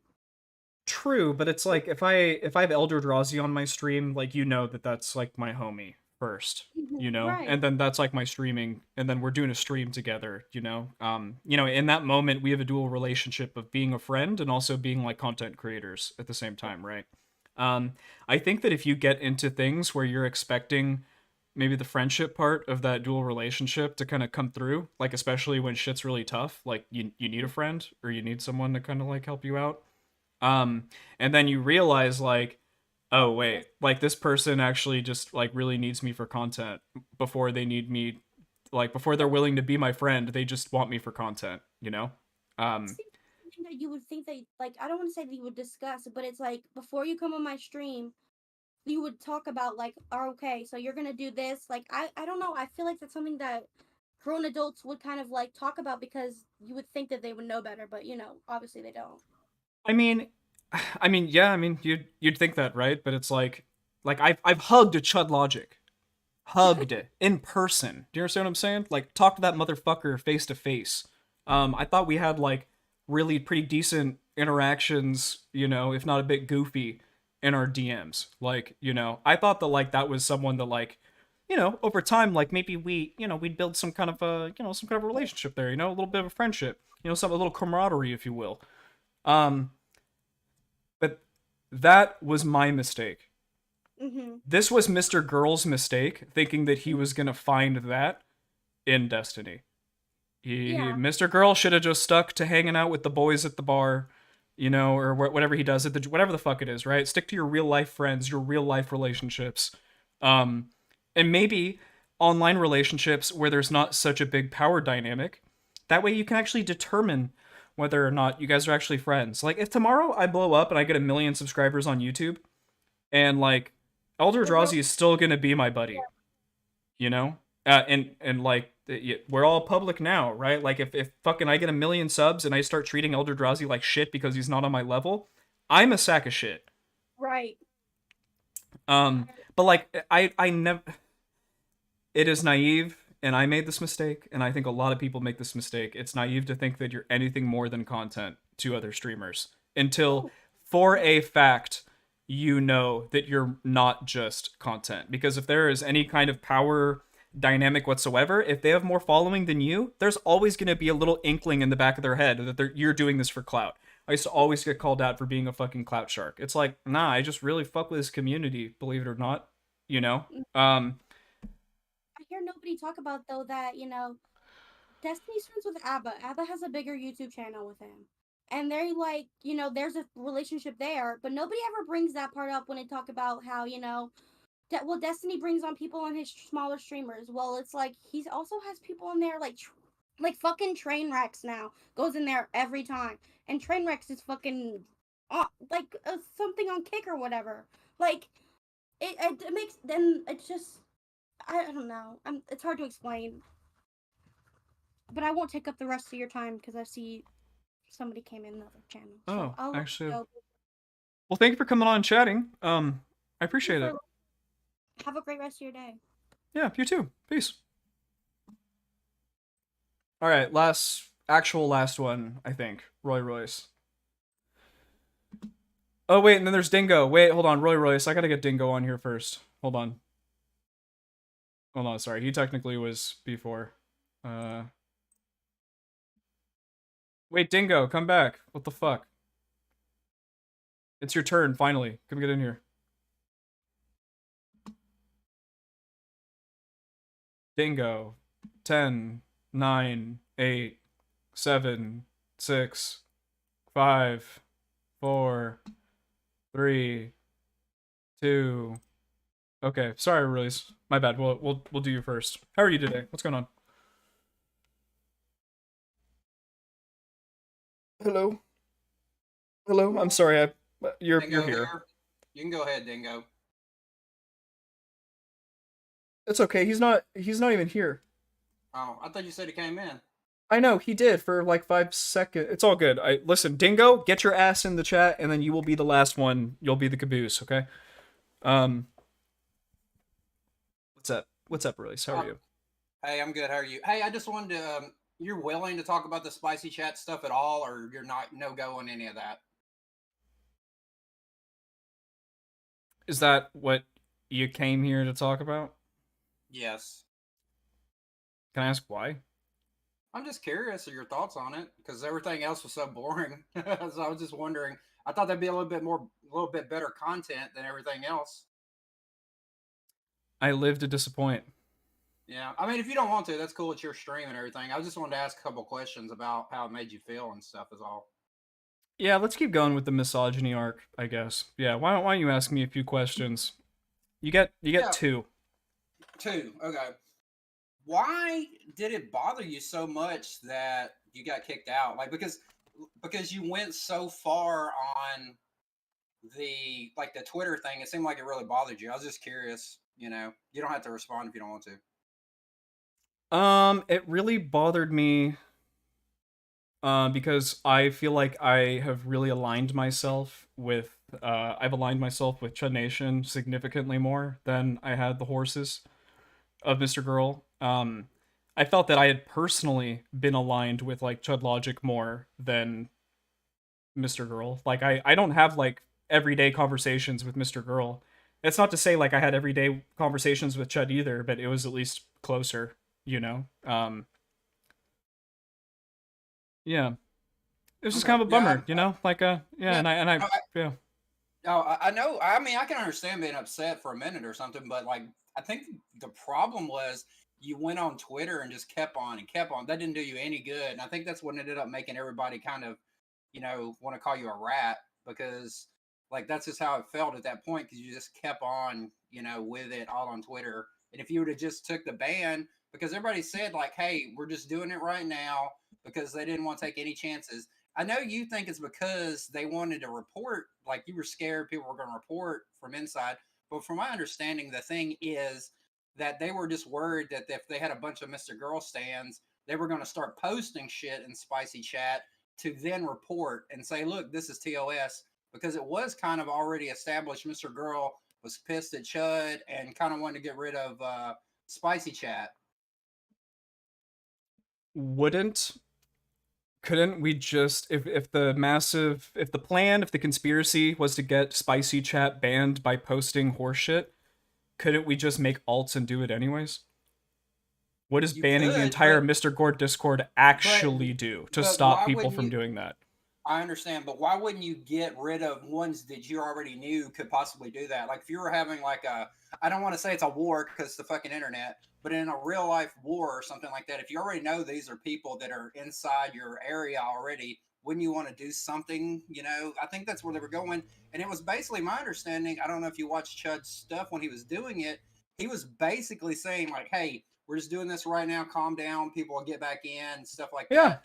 And sure. then, but like when you went off and like you're now on Twitter and maybe hold on when you say went off, as in I went off on Twitter, can you that was the day that Chud Logic like shit talked me in front of his audience of like 500 or 600 people at the time and then banned me from his Twitch.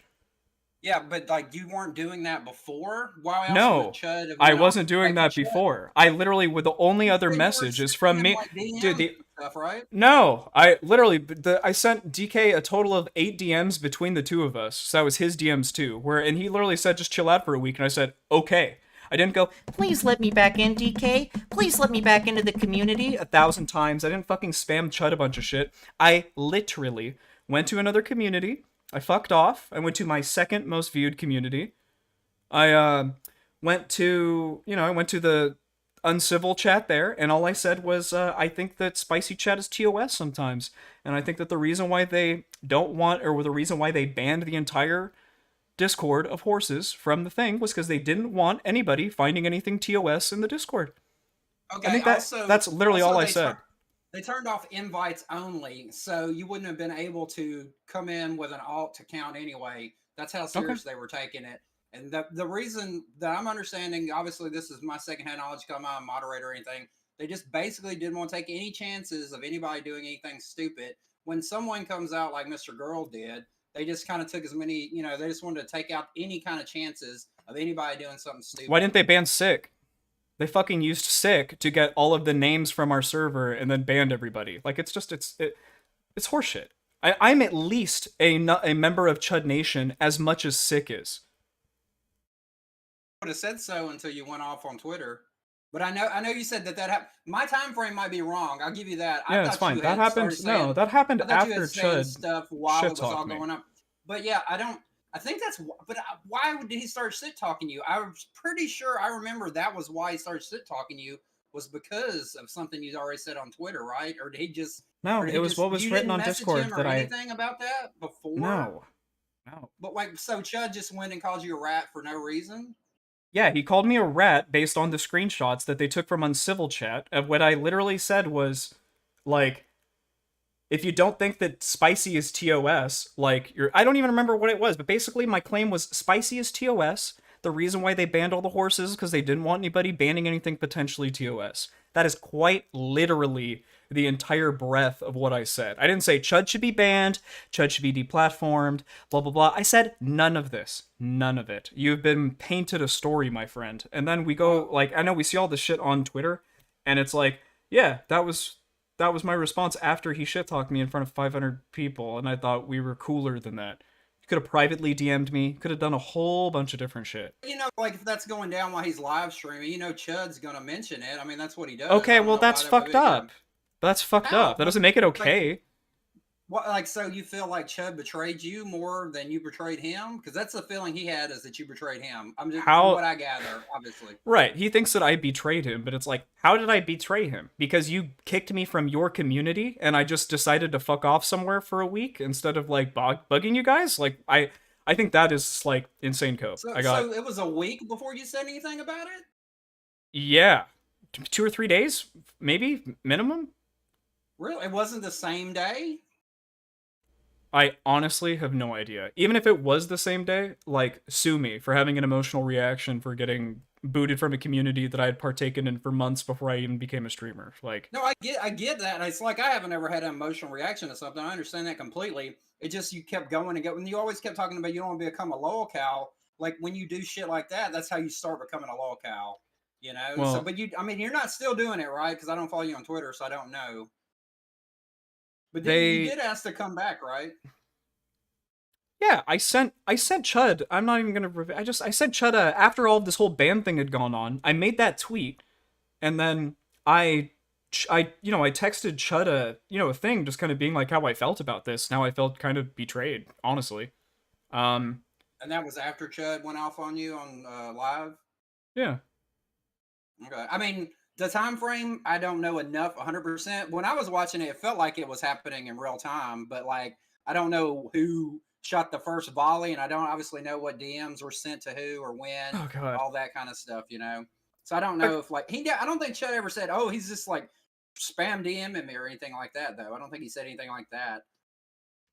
I think he felt bad because he let you, he played your video and all that stuff, and I know Destiny played it eventually, so that was a little bit bigger. But I think it also felt like, hey, Chud did something for you, but when Destiny did something for you, you were simping hard for Destiny, and you didn't hardly ever mention Chud during all that. So I guess. I mean, I personally think Chud. No, it's fine. Though.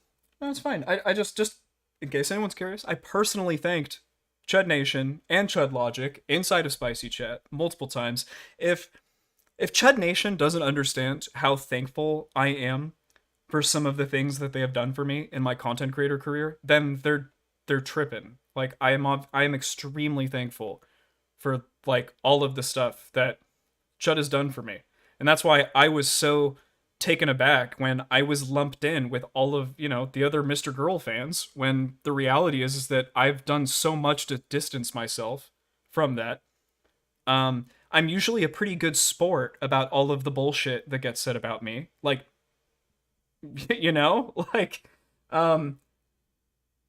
like, dude, there's so much shit said about me, like by other people.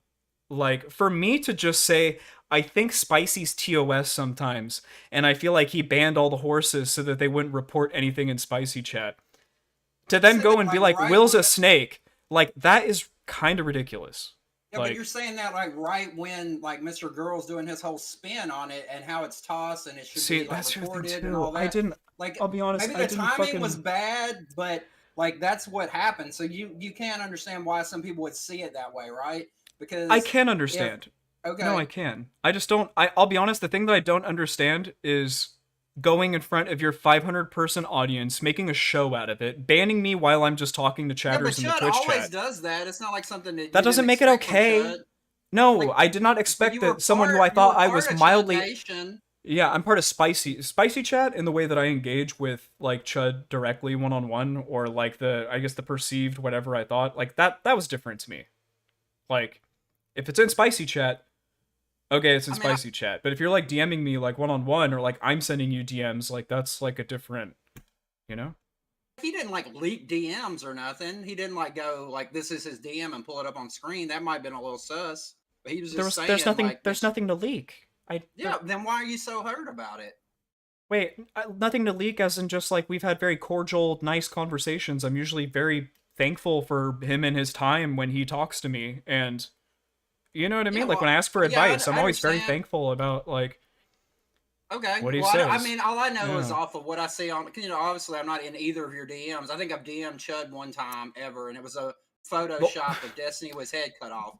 That's what I'm And, saying. like, The only thing you have it's- is what Chud said, and then my interactions on Twitter, and then Yeah, whatever and he I- like, showed what on we the see. stream. Yeah, but like, I'm not trying to come in here and say you're a horrible person or anything like that. No, I I'm just understand. saying, like, you kind of know how Chud does his thing, so I don't see why.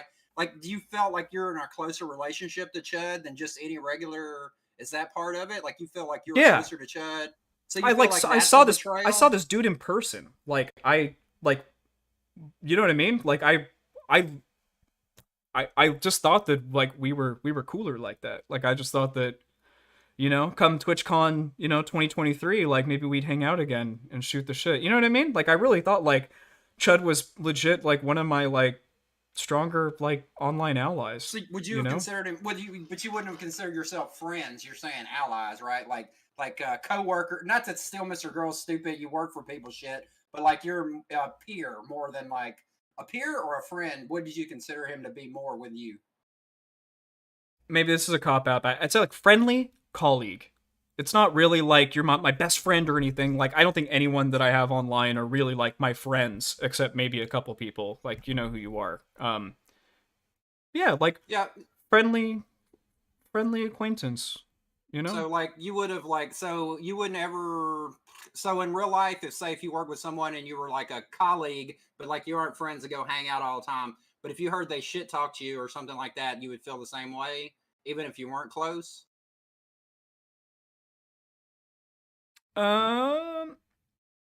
This might be like the parasocial aspect of it, but it's kind of like, let's say I was working at a store, okay, let's say a restaurant, and I got, you know, there's multiple servers, right? And then but I got my one server and he's like my homie that I talk to all the time, but the rest of everybody is just kind of jabbing. Like if I found out that guy like started like talking shit about me to other people, yeah, I'd be to my other colleagues, I'd be kind of pissed. I'd feel bad. I'd feel kind of betrayed, you know? And that the active horses were the ones that were banned, so I don't know if that played a role in it or not, but I don't know. Like I said, I'm Like- not a moderator, so I don't know none of that shit. Obviously, I don't know all the behind the scenes stuff. I go off of what I've seen on stream and how you reacted and all that. And like, could you say Chud was a little harsh on you? Maybe, but like Chud turns it up a little bit when you're streaming and you're doing shit. It's like me. I'm like not yelling at the mic, but I'm a little more loud than I would normally be.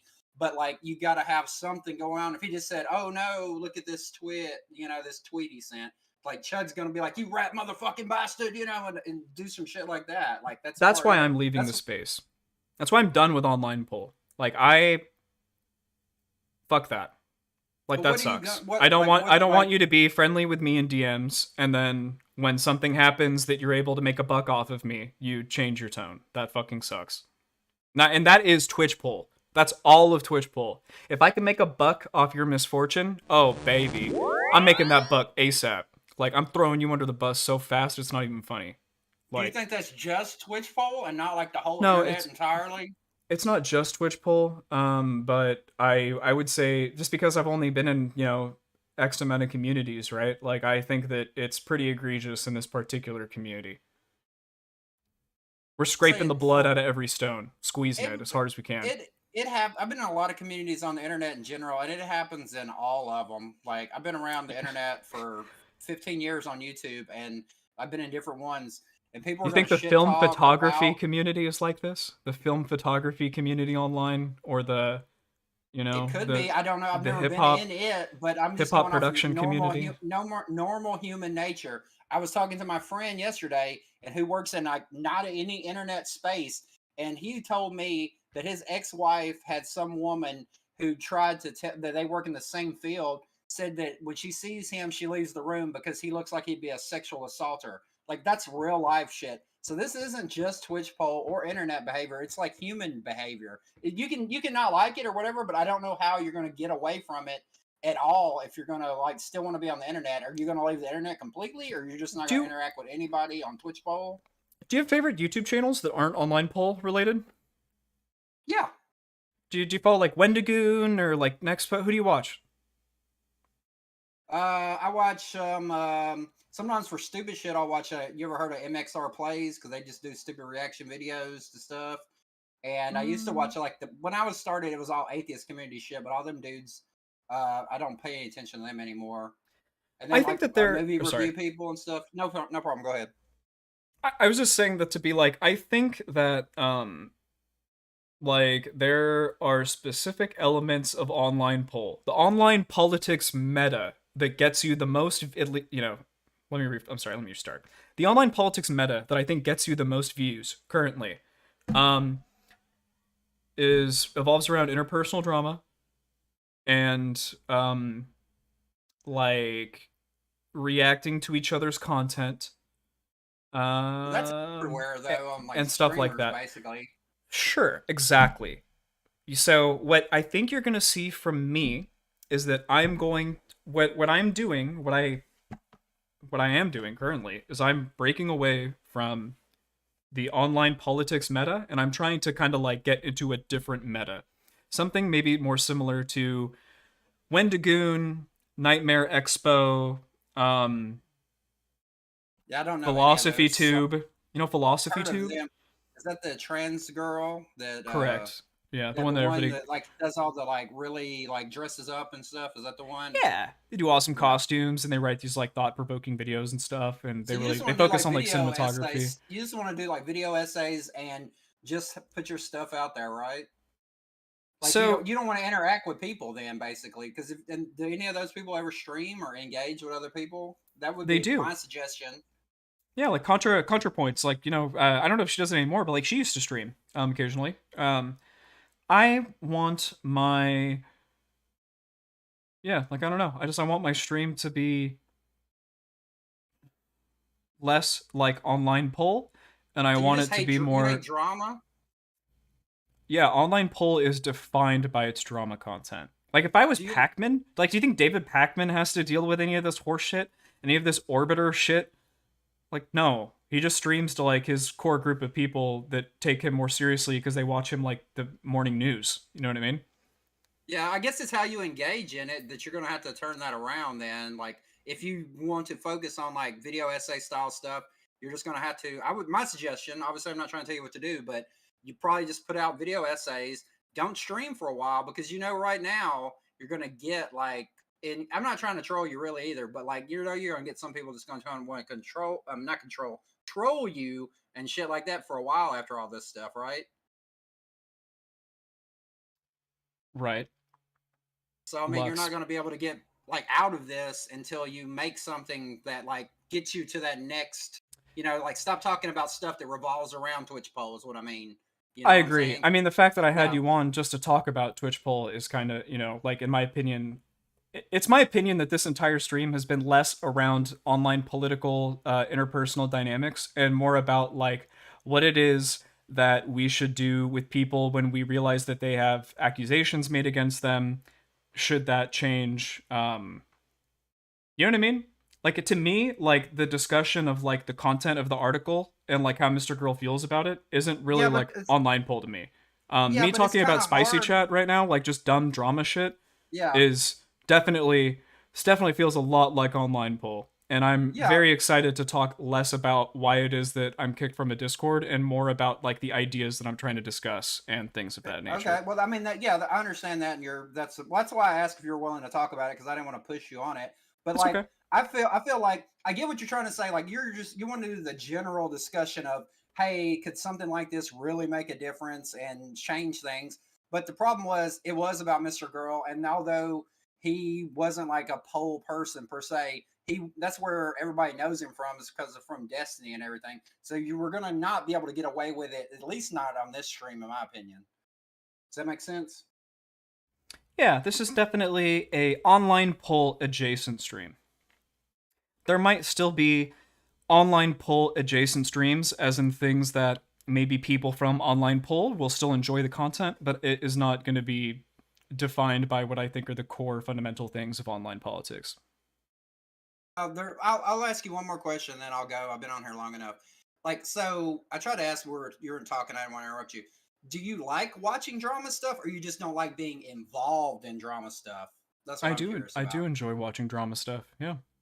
But you just don't want to be involved in it, basically. Yeah, you know, it's what I said in my feudalist hierarchy video, you know, was like I'm not one to enjoy watching a train crash. Or excuse me, I am a person who enjoys watching a train crash, but maybe I shouldn't be. You know? Like maybe the fact that you know, that I enjoy watching interpersonal drama about online politics, maybe that's a negative character trait of me. Yeah, I could see that. Like, but I mean, I like watching it, but I don't like getting into it too much. But it does happen, and if you're going to engage in any kind of space where it's happening, you're probably going to get sucked in, especially if you're someone who does create content. So, like, if you're really leaving the space, I suggest like move, like just go and make some photograph shit if that's what you want to do, or Oh, base. something like that. That's what I was like. And now let's be real. It might be hard to get started on that because I don't know how big it is or any connections you got to that. But go engage in those communities and then like build yourself up from there. That's my suggestion. Obviously, you do what you want to do though. Yeah, do you know what my next video is? I already have it like announced, the title. I do not know. I'm gonna tell you. I want you to tell me if you think that this is online poll or not. Okay, because I think what you're gonna see here is like this is kind of what I want to talk about. Okay, things that maybe people in online poll will like, because I like online poll, kinda. You know what I mean? But I don't want to partake in it. So my next video is called Schrodinger's Stash: The Observer Effect, AI, and Deepfake Pornography. That's the next video. So, say from yeah. because I'm in this area, I can see how it can relate because a lot of that AI stuff's been coming up. You know, they like to talk about a lot of philosophy, but somebody on the outside that could interest people who have no interest in this community. Also, I agree that that's possible. Exactly. But okay, that's what I'm trying to get at. It's gonna take you know what? Hey, you do what you want to do. I understand that. I'm just saying it's gonna take you some time before you don't get people from crossover. Because what did you get? You got some subscribers off that Destiny shit, right? So you know that there's gonna be some people that are still gonna be involved in an online poll, unless you want to change your channel to like Will and his philosophy or some shit. And you're gonna get it for a while. So that's gonna be the best thing. You know, I would not live stream anymore for a minute until I got more shit built. Just so you don't have to worry about people coming in. But that's, you know, if you're willing to deal with it, that's going to be what happens for a while. That's just kind of how it's going to work, man. Yeah.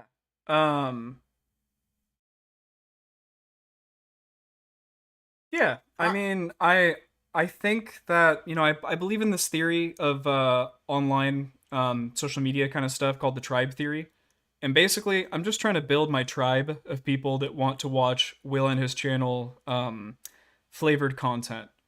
So I'm kind of hoping that, you know, like with my feudalistic hierarchy of online politics video, like I know that it's not the most like in your face thing, but one of the main points is that, you know, like this is how I see online politics. This is why I'm leaving.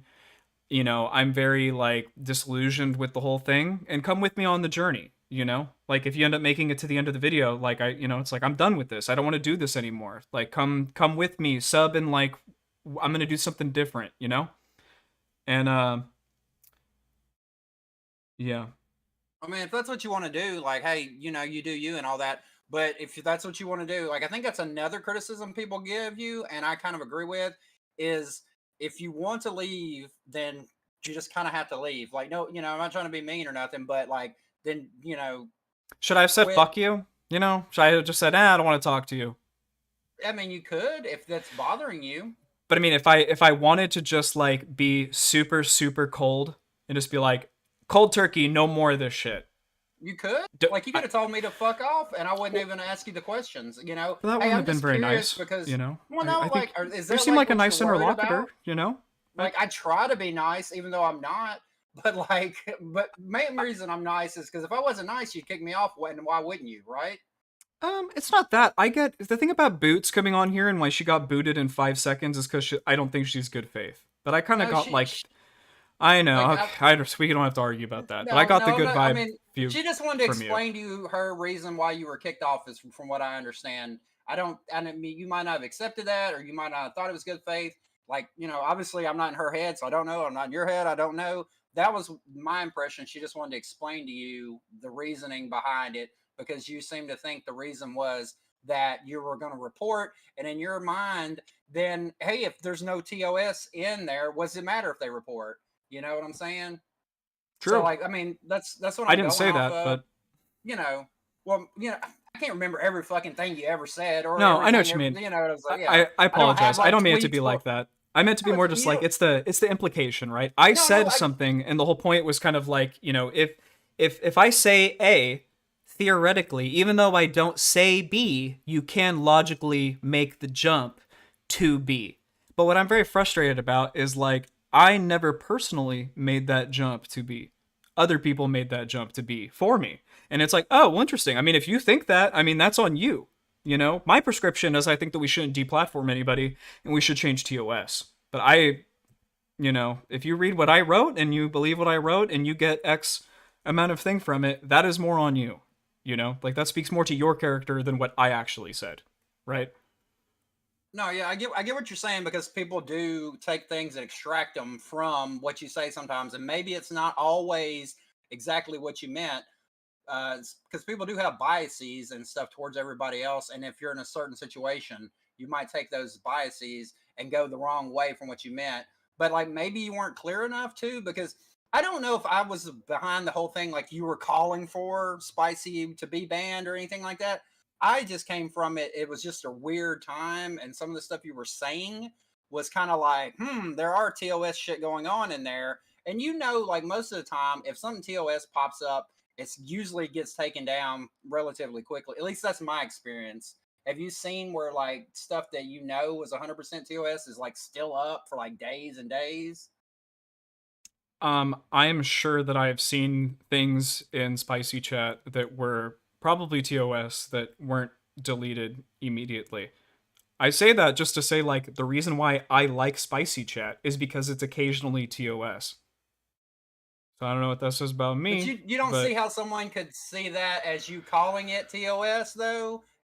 I do think it's TOS. I'm going to call it TOS. I think Spicy Chat is probably TOS. Like, I'm 99% sure that probably shit that gets said on there, at least on a once-a-week basis, is probably TOS.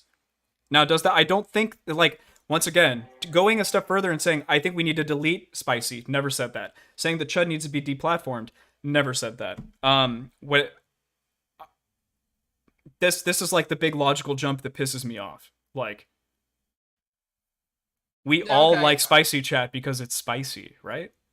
Yeah, I mean, like, sometimes it's not too spicy, but, like, sometimes it's, like, I'm not even in there for spiciness. Like, we just talk about random shit. But I think the problem was kind of how it came off at the time from you. It just seemed like you were saying, like, we're going in there and there's just all kinds of shit posted all the fucking time. Like, the people that don't know, because, like, how many people are in Spicy versus, like, the people that were, like, in the whole talk about like Mr. Girl shit, probably not that many in comparison. So they hear somebody like, I'm in there, I know it's all this, I see toss shit all the time.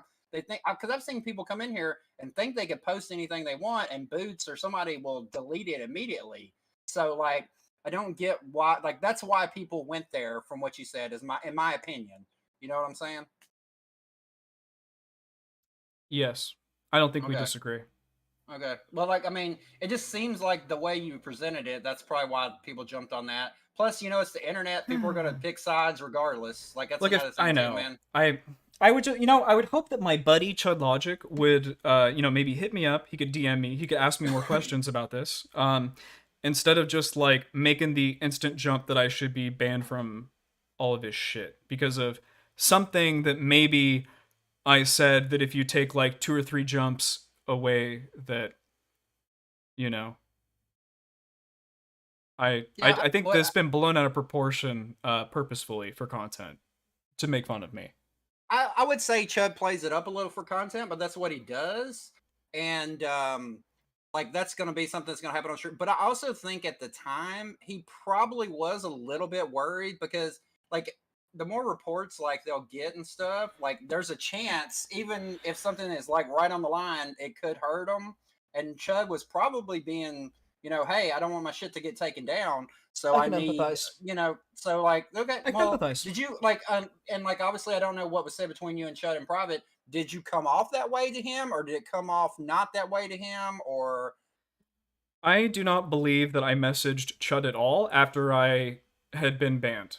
I messaged DK because I know Boots is DK's girlfriend, and I said, "Hey, like, why was I banned or whatever?" And he said, "We banned everybody from Mr. Girl's Discord. Blah blah blah blah blah. Don't cry. It's like don't cry about it. Blah blah blah. Something something." I'm like, okay. So I didn't message him. I was done. I fucked off to a completely different chat, and I wrote 2 messages in a Discord, as I've already elucidated to you several times, right? That is literally the totality of what my correspondence was after all that shit happened. And just one more thing to point out to you really quick is like, yeah, I mean the Twitter stuff happened after he fucked me off to 600 whatever people were fucking watching and then banned me from the Twitch chat that I had been partaking in, that I was a member. Like I've been subbing to him for like 6 or 7 months. I've been watching like 3 months prior to that. Like, the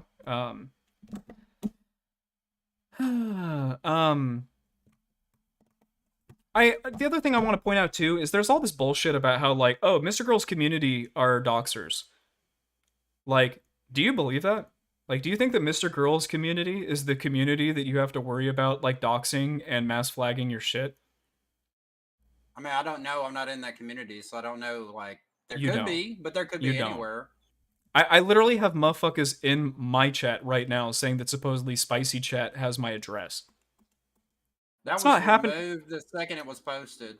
Yeah, sure, but I'm still. What does it there's matter? gonna be- It's being posted, and I know the names. I know that these are people that actually browse the fucking Spicy Chat. Like, I see the names. You're like, saying that would never happen to Mr. Girls? I'm telling Like, you it that could happen these are anywhere. Queeman types it. Okay, Queeman is Smeth equivalent to Mr. Girl. Okay, Smeth is not going around fucking saying, "Mr. Girl, the horse has got your ass. We have your address." This is fucking cope. Do you know what I mean? Like, the people that say, oh, we needed to ban all the horses because the horses are going to come and they're going to mass report everything on the Discord. That is fucking cope. Mr. Girl's horses are not doing that. And I want to see evidence of it actually happening, if that is actually happening. And then if there is evidence of that, go take it to Mr. Girl's fucking mods, some of which I know very, very well, and they will fucking ban those people. Like, it's bullshit. It is cope. Like, Well, I don't know what to say. I never said they were. I'm just saying it's possible. Like you can, I don't know if you're arguing with me or more you're chat. arguing I'm with sorry. Spicy in general. Through That's you. fine. I'm not even watching. No, that's cool. I just want to make sure clear. I wasn't saying there are people because I'm not in that community, so I don't know. I'm just saying I've seen shit. In every community I've seen. When I was in another community, this person did the whole where you go, you use Google Chrome and you do the replace shit and made a fake email where some black dude was supposedly got called a racist term from another white guy in the community. So I know this shit happens in a lot of communities regardless. So to say that there's nobody in Mr. Girl's stuff that could do that seems highly unlikely is all I'm saying. I'm not saying it is happening, nothing like that. I just want to make that clear. Right. But if they let you come back in Spicy, would you come back? Or you're No. really going to move away from it? I'm just kind of done. Okay. I don't know if I should put. I mean, I'm all for like getting shit on and like having a good time and all this stuff, and like I can take a joke and all this other Yeah. stuff, but you know, being a part of the community was like the greater part of that, you know. So if I'm not even a part of the community, what do I give a shit? No, that's fine. Hey, if that's what you want to do, more power to you. Like, and you say you don't want to become a lolcow, best thing to do is just move the fuck on from it regardless. And I appreciate you talking to me about it. It was just, everybody wanted to hear your opinion on it. And I thought, well, maybe he'll talk to me if I try to be nice about it. Because I was also curious also. I didn't come on here to try to get a gotcha per se or anything like that. So I appreciate you talking with me. And I don't know if you want to talk to Dingo now or somebody else, but we're cool. Thank you for coming on, Royce. All right. I hope that you feel satiated by this conversation. I guess a little bit. I was just trying to make the content better. Some of the other stuff was boring, man. No offense, but like the callers and stuff. So I was like, they didn't have the energy. You got to put a little energy. Like, I know, like, your ultimate goal is like, you don't think that's going to be, something you need for the internet. Trust me, you got to have something more than just, whoa, whoa, whoa, whoa, whoa, So like, as much as you don't like some of the spicy stuff like that, and I don't mean spicy as in spicy chat, but like up playing shit. It comes off kind of dull sometimes. No offense or anything. All right, well, take it easy and good luck, okay? Have a great day, Royce. Appreciate you. All right, bye. All right, Dingo, you got 30 seconds to get in here before I get out of here. If you're gonna pop on at all, I just got shit to do.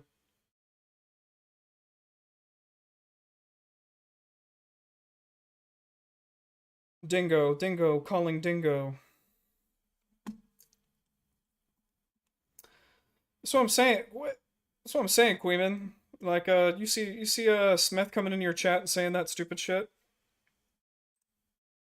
Literally.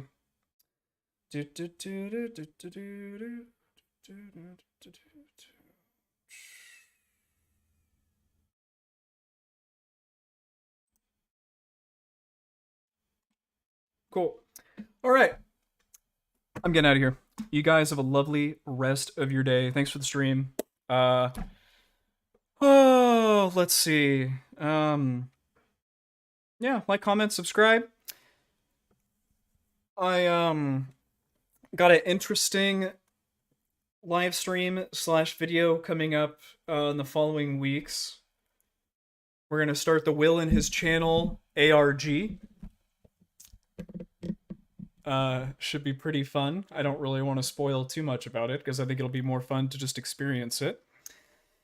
And yeah, appreciate you all, everybody. Thanks for coming to the Will and his channel thing. I hope that I made it at least semi-interesting enough. Chud Logic, enjoy reacting to this tomorrow. It's a pretty dry content week, so I'm sure you'll have to watch this. Oh, you do have my address. I'm moving in 2 months, so get it in while you can. And peace out. Bye.